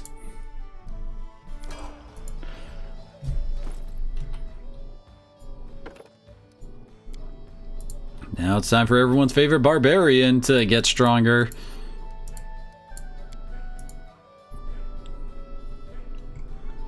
Let's see. Oh yeah, it's her new rage ability. Don't think she's gotten any new ones here. I guess keep increasing her beast totem.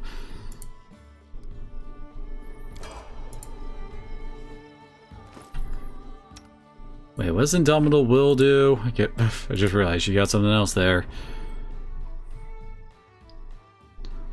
See, while in Rage, a Barbarian 14th level or higher gains +4 bonus on will saves to resist enchantment spells. Bonus stacks with all other modifiers, including the morale bonus on will saves she also received during her Rage. So she just gets so pissed you can't enchant her. This is what? Oh, the Burst Barrier. And she gets her bonus combat feat.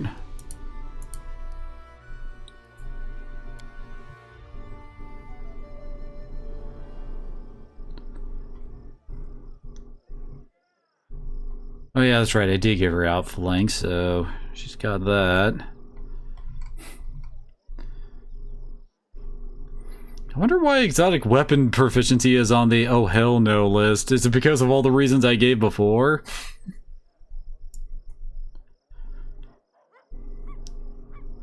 Yeah, no one else really has most of the other, like, teamwork ones. Have I given this to... Oh, I haven't done improved critical for Bastard Swords. Sure, why not? More critical hits.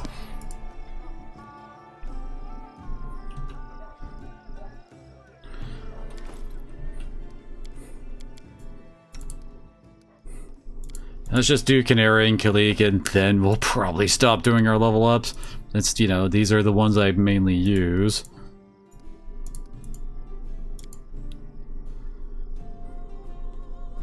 Oh, and she gets another wild talent. As I recall.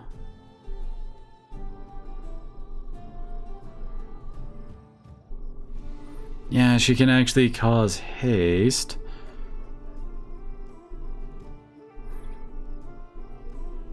Oh, she can also use her ability to get rid of, well, like, kind of like lesser restoration for, physical stats. Gah. Is this one? Oh yeah, as I recall, what was her? It's lore nature for her. Like her protection domain? No, she's a dark elementalist and her primary domain is currently fire and lightning.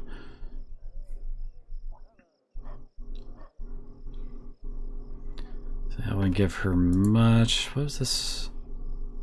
Actually, dodge might not be the worst option for her.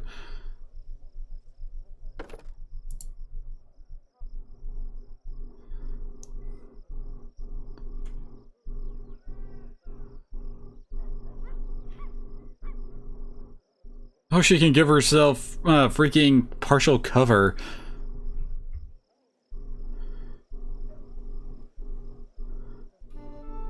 Interesting.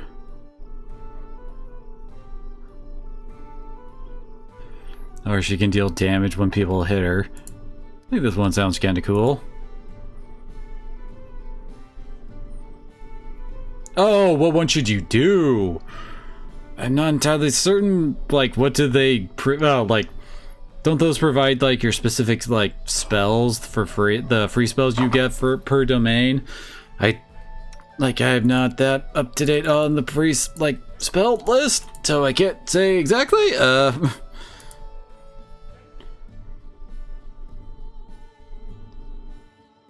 this one? Fusion Specialist 5th level. Oh, that's her. Wait. Reduce the combine. Oh, reduces the cost for using her combined blast. Oh. I actually might be able to use Mud Blast.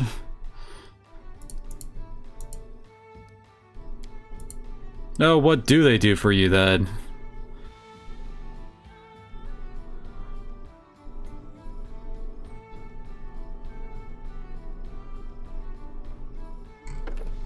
Let's go with Enduring Earth. That lets her stuff last longer.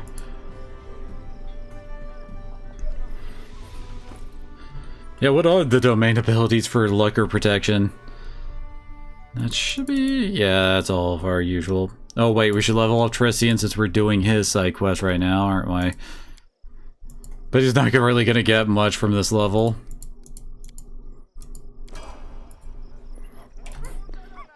Although we probably got like some extra like spell slots, probably.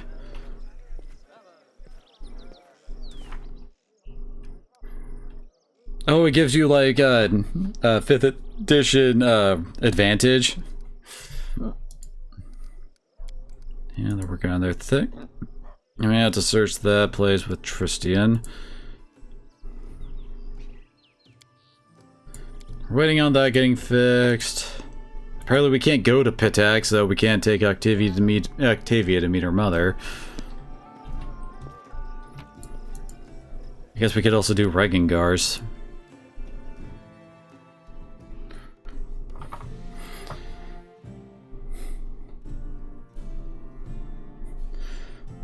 Admittedly, with my love of the grease spell, I would probably go protection just to make it easier for, you know, my dudes not to get completely wrecked by my own grease. Let's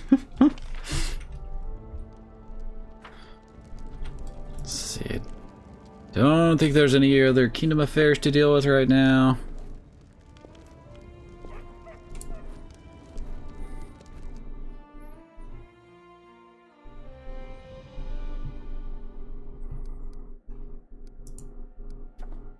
Oh god, we need 42 more days until we're done with that. 15 days on that. Yeah, all of our current stuff is being worked on. Whoops. Alright, let's actually go do some adventuring.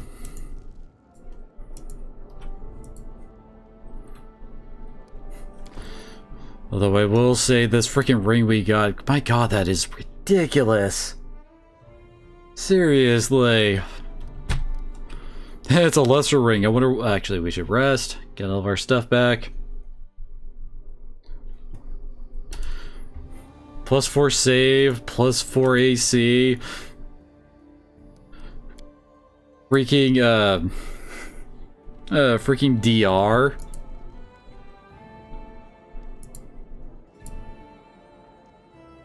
Definitely happy we managed to win that.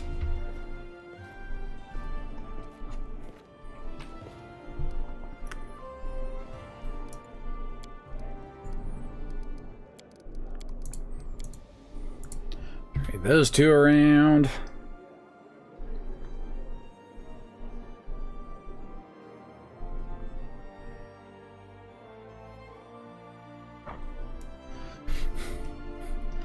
Seriously, why is the Mirror Stripe still having issues with one freaking ghost? With this kind of setting, you'd figure that there'd be enough exorcists or people specializing in this kind of stuff to fix it up fairly easily.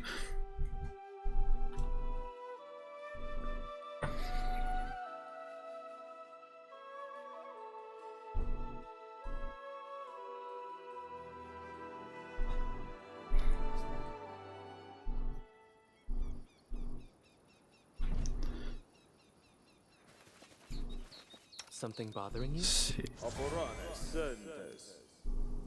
I'm kind of surprised Tristian does not have, like, a permanent blind status ailment, you know? I don't think we need to do too much buffing here. It doesn't sound like this will be too major of a oh. Wait, is this from the previous fight? Regardless, receive your servant. He may not have been cleansed in life, but he served you loyally and faithfully into his dying breath.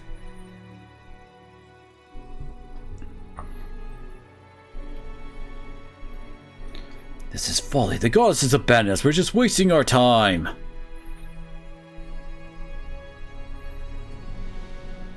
Haven't you read the letter? The faithful writes that the kingdom still lives. That he will rekindle the grace of the goddess and save us.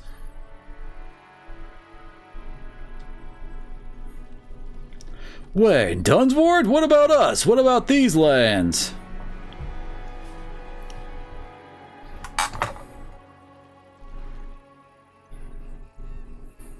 We know to head to Dunsward to deal with some of this. Yeah, I think these are the oh, okay. See it. Level 8, level 8. Oh, I just realized Octavia's still in the party instead of Kinera.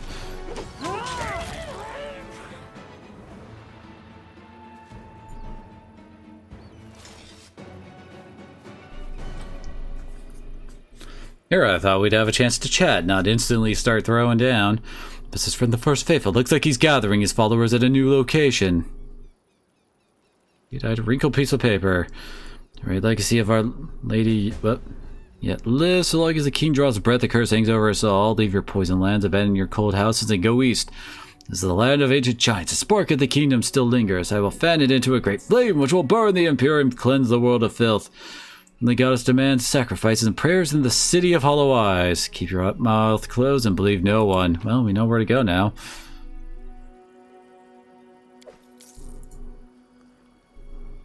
And you guys don't even have Masterworks.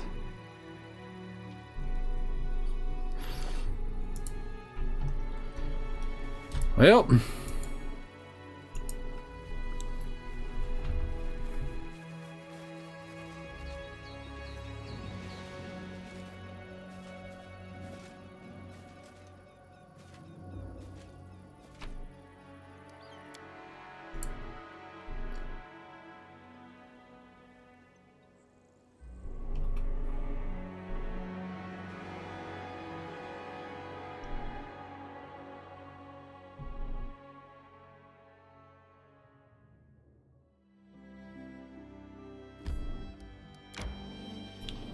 Faster if we just travel back and warp over to the region.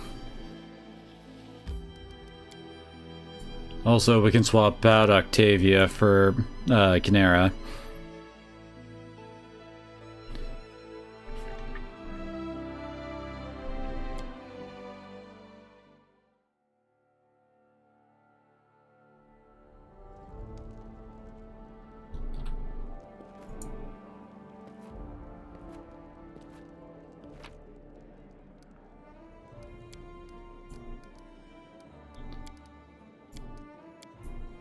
There we go.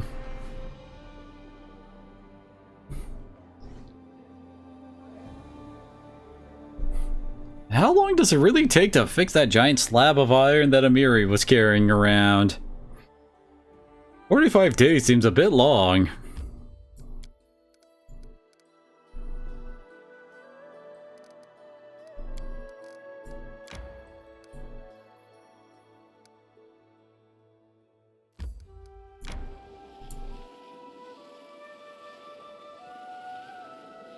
I guess, not exactly like they told us much about what the ritual actually does.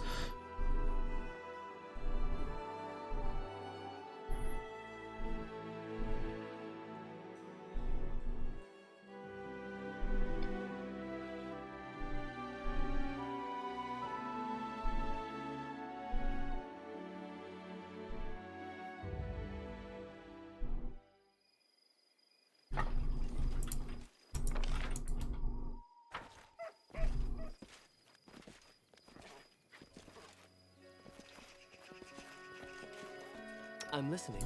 All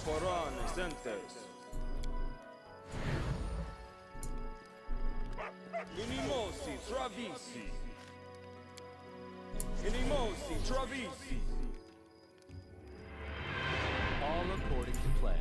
I wish there was another way. Wait, Bandits? Where'd the bandits come from? You guys weren't here before. Training pays off.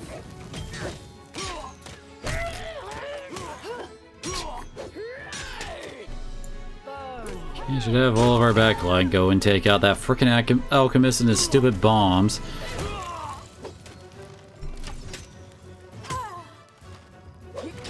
Oh great, there's another alchemist.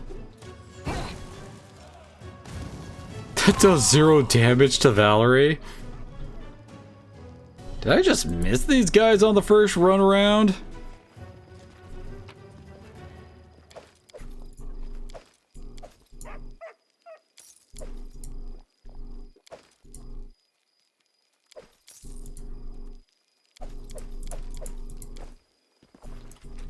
In due time.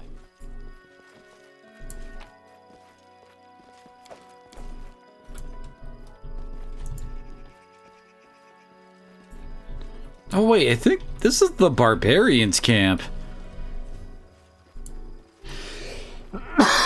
Excuse me. Guess they moved in after the barbarians left. Gotta love how all the dead bodies are still around.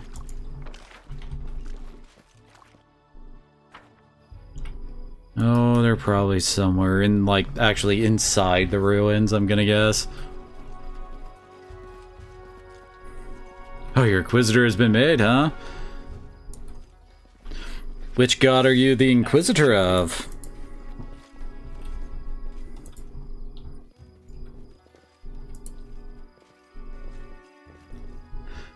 Oh, I'm sure that Valerie's gonna love you.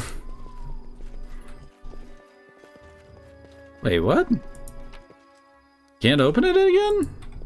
What the heck?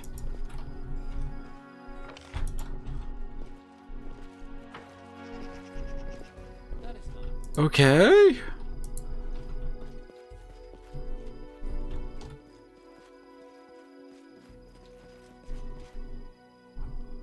Oh.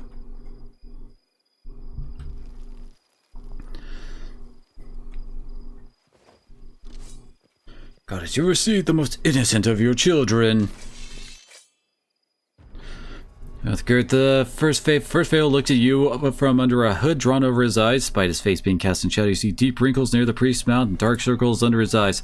You again, damn it, I lost my voice because of endless prayers to my stern goddess. Whatever you have in mind, your cursed highness, you won't stop us. You shall return these people to grace. Please, my king, I have to die in praise of the king. I am the last hope.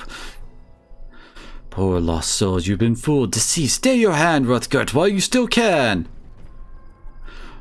Oh god, if I fail this... You are wrong, my king. I know how to fix everything. I can return to the grace of the gods. I know what I'm doing. The knife in Uthgert's hand starts to shake. My congregation is depending on me. I failed once to beg salvation from Eristil. Now I must beg it from the goddess. Enough, Uthgert. It's only your pride and despair talking. The goddess will not return. She used the kingdom, then abandoned it to the mercy of fate. The same way she used and abandoned me. Put down the blade. Stop this madness. You are so happy in your ignorance. Do you have any idea what it feels like to lose the grace of the deity you served all your life? I'm so tired. Oh, you have no idea, dude. Dude, he glitched out as he died there.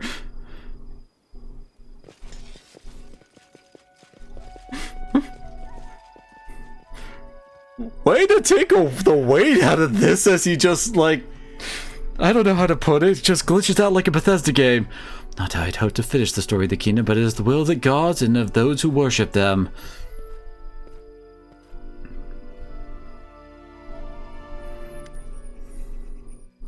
Tertian's face seems to emit a soft radiance, and his entire figure is enveloped in a vibrant golden haze. He moves his lips as if to speak with someone.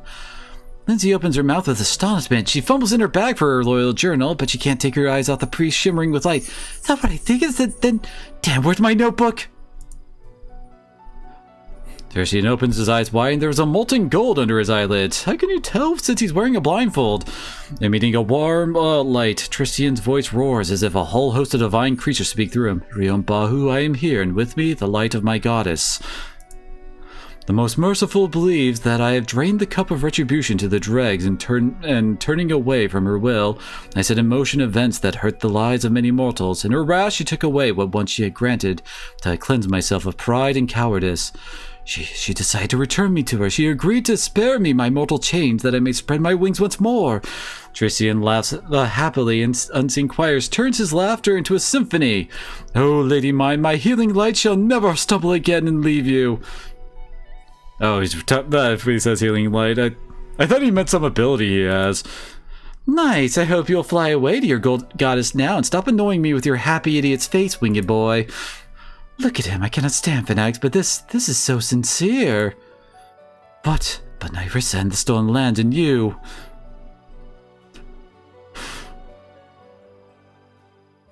It's like, I really do want to go with 2. Cause I mean, you're my only dude. You're my only freaking counselor, my man. I can't, like, you'll take away so much if you leave me, my dude.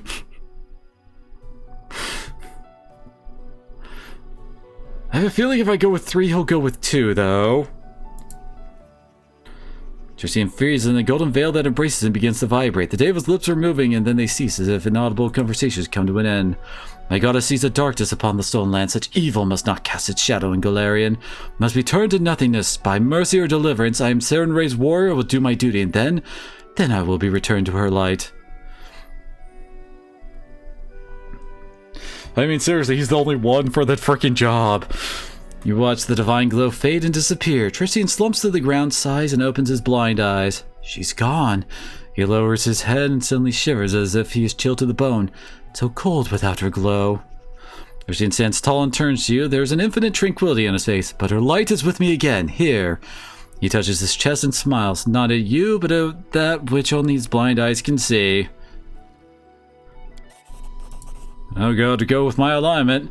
Truly spoken, Ryoba. We live in a time of miracles. If you don't mind, let us go home. We have plenty of time to discuss what has happened. What about... Are we gonna ignore her, I guess? Also, there's his jank corpse back here. What do you have on him? You had a club +2, dagger +2. Oh, plus the breastplate. Belt of physical flow +2. Natural armor. Why have 2 rings of protection? They don't stack.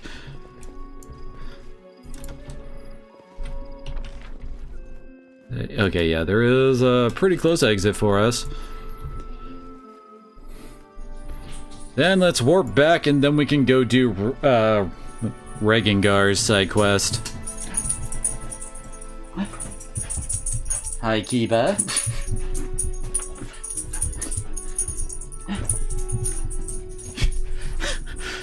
What is everybody doing?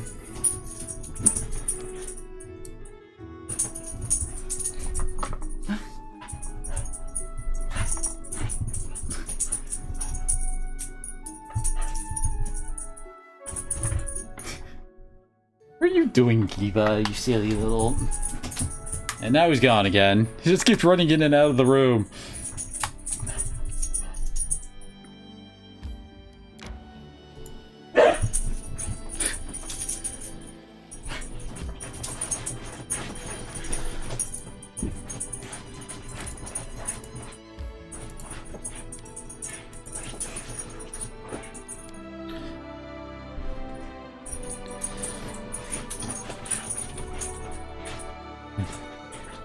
Jerome the Inquisitor of Serenray. May those who besmirch art never see you coming.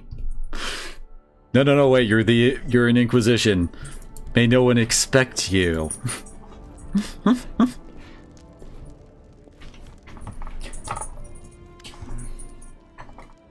Hello, Rion. Did you wish to know what happened there at the altar of the Clint? I'd like to tell you, but I don't really know how to describe it.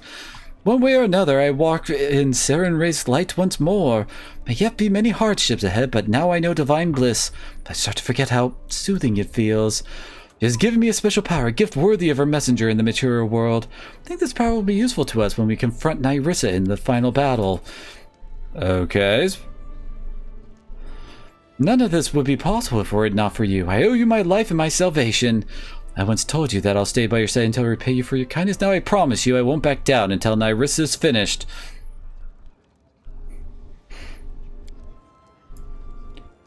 My overconfidence and my foolishness are to blame for that. Once I believed I deserved much more than Solar Flame Goddess assigned to me, and eventually I paid the price for my pride.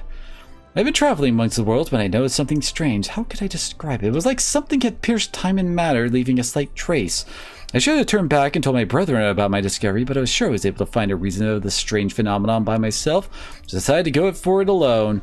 The trace led me to Golarion, to the Temple of the Elk, and right into Nyrissa's hands. She proved to be much stronger than I and defeated me in a heartbeat. Before I had time to realize what was happening, she put me into a magic slumber, filled with nightmares and visions. She threatened she'd destroy my immortality and deprive me of my divine powers once and for all. Didn't dare to confront her. It was in her power to kill me, and then I'd go to Pharasma instead of my goddess. Of course, it all proved to be a lie, but you should understand me. When I awoke from my slumber, I was already trapped in a mortal body, and this crazy fae bragged her power over me and threatened me with eternal damnation. It is so. Her goal was to orchestrate our meeting, and she knew nothing better but to deceive a faithful servant of Aristil with hope of forgiveness. Tricks and frauds are her specialty indeed. The magical fog was her doing as well. She wanted you to go where she needed you to be, wanted to gain your trust, fill your mind with lies, set you up for the fight with the Stag Lord. She fooled us all, playing our hand of played our feelings of faith and duty, and I played my part in this heinous act. Nyrissa demanded unconditional submission. I didn't dare to confront her and put my divine sparkle at stake. A single step in the wrong direction and Nyrissa would destroy the very essence of me. She forbade me to uncover my true identity? Shouldn't that be reveal my true identity? I don't know. Uncover seems weird. It made me do what she wanted me to help her create that flower, to plant it. But she never forbade me to help you fight the bloom. This is a weak excuse, but I did all I could to make sure my deeds wouldn't do as much harm as she expected. Alas, no, Nyrissa trusts no one. She's reluctant to share her plans, even with her sisters. You have to expose her plots and schemes by yourself. Indeed, I wish I could leave it all behind, once and for all. There was yet another lie I was forced to tell you. It was Nyrissa who protected me from harm, unwilling to lose her agent, her Skylark. I'm so sorry. Tricia nods, and Sarenrae knows that is why she entrusted me with this mission. Everything that happened to me here in this world happened because of my pride and overzealousness. But now the goddess herself has showed me the way to glory. I won't miss the opportunity and fail her, or you. A pleasure. Well, that sounds like we got a nice little something to help us out for fighting Nyrissa in the final battle. Okay. Oh, God. Oh, no. We have no chance against this. Great. I turned the freaking kingdom difficulty down to effortless, damn it. Someone has been using false beacons to lure vessels onto the shallow sandbanks of the river and lakes. Ships wrecks their hull and sink, and the bandits wait for the goods to wash ashore. Something must be done before trade begins to suffer.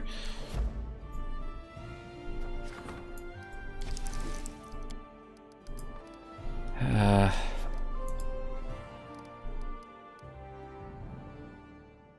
Reem's still taking his sweet time with that.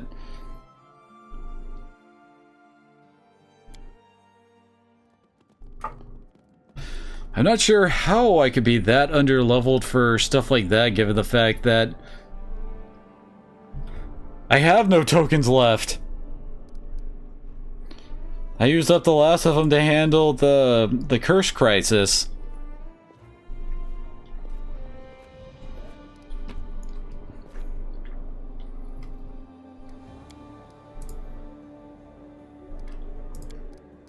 Alright, Rig.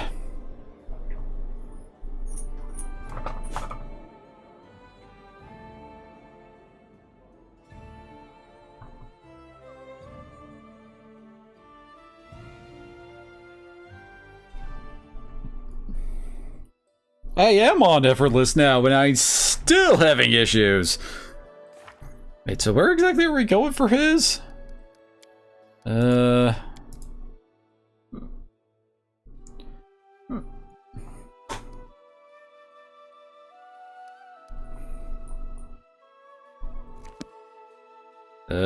don't know exactly where we're going for this.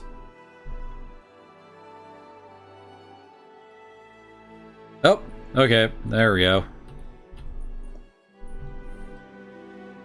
Where's my...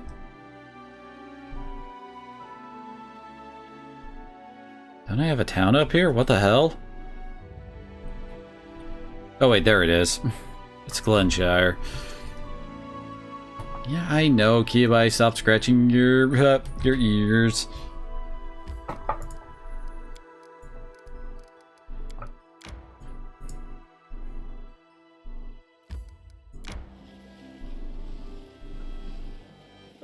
I should actually level them up too. Oh god damn it. Why am I getting sleepy?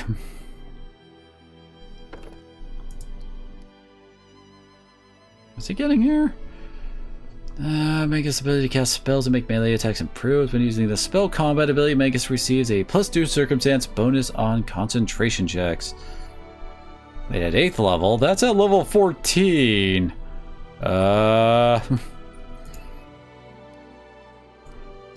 Someone made an oopsie, I think?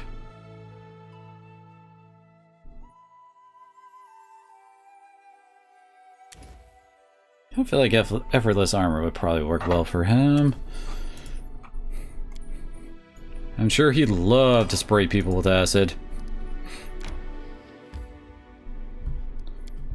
And we made it to the shark fangs. There we go.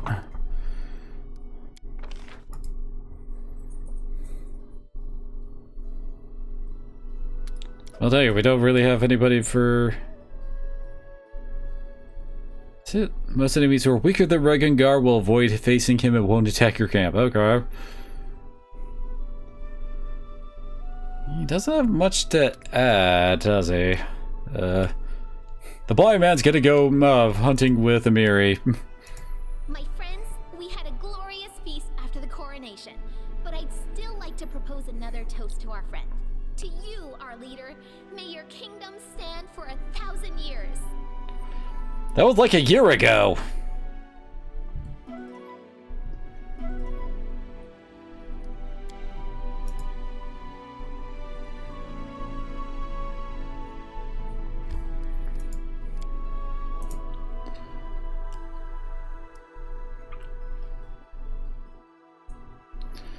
Honestly, my biggest problem with some of the challenges is that it's more random than actual skill-based. I mean, I love playing stuff like Dark Souls and the like, but that's a different kind of challenge than rolling a dice and hope, How may I help? Is this what you were hoping for, Reg? Yours don't look good, does it?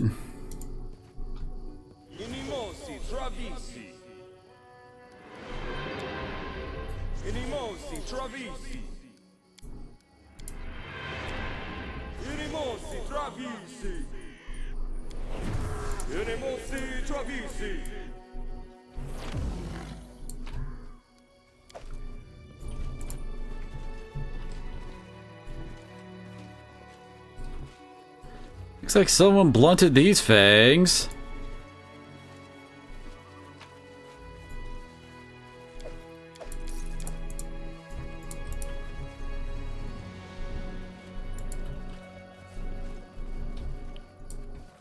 In due time. It's son of Shatara.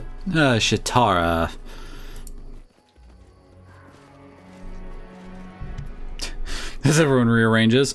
In the dry grass, you can barely make out signs that people once lived here. Burned bits of tent, rusty swords, all the dead bodies, ray-washed bones, and old half-orc is the only living soul among the desolation. Wrapped in a charred mantle, he sits on the ground devouring a raw rabbit and tossing the bones to a dog lying at his feet. He squints as you approach, but he doesn't reach for any weapons. Who's there? No one comes by here anymore. I'm Regengar, son of the Sharpfang tribe, and they sold me into slavery. Where are the Sharpfangs? You're looking at them. The old man points to the bones scattered along the ground. All their elders to children, just me left of the Sharpfangs. Well, me and you. Ingat, son of Shatar, and last of the Sharpfangs tribe. Got nowhere to go, my hands have been feeble a long time. I sit here and eat whatever cold brings me, waiting for some kind person to pass by and help an old man bury all these bones. But no one comes by here. I think it's a cursed place, and they're right. Our tribe was always stronger, braver, and more valiant than the other tribes. Know why? We had a tradition mixing our blood with orc blood. Orc powers with human prowess. We took the best of both races. No room for weaklings in the tribe. We children were either left in the field or sold to someone from the city. You say you were sold? Must have been sickly. What good would that do the tribe? Don't blame me for your own weakness. Dead, all dead. Chieftain's son destroyed them, see?